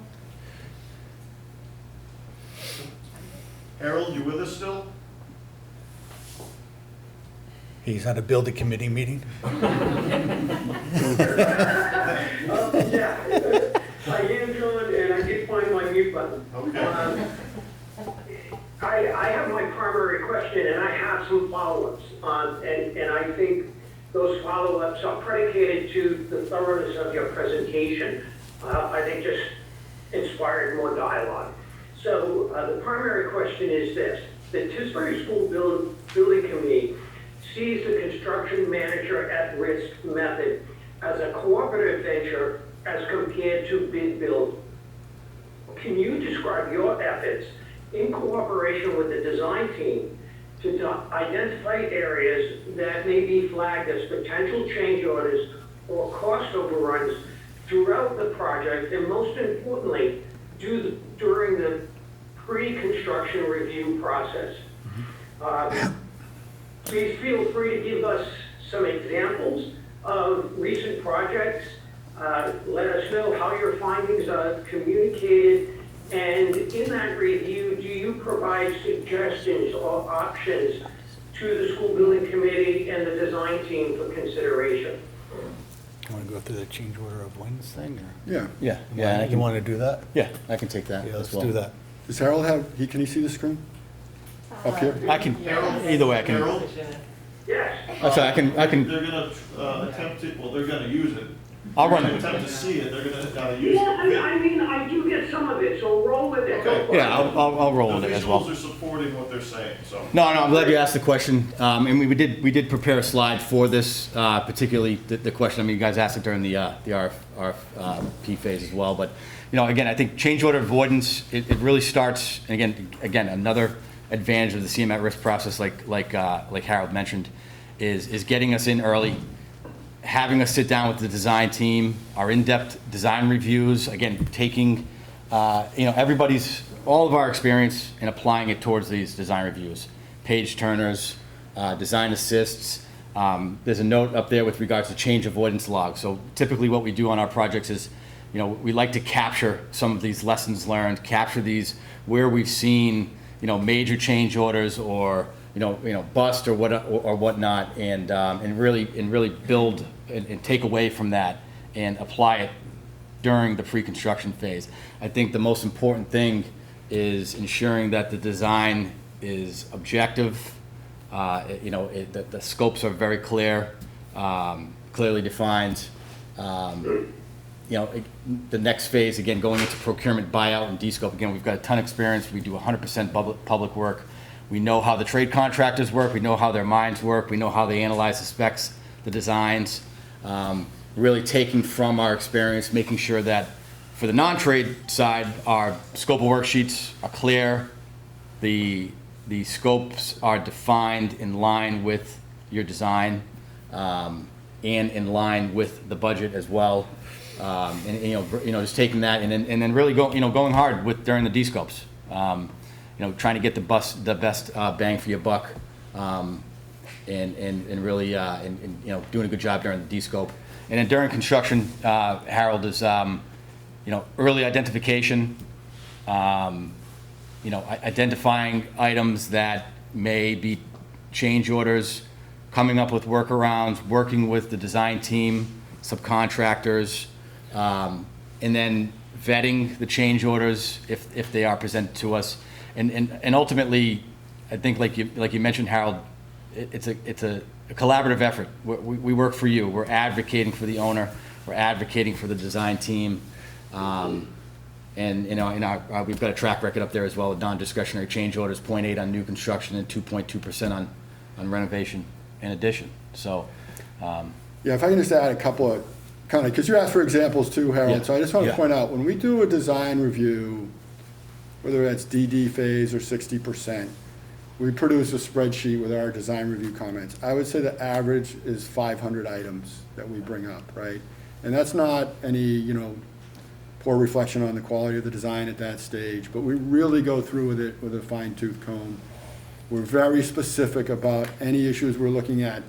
Technical issues, things that coordinated aren't, this drawing, this overhead door doesn't have power to it, but it needs power. We're looking for coordination issues. This detail refers to this other detail, but the detail's not the right detail, so drawing type issues.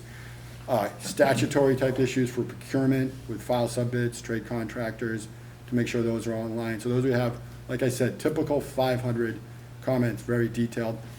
And we've learned over the years, not all architects read through our comments in as much detail as we like. So we've actually have a column for them to respond to every one of our comments. And we say, when are we getting our comments back on our design review comments? And I did want to expand on this change avoidance log.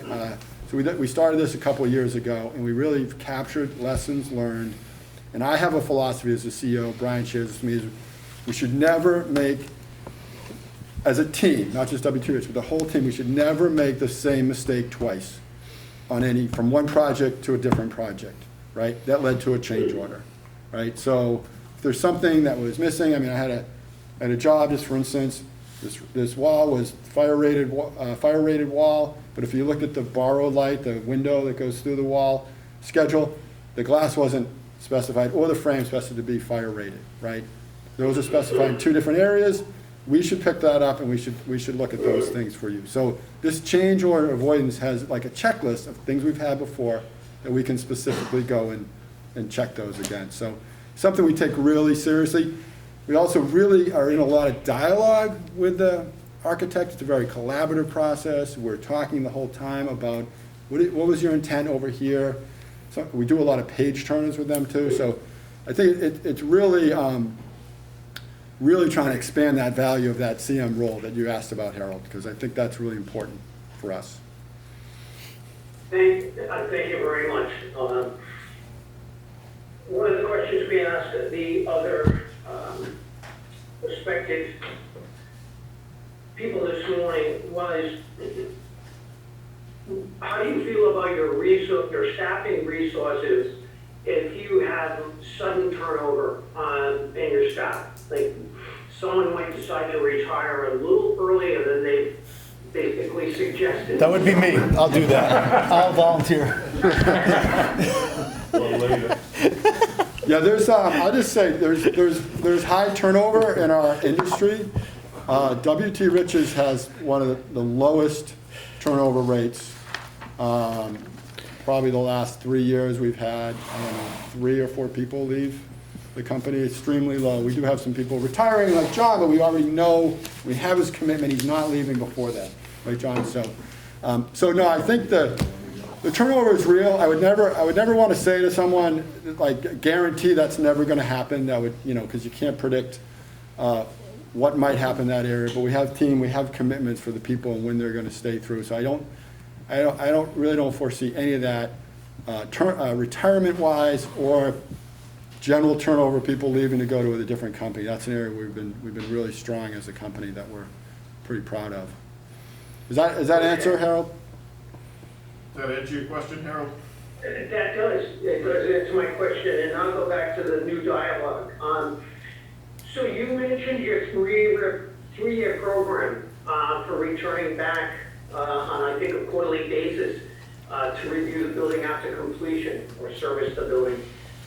Could you expand on that slightly? And is that a normal part of your contract, or is that kind of a la carte line item? So that is included in our service. This is something we've added fairly recently in the last year, that we've added this kind of expanded service, and we've just realized that a lot of owners and facility departments struggle with, they get this new building, they're really sophisticated these days, they require a certain type of maintenance, they're a little bit overwhelmed, they haven't always planned that out.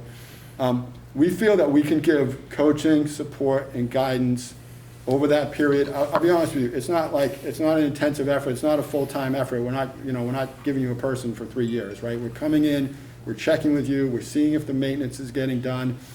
If there's warranty issues, we also have a part that's making sure that there's factory inspections after 1 year. So we had 2 slides on this one. This one just says, hey, in the big scheme of things, the designing the building is a short period of time, the use is a long period of time. Let's pay more attention to this latter one. And then we have the second slide, which talks about, this really has 3 components. Harold, I don't know if you can see the slide. This is also in our written proposal as well. But we divide this up, we call it building performance for owners, and we really mean we're trying to take on an owner mindset. What's important to you guys? And we have it in these 3 phases. BPO prepare starts right at pre-construction. Are we getting the right warranty specified? Are we getting the right attic stock specified? Are we getting the right training specified? And then really kind of having an inclusive process throughout construction. BPO turnover is a little bit more the traditional. This is when we commission the systems, we do the training, we hand the keys over to you. We do have a piece about, do you guys have a facilities management system? Like an online software system for tracking. What does that look like? We've been helping people develop one called 360 Ops is one of our favorite, where we help you get up online with that, and we take care of the first year of the license agreement, right? And we really get you kind of using a more sophisticated system. If you already have one, then we will link to that and figure out how to make sure we get our system up that. And then the last piece you were talking about is this BPO maintain, and this is this 3-year post-occupancy program. It's a little bit more intensive the first year, where we're really having maybe some contractor perform maintenance. We have these system trending and reviews, that factory inspections after a year.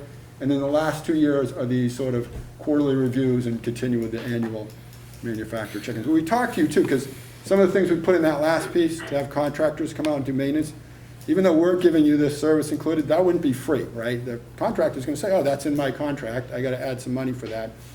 So it's not just load everything in the kitchen sink, but what do you guys want? Where's the value for you? We can give you estimated costs for what that's gonna add to those contractors' bids. And then we can work together to decide what do you want that program to look like. Yeah, we have 4 MVP staff, mechanical engineers, that'll help you walk through each one of these steps. We're doing a lot of hand-holding. I mean, systems are very complicated these days. Those guys are just experts at us, so we'll be holding hands as we develop all that together with these 3 steps. Okay.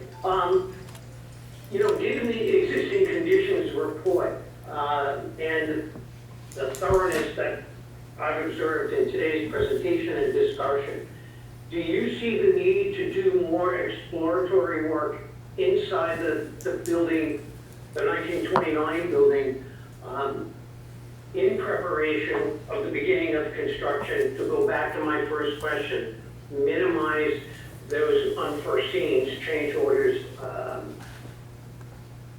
I'll take that. And before you do, we're kind of going past that hour, so. We don't have any place to be, just so you know. We're willing to stay as long as you guys want us. We can stay. I just have to be the. Yes, I understand. That's really good. If Amanda knows me well, I will not stop. I can see that. Okay, very good. So if you want to answer Harold's question. I'd love to answer that one, yeah. I'd love to answer that one. So, yes, we will definitely want to do more exploratory work, to just be very specific. I don't know if there was a completed asbestos abatement report provided, like a full-blown one. So maybe something needs to be opened up or explored a little bit further on that. Again, the shoring requirements, opening up some sealants, understanding the existing structure, what that looks like. We will definitely want to do that day one, making sure that we understand. So yes, to answer your question, there's going to be several things based on our history of doing this. Absolutely, we will want to do that. Yeah, one more thing, underpinning, too, underpinning one So I'll more. end with my final question, and this is relative to the timeline, which differs from others. In your projected timeline, what percentage of confidence do you have that the building will absolutely be done on that, what is it, 2024 date? Well, I'll answer that one as well. I think there's a lot of work that we still need to be completed. What we know now, we're standing by it. Like I said in the presentation, we will do, if I say it, we're going to stand by it, right? Because that's what we do, is build school buildings. But I'm not trying to misguide you at all. There's a lot of work that needs to be done, and it's evaluation, looking at existing conditions, understanding the geotechnical report. There is a lot of parts and pieces yet to be done. And that's to be expected, right? You're in DD, you're just finishing up DD, right? You just went through the estimate and what have you. So there's a lot to be looked at still, and a lot of parts and pieces to be completed. But with the information that we know right now, it's February 2024. Yeah, I would just say, I have very high confidence, and the bigger challenge they're going to be getting out of the starting gate, right? We have a package, that first early package is January 12th, right, for the demo. There's a lot of scope in there, right? And then there's another package in March. These aren't easy to do, and we would want to right away collaborate with you and make sure everyone, TAP A in particular, yes, we're comfortable with that. And if you're not, we'd have to adjust, right? But I think getting the design documents on time, getting the procurement done on time. The other thing that's tricky about early packages is, let's just say, if when we do our estimate, let's say we're having a little bit of a budget challenge, right? Well, if that same time we're supposed to also be committing to certain contracts for early works, people can be uneasy about that. We don't quite yet have a path to get to our number, yet we're supposed to be awarding these contracts, right? So this is how we work. We're going to lay out, our concerns. We're going to be very transparent with you, and then we're going to say, well, what do we want to do about it? What are the options for doing that? What's the effect on the cost, the schedule, anything like that? But really being collaborative every step of the way to share those types of, perspectives. Let me ask, to piggyback on your comment, Harold. If you went through this pre-construction quickly, would there be,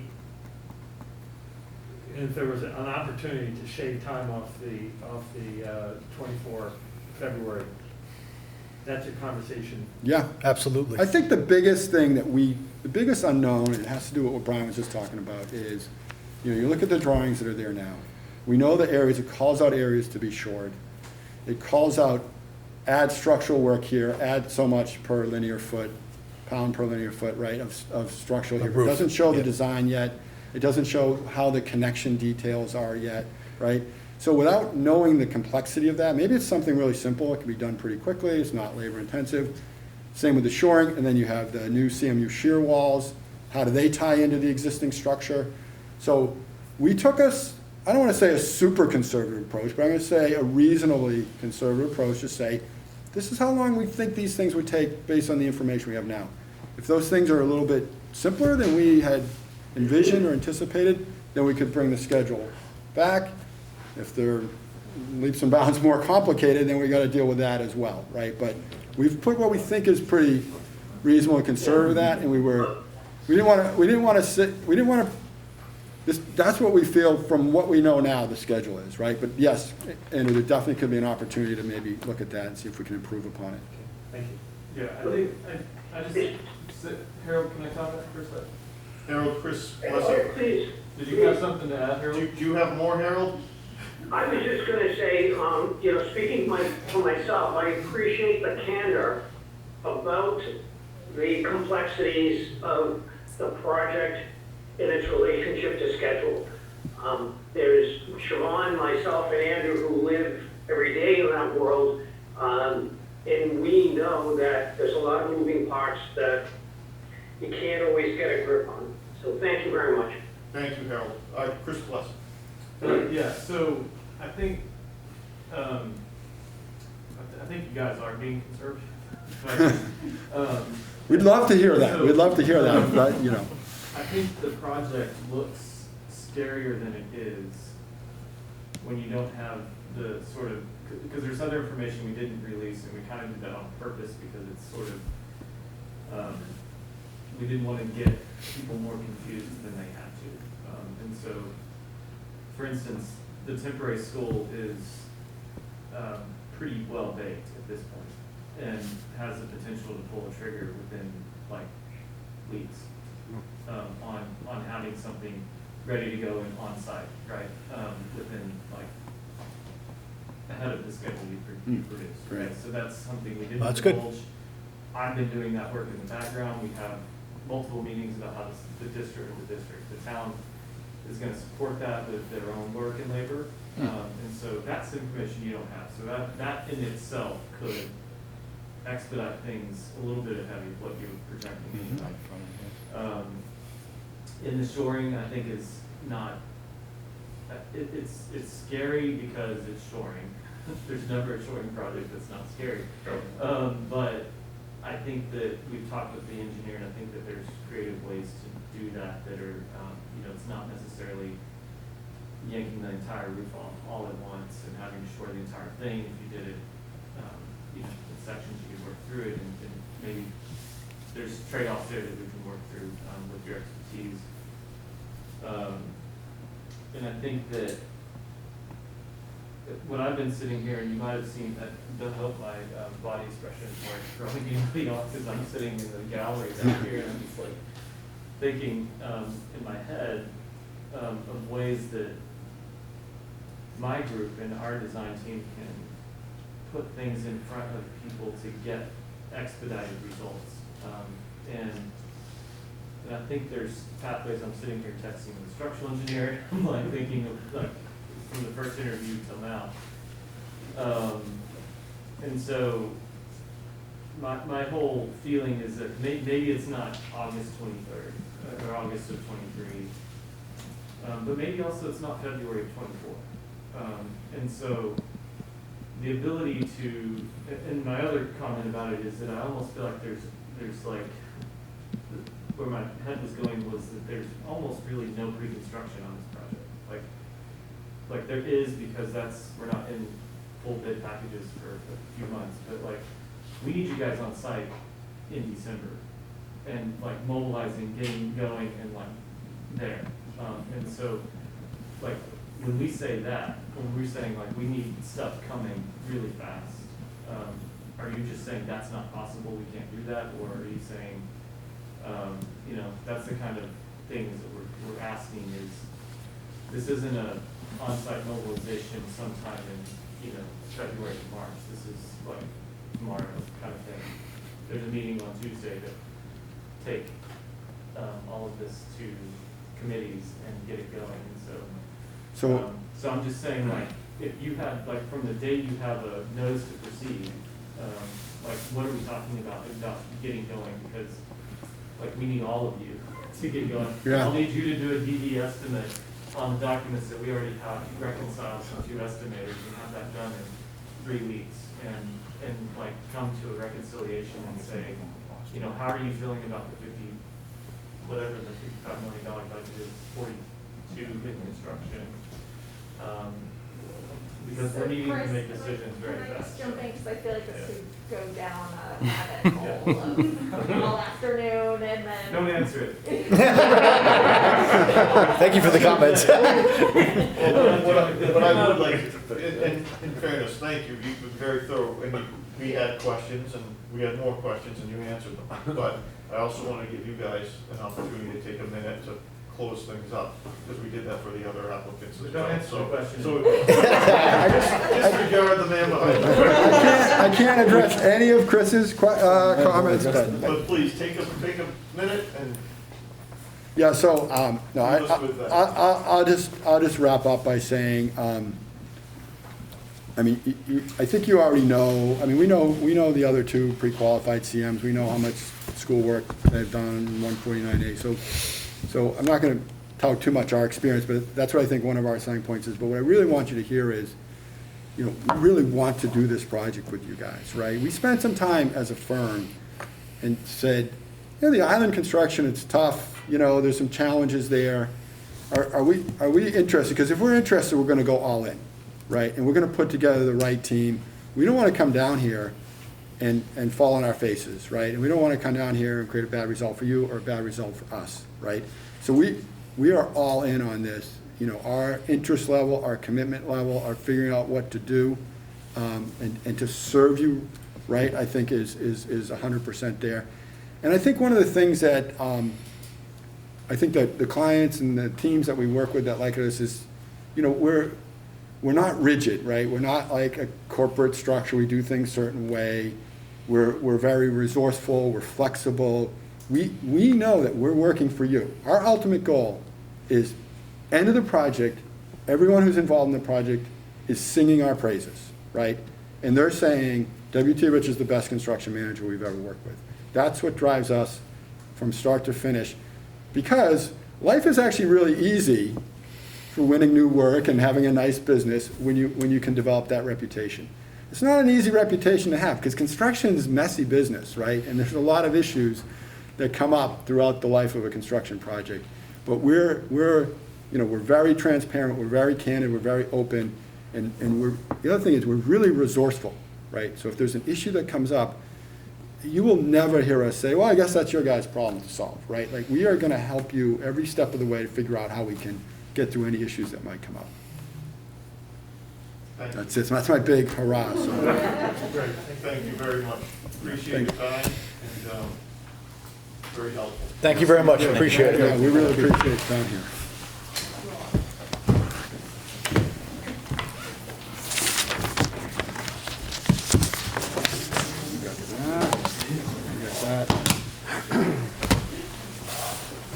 I hope we didn't overwhelm you with too many handouts. Harold wants to ask one more question.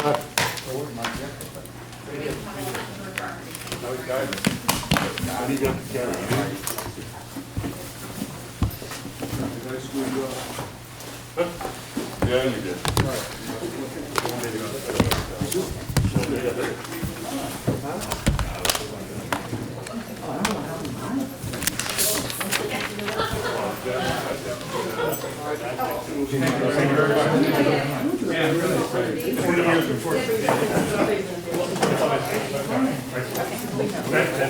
Wally was really good at it. I wish it was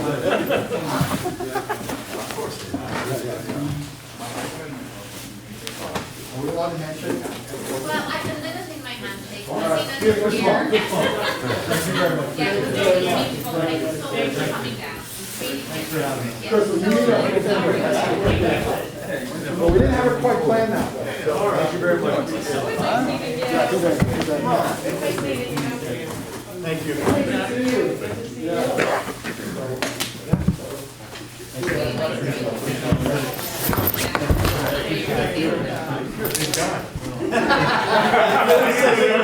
Look up to her. Very nice to meet you. Everybody looks up to John. Oh, well, this way?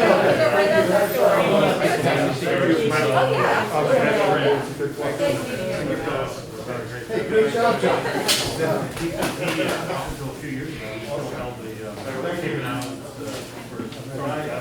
you very much. Thank you for your questions. Thank you for the opportunity. We'll see how it goes. I got the opportunity. Not that we got the job. So, thank you very much.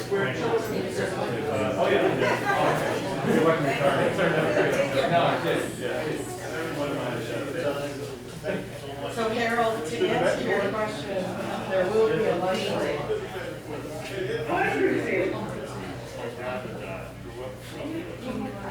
Yes. Do we need to make that motion to go to executive session? Yeah, so hold on while these guys go and you guys. Thank you again. I think what we'll do, Harold, is keep it the same way where you have an opportunity to have a little bit of a discussion. And then somebody makes a motion. I think John knows what he's doing. I was just, you so hard, just kept going and going. So John, I just suggested that you guys take a minute to Do what we discuss did. like we Yep. like to do with And the then we'll- others. yep. And then do like a motion or something. Yeah, I've got it. I think I've got it Okay. ready to go. And again, I think it's just up to this committee to figure out if that's the outset, are we willing to, is that one of our considerations? Oh, sorry. That's all right. No, so, thus concludes the third and final interview of the day, but as we did for Commodore, as well as the J&J O&G joint venture, we'll take a few moments while the information is fresh in our minds to just sort of, if we'd like to, offer any thoughts about the W.T. Rich interview. And I'll begin this time with Andrew. Taken just based on presentations, I think there's a high bar. But they've been, in my view, they've been a high bar since day one. And we're going to discuss in a private session the rankings. But the rankings that I put on the website is consistent with what transpired here today. And I think it's going to be very interesting to see what the fees are and how that sort of pans out. And I think it's interesting, we started getting into the schedule, and I would have loved to have a little more time there, and I think Chris is really touching on something, and that's something we can talk about. But I was very impressed, and it had a good feeling to me in a lot of different ways. And I've taken some notes that we can share later. Fantastic. Jen? Super impressed. Siobhan? I do, I think their presentation is indicative of their interest in the project. They have just put hours into it, and it was just, we saw that, and just from how they talked about the project.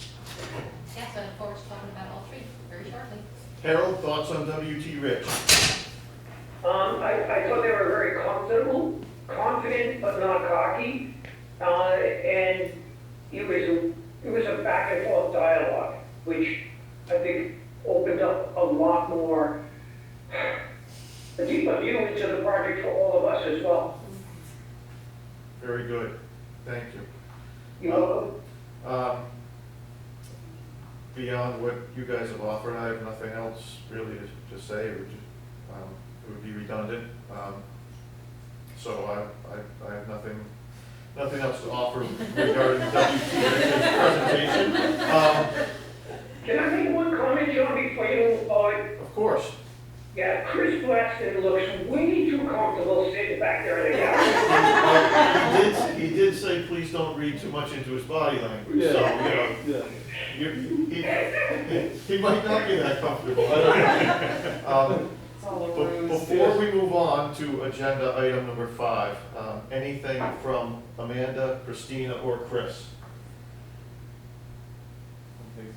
I don't think so. I'll just drive home what I said in my email to you guys, that it's really time consuming and expensive to pursue these. So you can pretty much guarantee that all 3 firms really want it. Otherwise, they wouldn't have put that kind of time and effort into it. Okay, thank you. Okay, so, I'm gonna be very deliberate about this because I wanna make sure we get it right. Our next agenda item is to, entertain a vote to go into executive session, and I'll read the particular language. But I'll read this, and then if there are questions, if there's a second, then we can discuss it and move forward. So I will entertain a motion to, following a short recess, to allow this committee some time to have some lunch and sort of, compose ourselves and take a little time for ourselves. So following a short recess, to go into executive session pursuant to Massachusetts General Law, Chapter 30A, Section 21, subsection A8, to consider or interview applicants for employment or appointment by a preliminary screening committee if the chair declares that an open meeting will have a detrimental effect in obtaining qualified applicants, provided, however, that this clause shall not apply to any meeting, including meetings of a preliminary screening committee to consider and interview applicants who have passed a prior preliminary screening. Is there a motion? So moved. Jen Cottrell makes the motion. Is there a second to that motion? Seconded by Andrew Flake. Any discussion on the motion to go into executive session? I would just, I apologize, I should have read my notes more thoroughly. And we probably have to amend it now. So all that is accurate, but the vote should include, or the motion should include, not to reconvene in open session. We're in open session right now, so following a short recess, we would go into executive session, but not reconvene in open session following the executive session. So, I'll move that amendment. okay, thank you, Harold. So, amended motion, second for the amended motion? Seconded by Andrew. Thank you, and I apologize. Any discussion about the amended motion? Sean, can I know? Please. Do we have to take two votes here? Or is it a motion and then the amendment to the motion? Well, I think the amendment overrides the original motion.